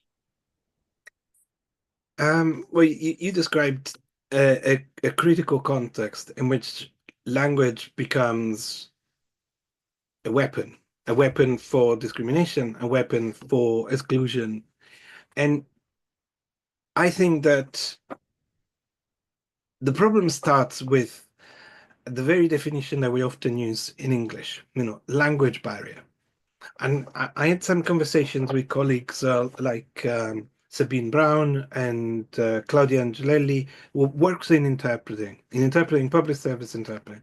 And they really have an issue with the notion of language barrier.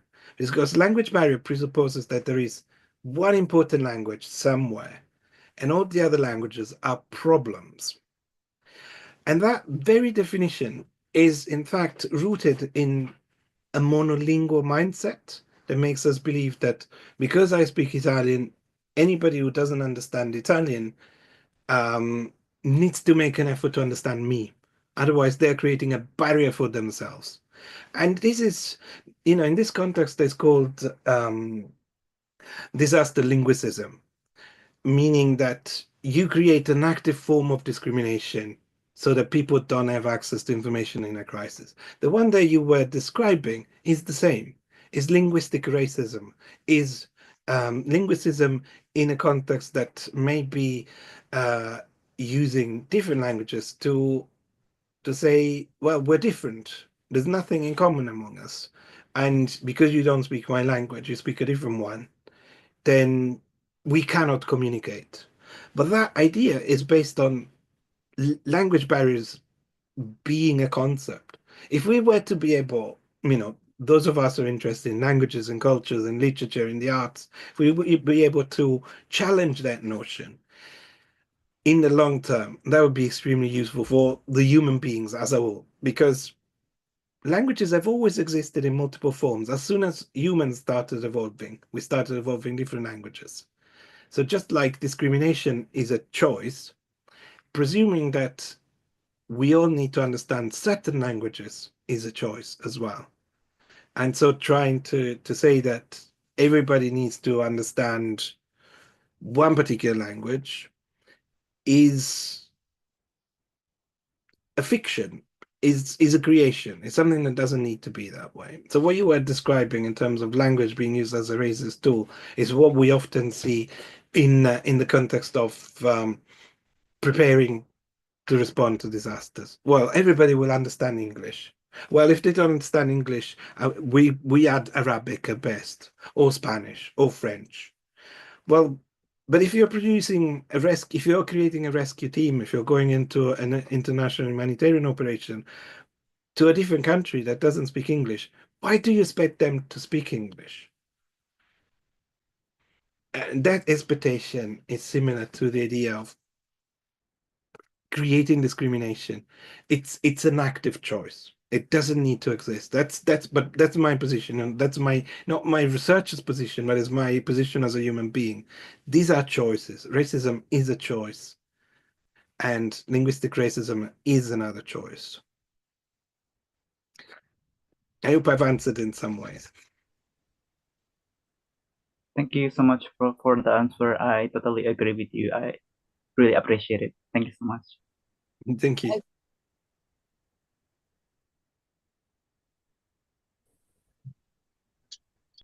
Okay, it's my turn. Okay, thank you. Thank you. Okay. Thank you, Mr. Yudi. Yeah, okay. Wait, it seems that there are 5 questions. Oh, we still have 3 questions left. Yeah, but of course that the next turn will goes to. Sorry. It seems that Medita. Yeah, it's Medita Yes. Puspakenak. Okay, this time Yes. is yours. Okay, thank you, Mrs. Rahmanti. Hello, Professor Federico. My name is Medita. I'm from AMTA Tourism Institute.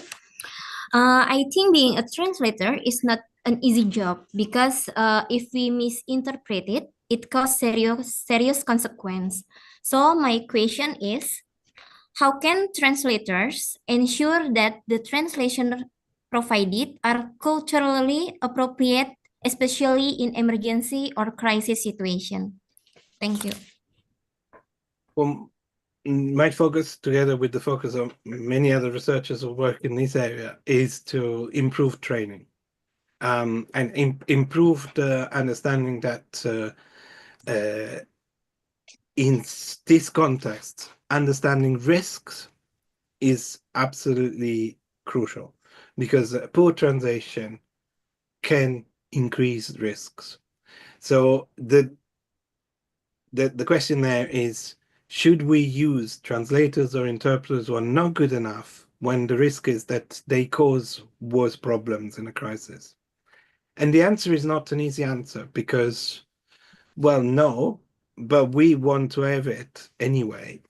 So training and changing training over time, so training for the future, is the only way forward, which in a way is also an answer to question 2 that I see on the screen. You know, can artificial intelligence be incorporated to help mediators, translators, and interpreters in this setting? It can, if it is part of the training. So Langford and Way, in a paper of September 2024, showed how this kind of technology can be used, for instance, using a machine translation engine corrected by ChatGPT, only if you have a professional translators who knows how to use them and who knows how to incorporate them to produce a better rendering. If it's used by, say, if I try to do Italian into Arabic and then using the Arabic output from a machine translation engine, when I know nothing about Arabic, I am very likely to increase risks, and I will be relying entirely on the artificial intelligence to improve on the machine translation output without knowing whether there is an improvement or not, whether I've created errors, whether I've added errors. So the answer for me is always in the training. And I know it's a long answer, but that's where we need to focus on. The problem is there needs to be a willingness to have that training. And that's where we are still behind a little bit. There are some humanitarian organizations who are doing a lot, but a change is still necessary. Okay, thank you, Professor. Okay, I think that the professor has already answered for the question number 2 and 4, yeah. And unfortunately that the time is running out. So I think that we come to the conclusions, yeah, of this enlightening seminar. Thank you for the questions and the participants who give the question for the Professor Federico and Federico. Okay. As we come to the conclusion of this enlightening seminar, I would like to take a moment to reflect on the incredible insights and discussion we had. This event has really been a testament to the power of collaboration and the exchange of ideas. On behalf of the committee, I would like to express our deepest gratitude to Professor Federico Federici for sharing his invaluable expertise with us. I feel deeply delighted to present this certificate of appreciation to Professor Federico Federici. Thank you. Thank you again for having me. Yeah, okay. Professor, your keynote presentation has been both inspiring and thought-provoking, providing us with the fresh perspectives and practical insights that we can carry forward in our work. It's really remarkable. Thank you for your contribution, and not only on this seminar, but to the broader field as well. I would also like to extend my heartfelt thanks to all the participants, organizers, and supporting teams who made this seminar a success. Your active engagement and enthusiasm have been the cornerstones of today's achievement. Thank you once again, and I wish you all safe, happy, and continued success. Have a wonderful day. With that, I now pass it back to our host, Miss Agnes, to take us forward. Agnes. Thank you. The screen is yours. Thank you, Professor Federici, for the inspiring presentations, and Mrs. Rahmanti Asfani SFMU as our moderator. Then we would like to ask all the audiences to kindly turn on your camera to take a group photo, and our moderator will take the picture together with Professor Federico Federici.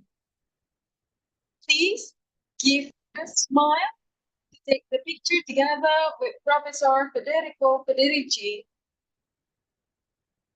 First slide, second slide, third slide, and all. Okay, thank you.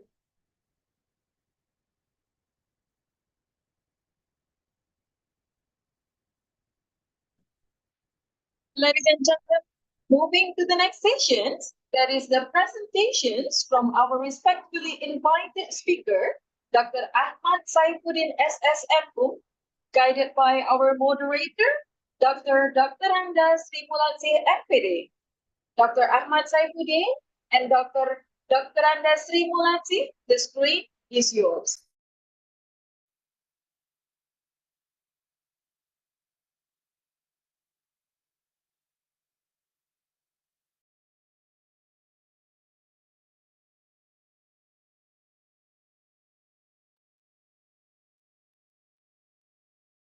Thank you. Afternoon, distinguished guests, presenters, keynote speakers, all participants. Welcome back to the Struktural International Conference 2024. First of all, let me introduce myself. I'm Sri Malsi, one of the lecturers in the English department, Universitas Nusantara, and I am the moderator for the session. On this occasion, we will have invited speaker, Dr. Ahmad Saifuddin MSc from Universitas Nusantara. Dear presenters and participants, and on this occasion, Mr. Ahmad Saifuddin is going to talk about language communication in the digital era in the perspective of cognitive linguistics. But before that, let me introduce him for you. Dr. Ahmad Saifuddin, MSc, is one of the lecturers in Japanese department, Universitas Nusantara. He got his doctoral degree from Universitas Pajajaran, Sumedang, Java in 2024. In 2009, under 2017, he was a vice dean of Faculty of Humanities, Universitas Nusantara. In 2017, until 2018, he was the dean of Faculty of Humanities at Universitas Nusantara. Since 2007 until now, he has been the editor-in-chief of Wide Journal, Jurnal Bahasa, Sastra, dan Budaya. And since 2018 until now, he has been the editor-in-chief of Journal of Japanese Research on Linguistics, Literature, and Culture.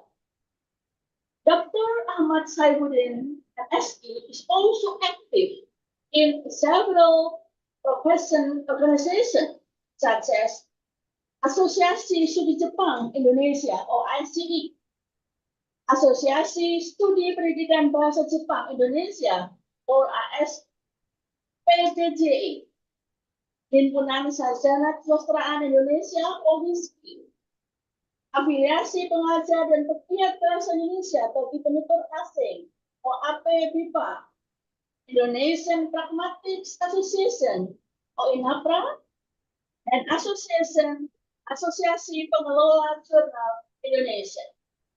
Okay, and for your information, Dr. Ahmad Saifuddin MSc will have about 30 minutes to present his paper, and after that, there will be around 15 minutes for question and answer sessions.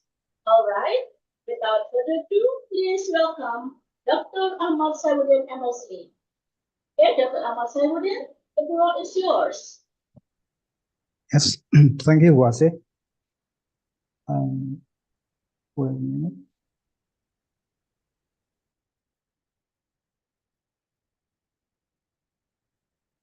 Okay.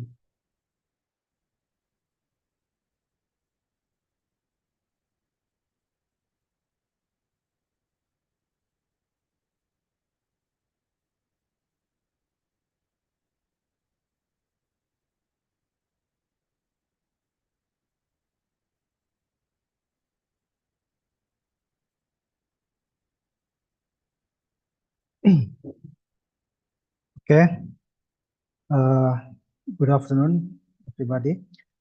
Thank you all very much for coming in Struktural seminar. I'm very pleased and honored to be here, and I'd like to express my thanks to the organizer for the invitation and all the arrangement. My name is Ahmad Saifuddin from Universitas Nusantara, and this time I will present a paper entitled Language Communication in the Digital Era in the perspective of cognitive linguistics, hate speech phenomena. Communication in the digital era refers to new ways of conveying and receiving information influenced by technological advance, especially the internet and digital device. In this era, communication is not only limited to face-to-face interaction or through traditional media, but also involves various digital platforms that allow faster and broader interaction. Example include the use of social media such as Facebook, Twitter, or TikTok and Instagram, and instant messaging applications such as WhatsApp and Telegram, and so online forums. The digital age has dramatically changed our life. New technologies are changing how people interact with each other, how stories are shared and distributed, and how reality is presented and perceived. These shifts are reshaping communication and influencing the cognitive processes underpinning language use. As digital tools mediate human interaction, they bring forth novel linguistic phenomena, from emerging online vernaculars to the subtle ways algorithms shape discourse. Digital communication allows information to be disseminated instantly to a global audience, creating more interactive relationship between individuals, groups, and organizations.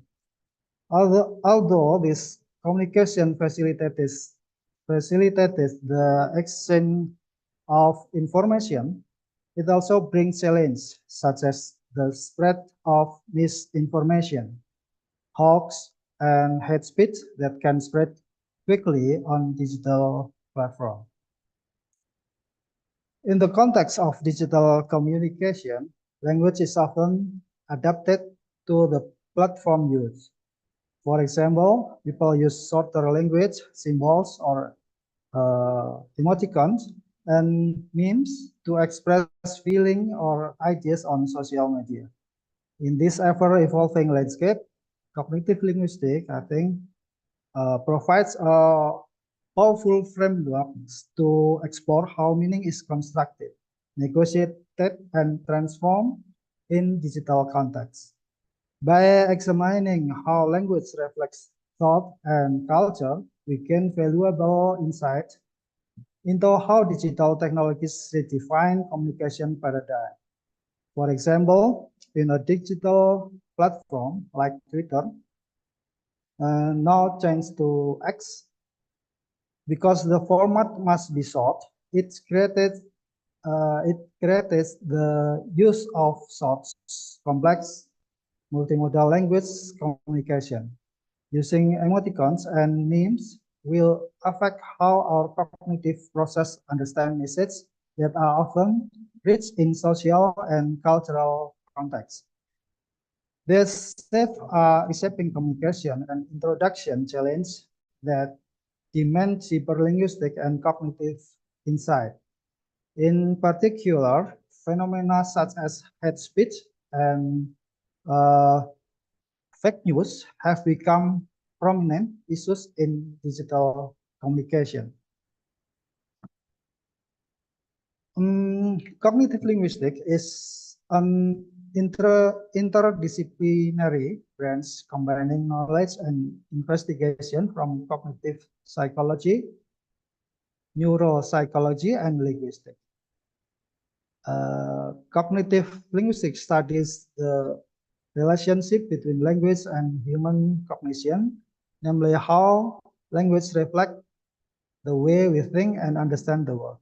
Its primary focus is on the ways in which humans use language to describe concepts, experiences, and knowledge.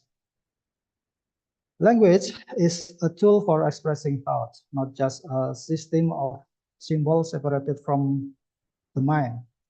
Important concepts in cognitive linguistics include metaphor and cognitive framing.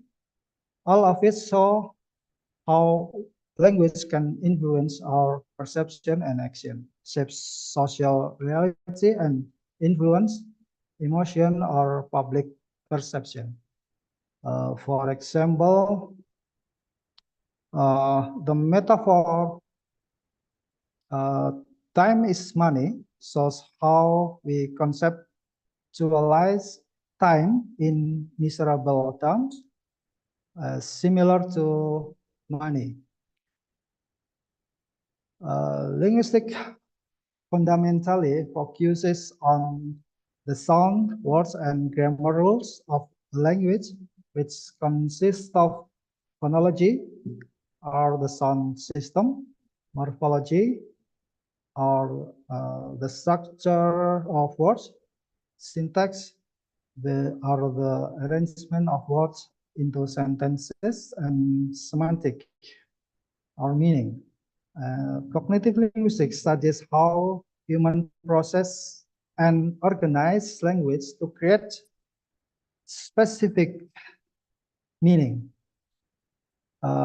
In Japanese, for example, people can express language with active and passive form to describe the emotional connection between the speaker and the content of what is being said.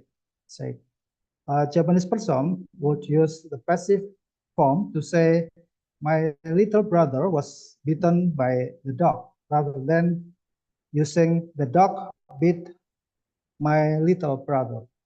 Because of the emotional connection with the little brother that is being spoken. The point that I want to convey is that when someone speaks or writes something, he also expresses his emotion or feeling.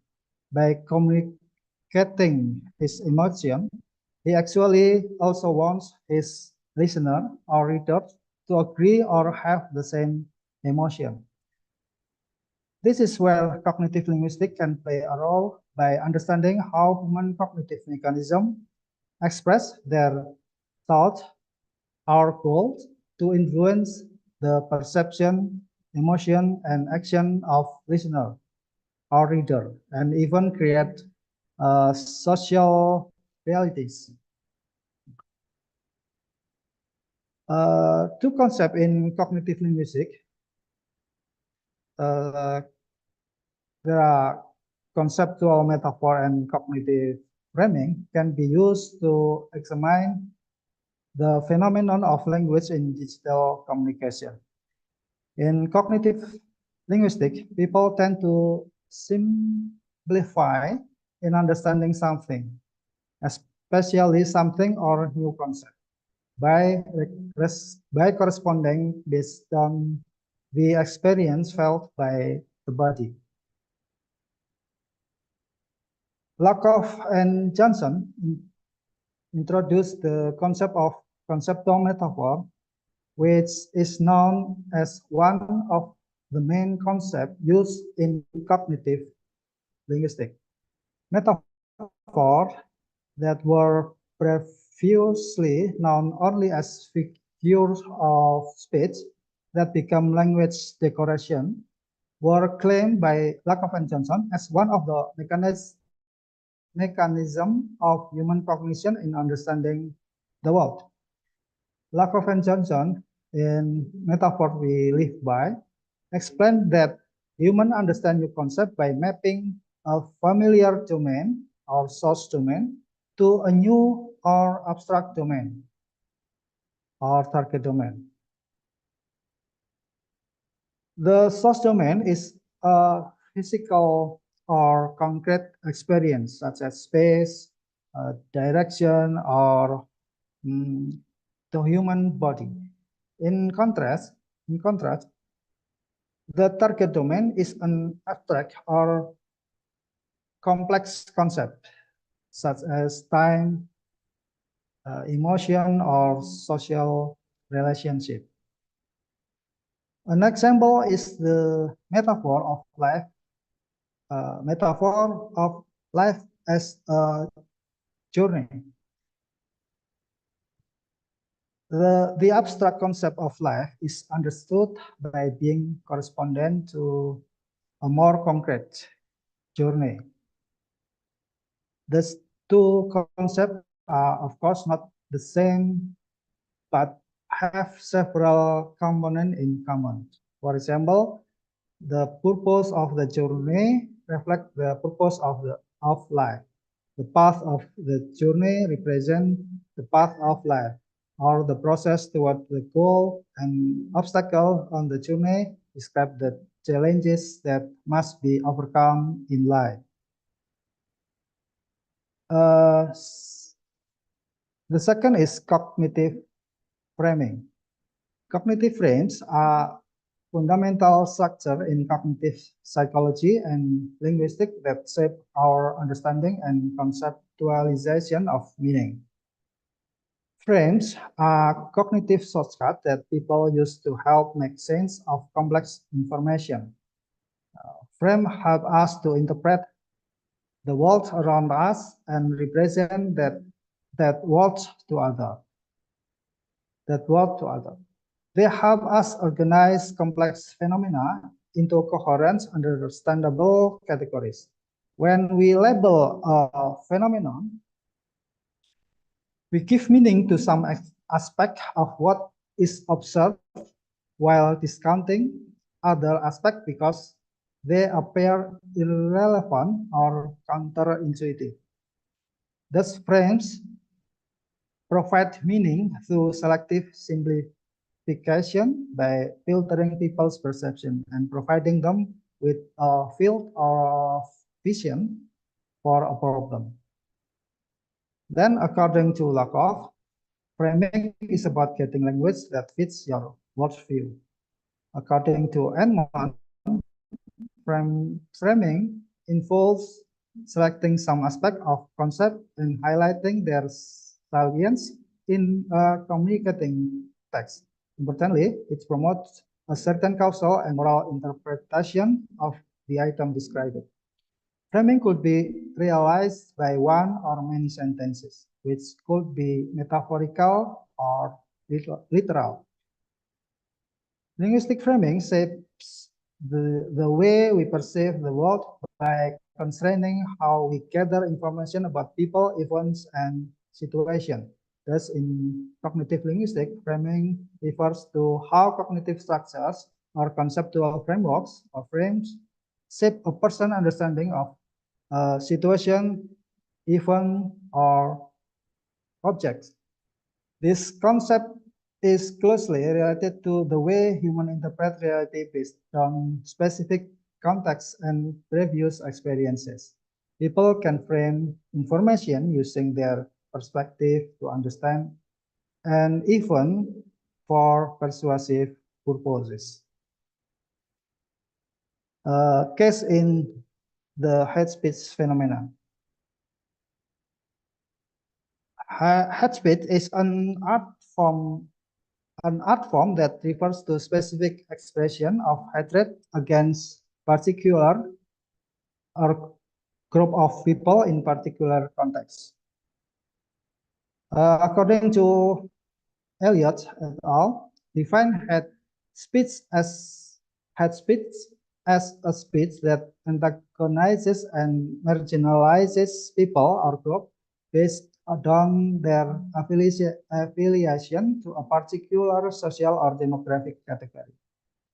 Hate speech is aimed to injure, dehumanize, harass, intimidate, debase, degrade, and victimize the targeted group, and to foment insensitivity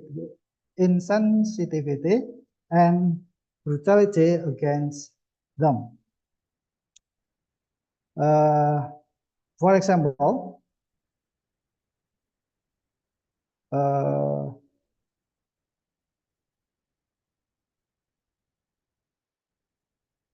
from Twitter, ya, Desember 4, Gus penjual agama, religious seller Gus.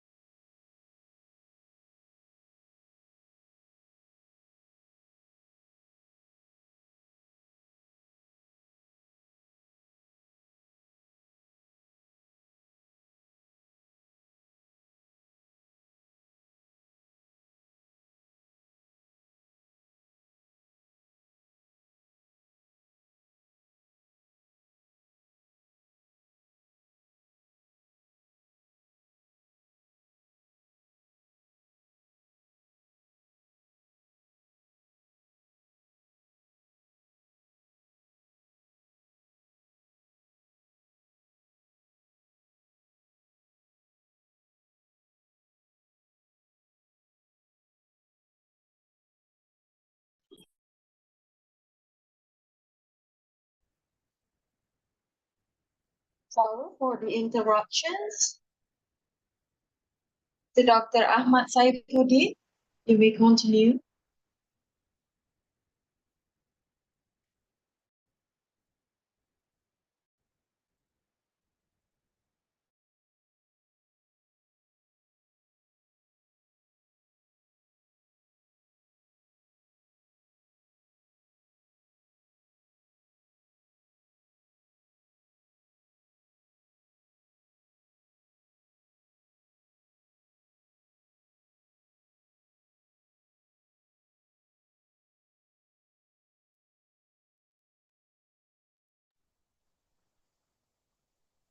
Dr. Ahmad Saifuddin, you may continue.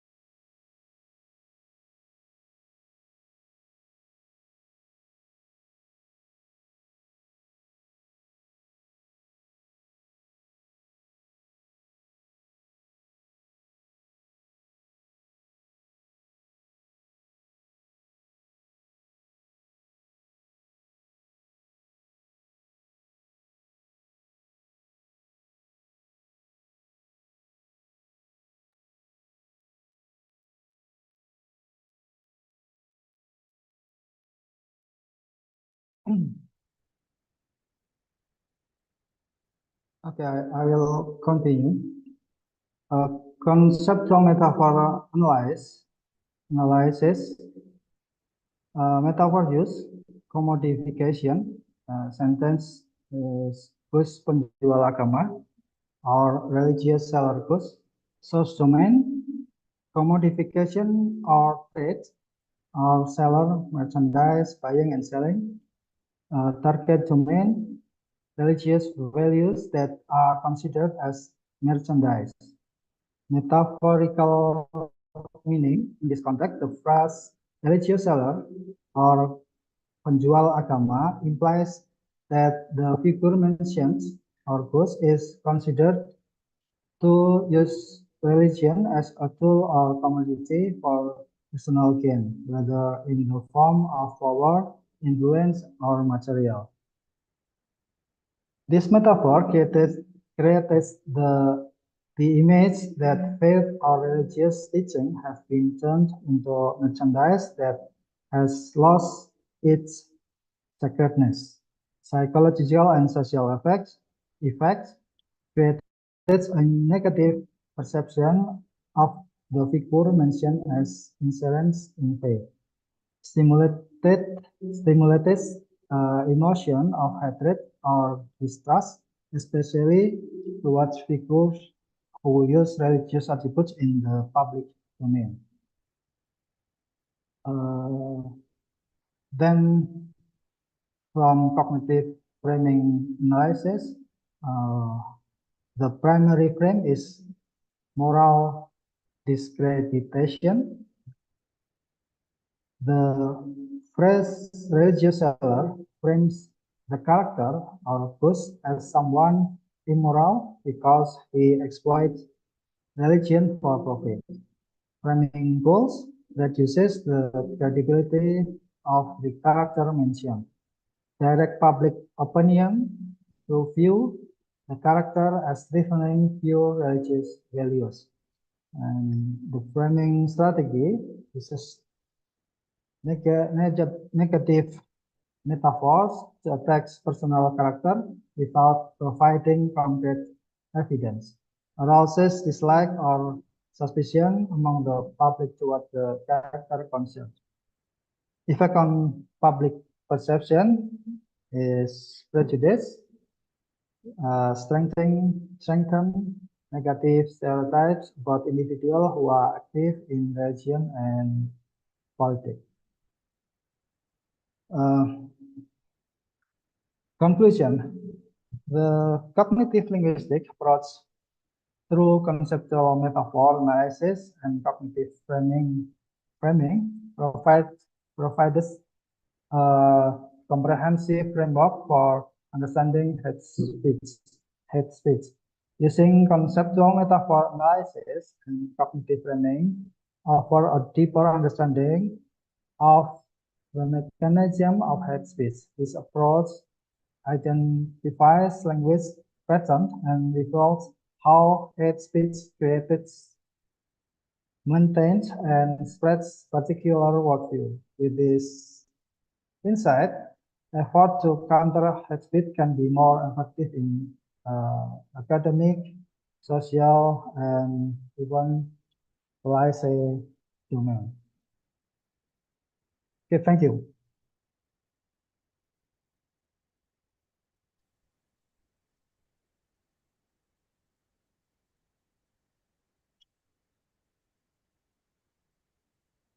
Okay, thank you very much, Dr. Ahmad Saibuddin, for the good insights about communication in digital era, especially about the hate speech viewed from cognitive linguistics. Well, I think the next session is QA, and in this case, I will invite three participants to ask question. Oh yeah, there is one. I think there is one question from Mr. Rizal, and then the question is it possible to use cognitive linguistics as a critical approach in literary studies? If so, what basic principles can be applied in literature research? Okay, please, Ahmad Saifuddin.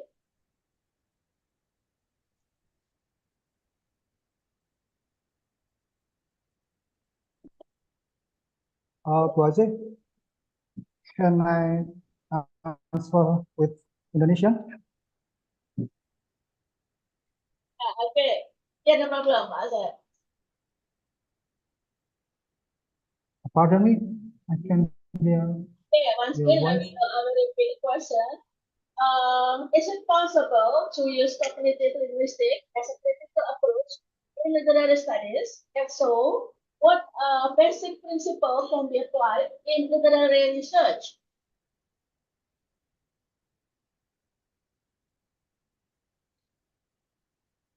Okay. I think it's very possible to use cognitive linguistics as a critical approach in literary studies because literary studies is close to linguistic. Literary is product of linguistic, I think, and linguistic cognitive is close to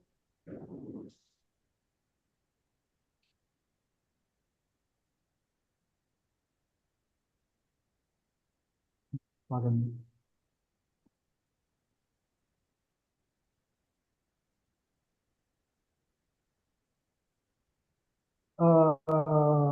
Human cognition.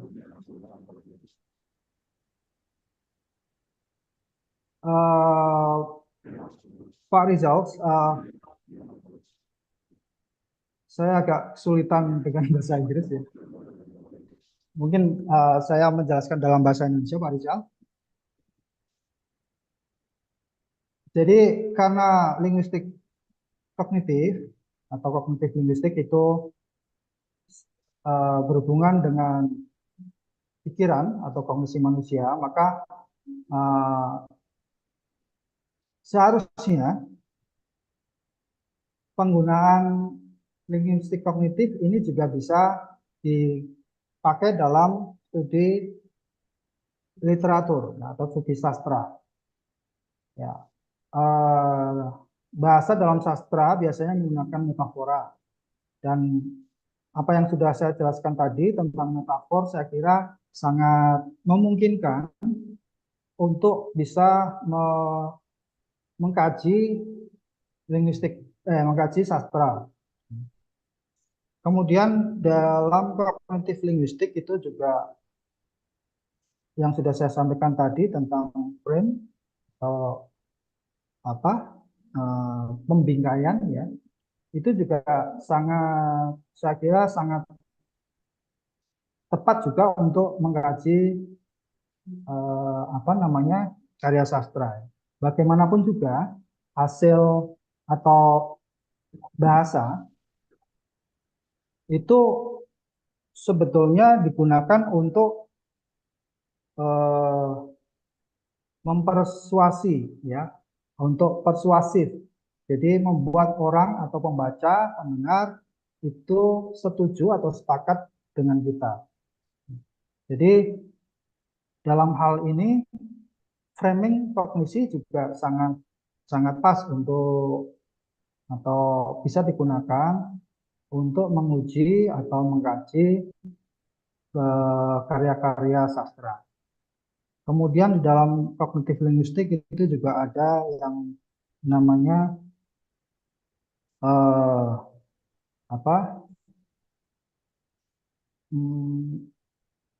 mental space ya, mental space atau saya lupa. Jadi yang jelas dalam kognitif linguistik itu karena berhubungan dengan pikiran manusia dan bahasa yang digunakan dalam karya sastra itu merupakan representasi dari pikiran manusia, maka saya kira kognitif linguistik juga bisa digunakan untuk mengkaji karya sastra, ya, terutama fondasi utama dalam kognitif metafora konseptual dan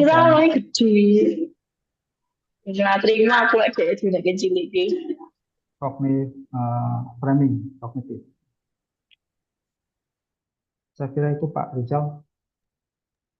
Okay, thank you, Pak Rizal, Pak Asep, and also Pak Rizal for the questions.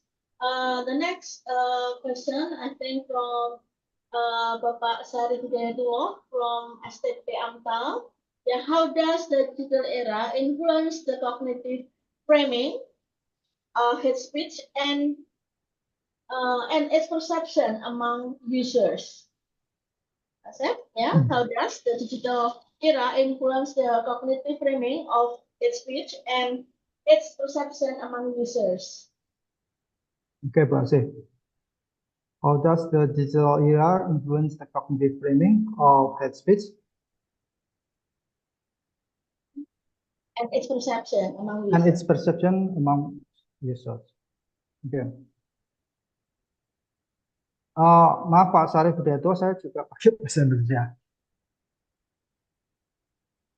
Jadi seperti yang sudah saya jelaskan tadi, karena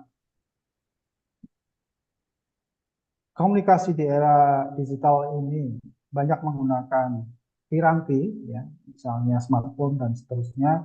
Kemudian ada platform Twitter, TikTok, dan seterusnya. Maka komunikasi bahasa itu menyesuaikan dengan platform-platform yang ada, ya, di dalam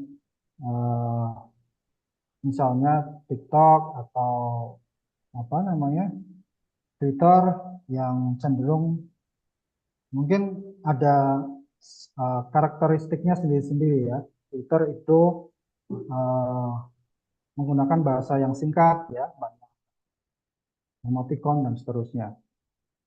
Nah, apa yang berbeda dengan komunikasi tatap muka itu salah satunya adalah konteksnya. Jadi dalam komunikasi tatap maya atau apa namanya tidak langsung, ya, online, itu keberadaan penutur atau penulis itu mungkin atau bisa jadi tidak dikenal, ya. Jadi karena ketiadaan atau anonim, ya, tidak dikenalnya si penutur itu memungkinkan untuk lebih bebas dia berbicara, dan tanggung jawabnya tidak sebesar ketika tatap muka langsung, sehingga ada kemungkinan besar ketika dia atau pembicara tersebut atau penulis tersebut menuliskan hate speech itu lebih bebas, ya, lebih bebas. Jadi itu salah satu perbedaan dari apa namanya komunikasi era digital dengan komunikasi tradisional, ya.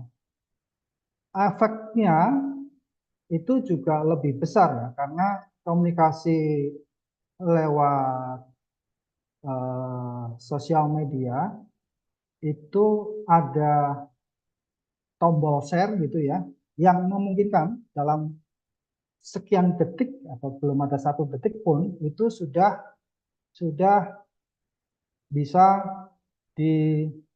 apa namanya dibaca oleh orang banyak, ya, bahkan di seluruh dunia.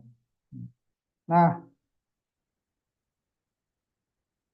ini yang salah satu hal yang ketika terjadi hate speech itu kemungkinan besar efeknya menjadi lebih luas. Dan hate speech dengan menggunakan komunikasi digital itu seringkali juga memframing ya, memframing atau membuat emosi dari apa namanya pembaca itu lebih terkena. Jadi kebanyakan hal-hal yang kemudian menjadi viral itu karena melibatkan emosi dari pembacanya. Ya. Seperti apa yang menjadi apa namanya salah satu hal yang ada di cognitive framing ya. Salah satunya adalah membuat framing yang membuat emosi pembaca itu terkena gitu. Nah ini yang kemudian efeknya bisa sangat besar, sangat luas. Mungkin itu Bu Asih. And the last question I think, yeah, from Yoyo, yeah, how they say that citizens. Oh, which one? Apa? Harutan. Yes, they say that netizens are always right. What is your opinion about it? Maya start. Thank you. Thank you for the opportunity, Mr. Ahmad. I would like to ask a question. Yeah, yeah.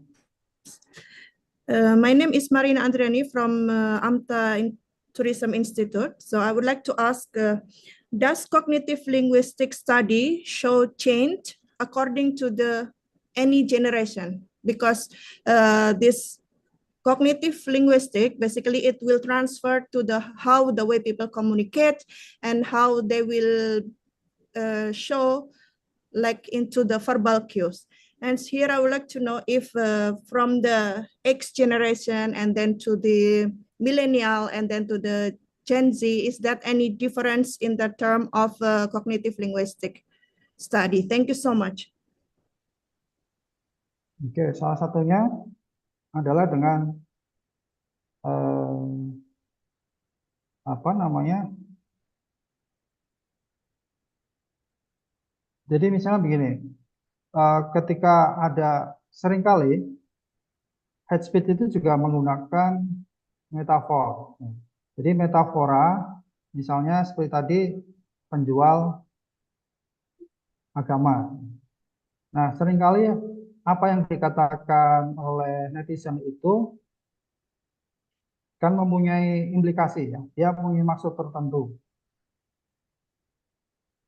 Jadi karena posisi mungkin apa namanya dia itu tidak menyukai orang itu, ya. Sehingga dia mengatakan sesuatu yang mendiskreditkan orang yang dimaksud dengan tujuan misalnya untuk apa mendiskreditkan atau cancel ya, budaya cancel itu ya, agar orang tersebut tidak disukai atau apa namanya eksistensinya menjadi tidak ada ya, kurang gitu ya. Nah, salah satunya itu adalah dengan cara kalau metafora itu tentang hal-hal yang buruk ya, kita tinggal membuat framing yang bertolak belakang. Framingnya itu tidak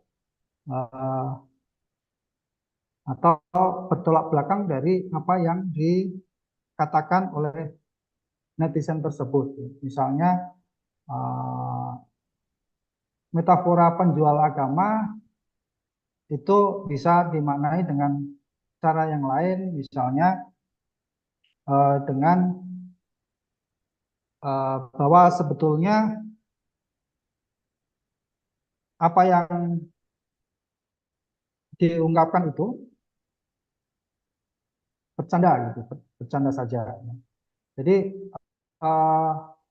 sebetulnya kan masalah yang tadi saya contohkan itu berkait dengan video yang tentang Gus Miftah ya, salah satu dai yang cukup terkenal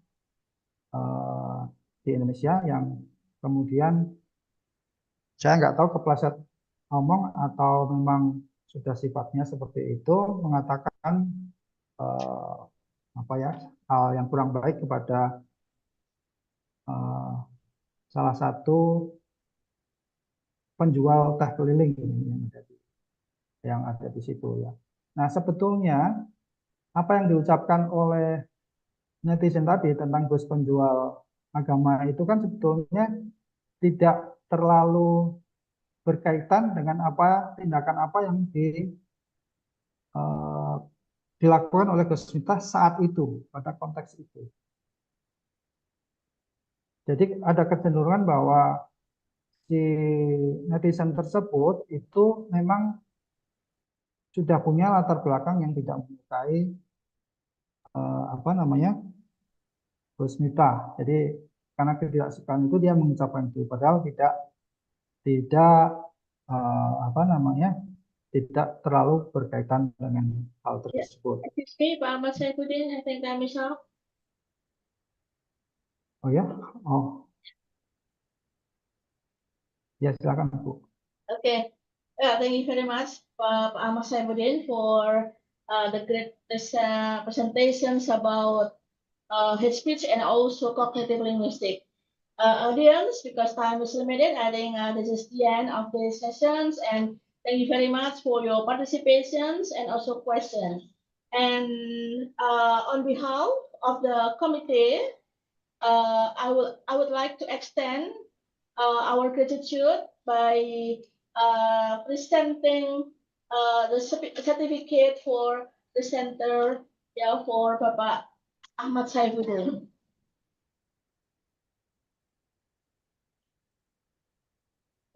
Okay, this one, the certificate for the speaker, Pak Ahmad Saifuddin. Thank you for the Thank you, Bu participation. Asih. Yeah, okay, thank you Very much. the audience, and I think this is the end of the session. And okay, I will give the time for the master of ceremony. Okay, thank you. Thank you. Dr. Ahmad Saifuddin, MSc, we really thank you for the insight sessions with our moderator. Then we would like to ask all the audiences to kindly turn on your camera because we're going to take a photo together. Please.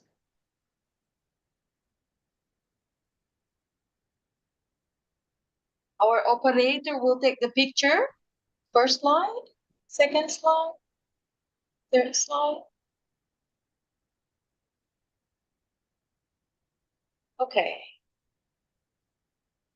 Ladies and gentlemen, let's come to the second parallel sessions. We would like to invite you to breakout room provided. Further informations will be informed by breakout room moderator. I'm Agnes Erlifa, the master of ceremony today. On behalf of the committee, we thank to all the sponsors for the previous support. We thank to Bank Jateng Capem Udinus, IHGM DPD Jateng, Dinus Tek, TVku, Sefalti Udinus, PT PRPP Jawa Tengah, and CV Rindang Costa. Again, for all the participants, please fill out the link of the attendance, which is shared in the chat box. And after this, you may click the breakout room as we're going to get started in second parallel sessions.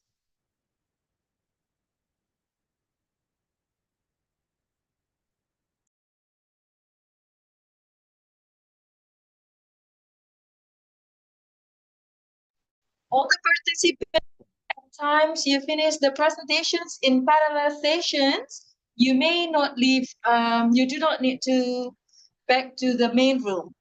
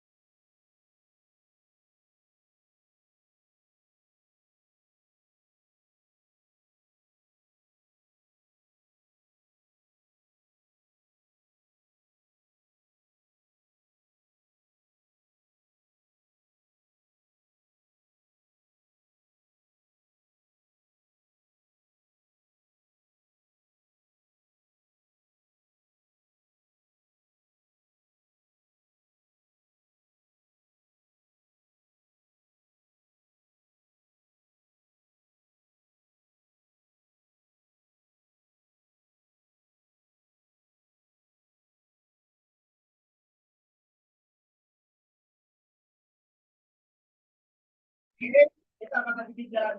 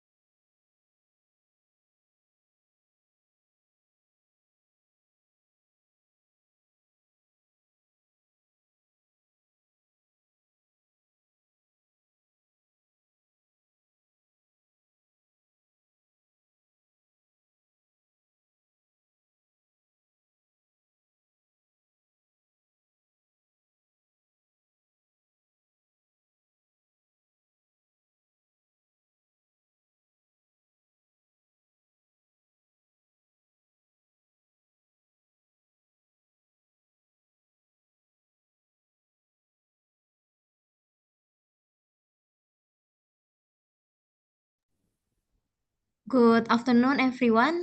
Is there any session after this?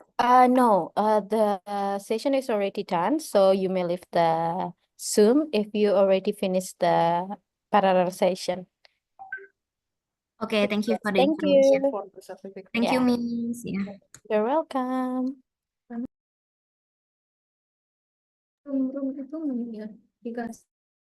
Mbak Mei,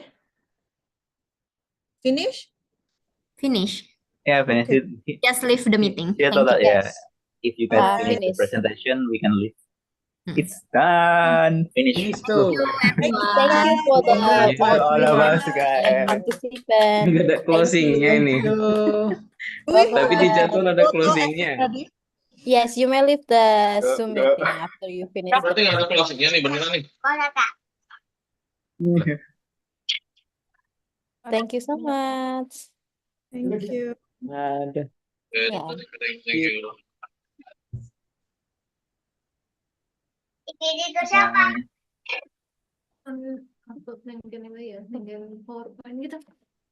Pak Syarif, Apa tuh? foto Amta, Pak. Oh, udah. Bentar. Udah. Ini udah keluar toh? Udah aku masukin tuh di grup. Udah selesai ya? Udah selesai nih harusnya nih. Berarti selesai nggak selesai fotokan ya? Nah, udah selesai. Aduh, untung udah mandi nih. Ini tinggal Amta doang ya? Apa masih ada?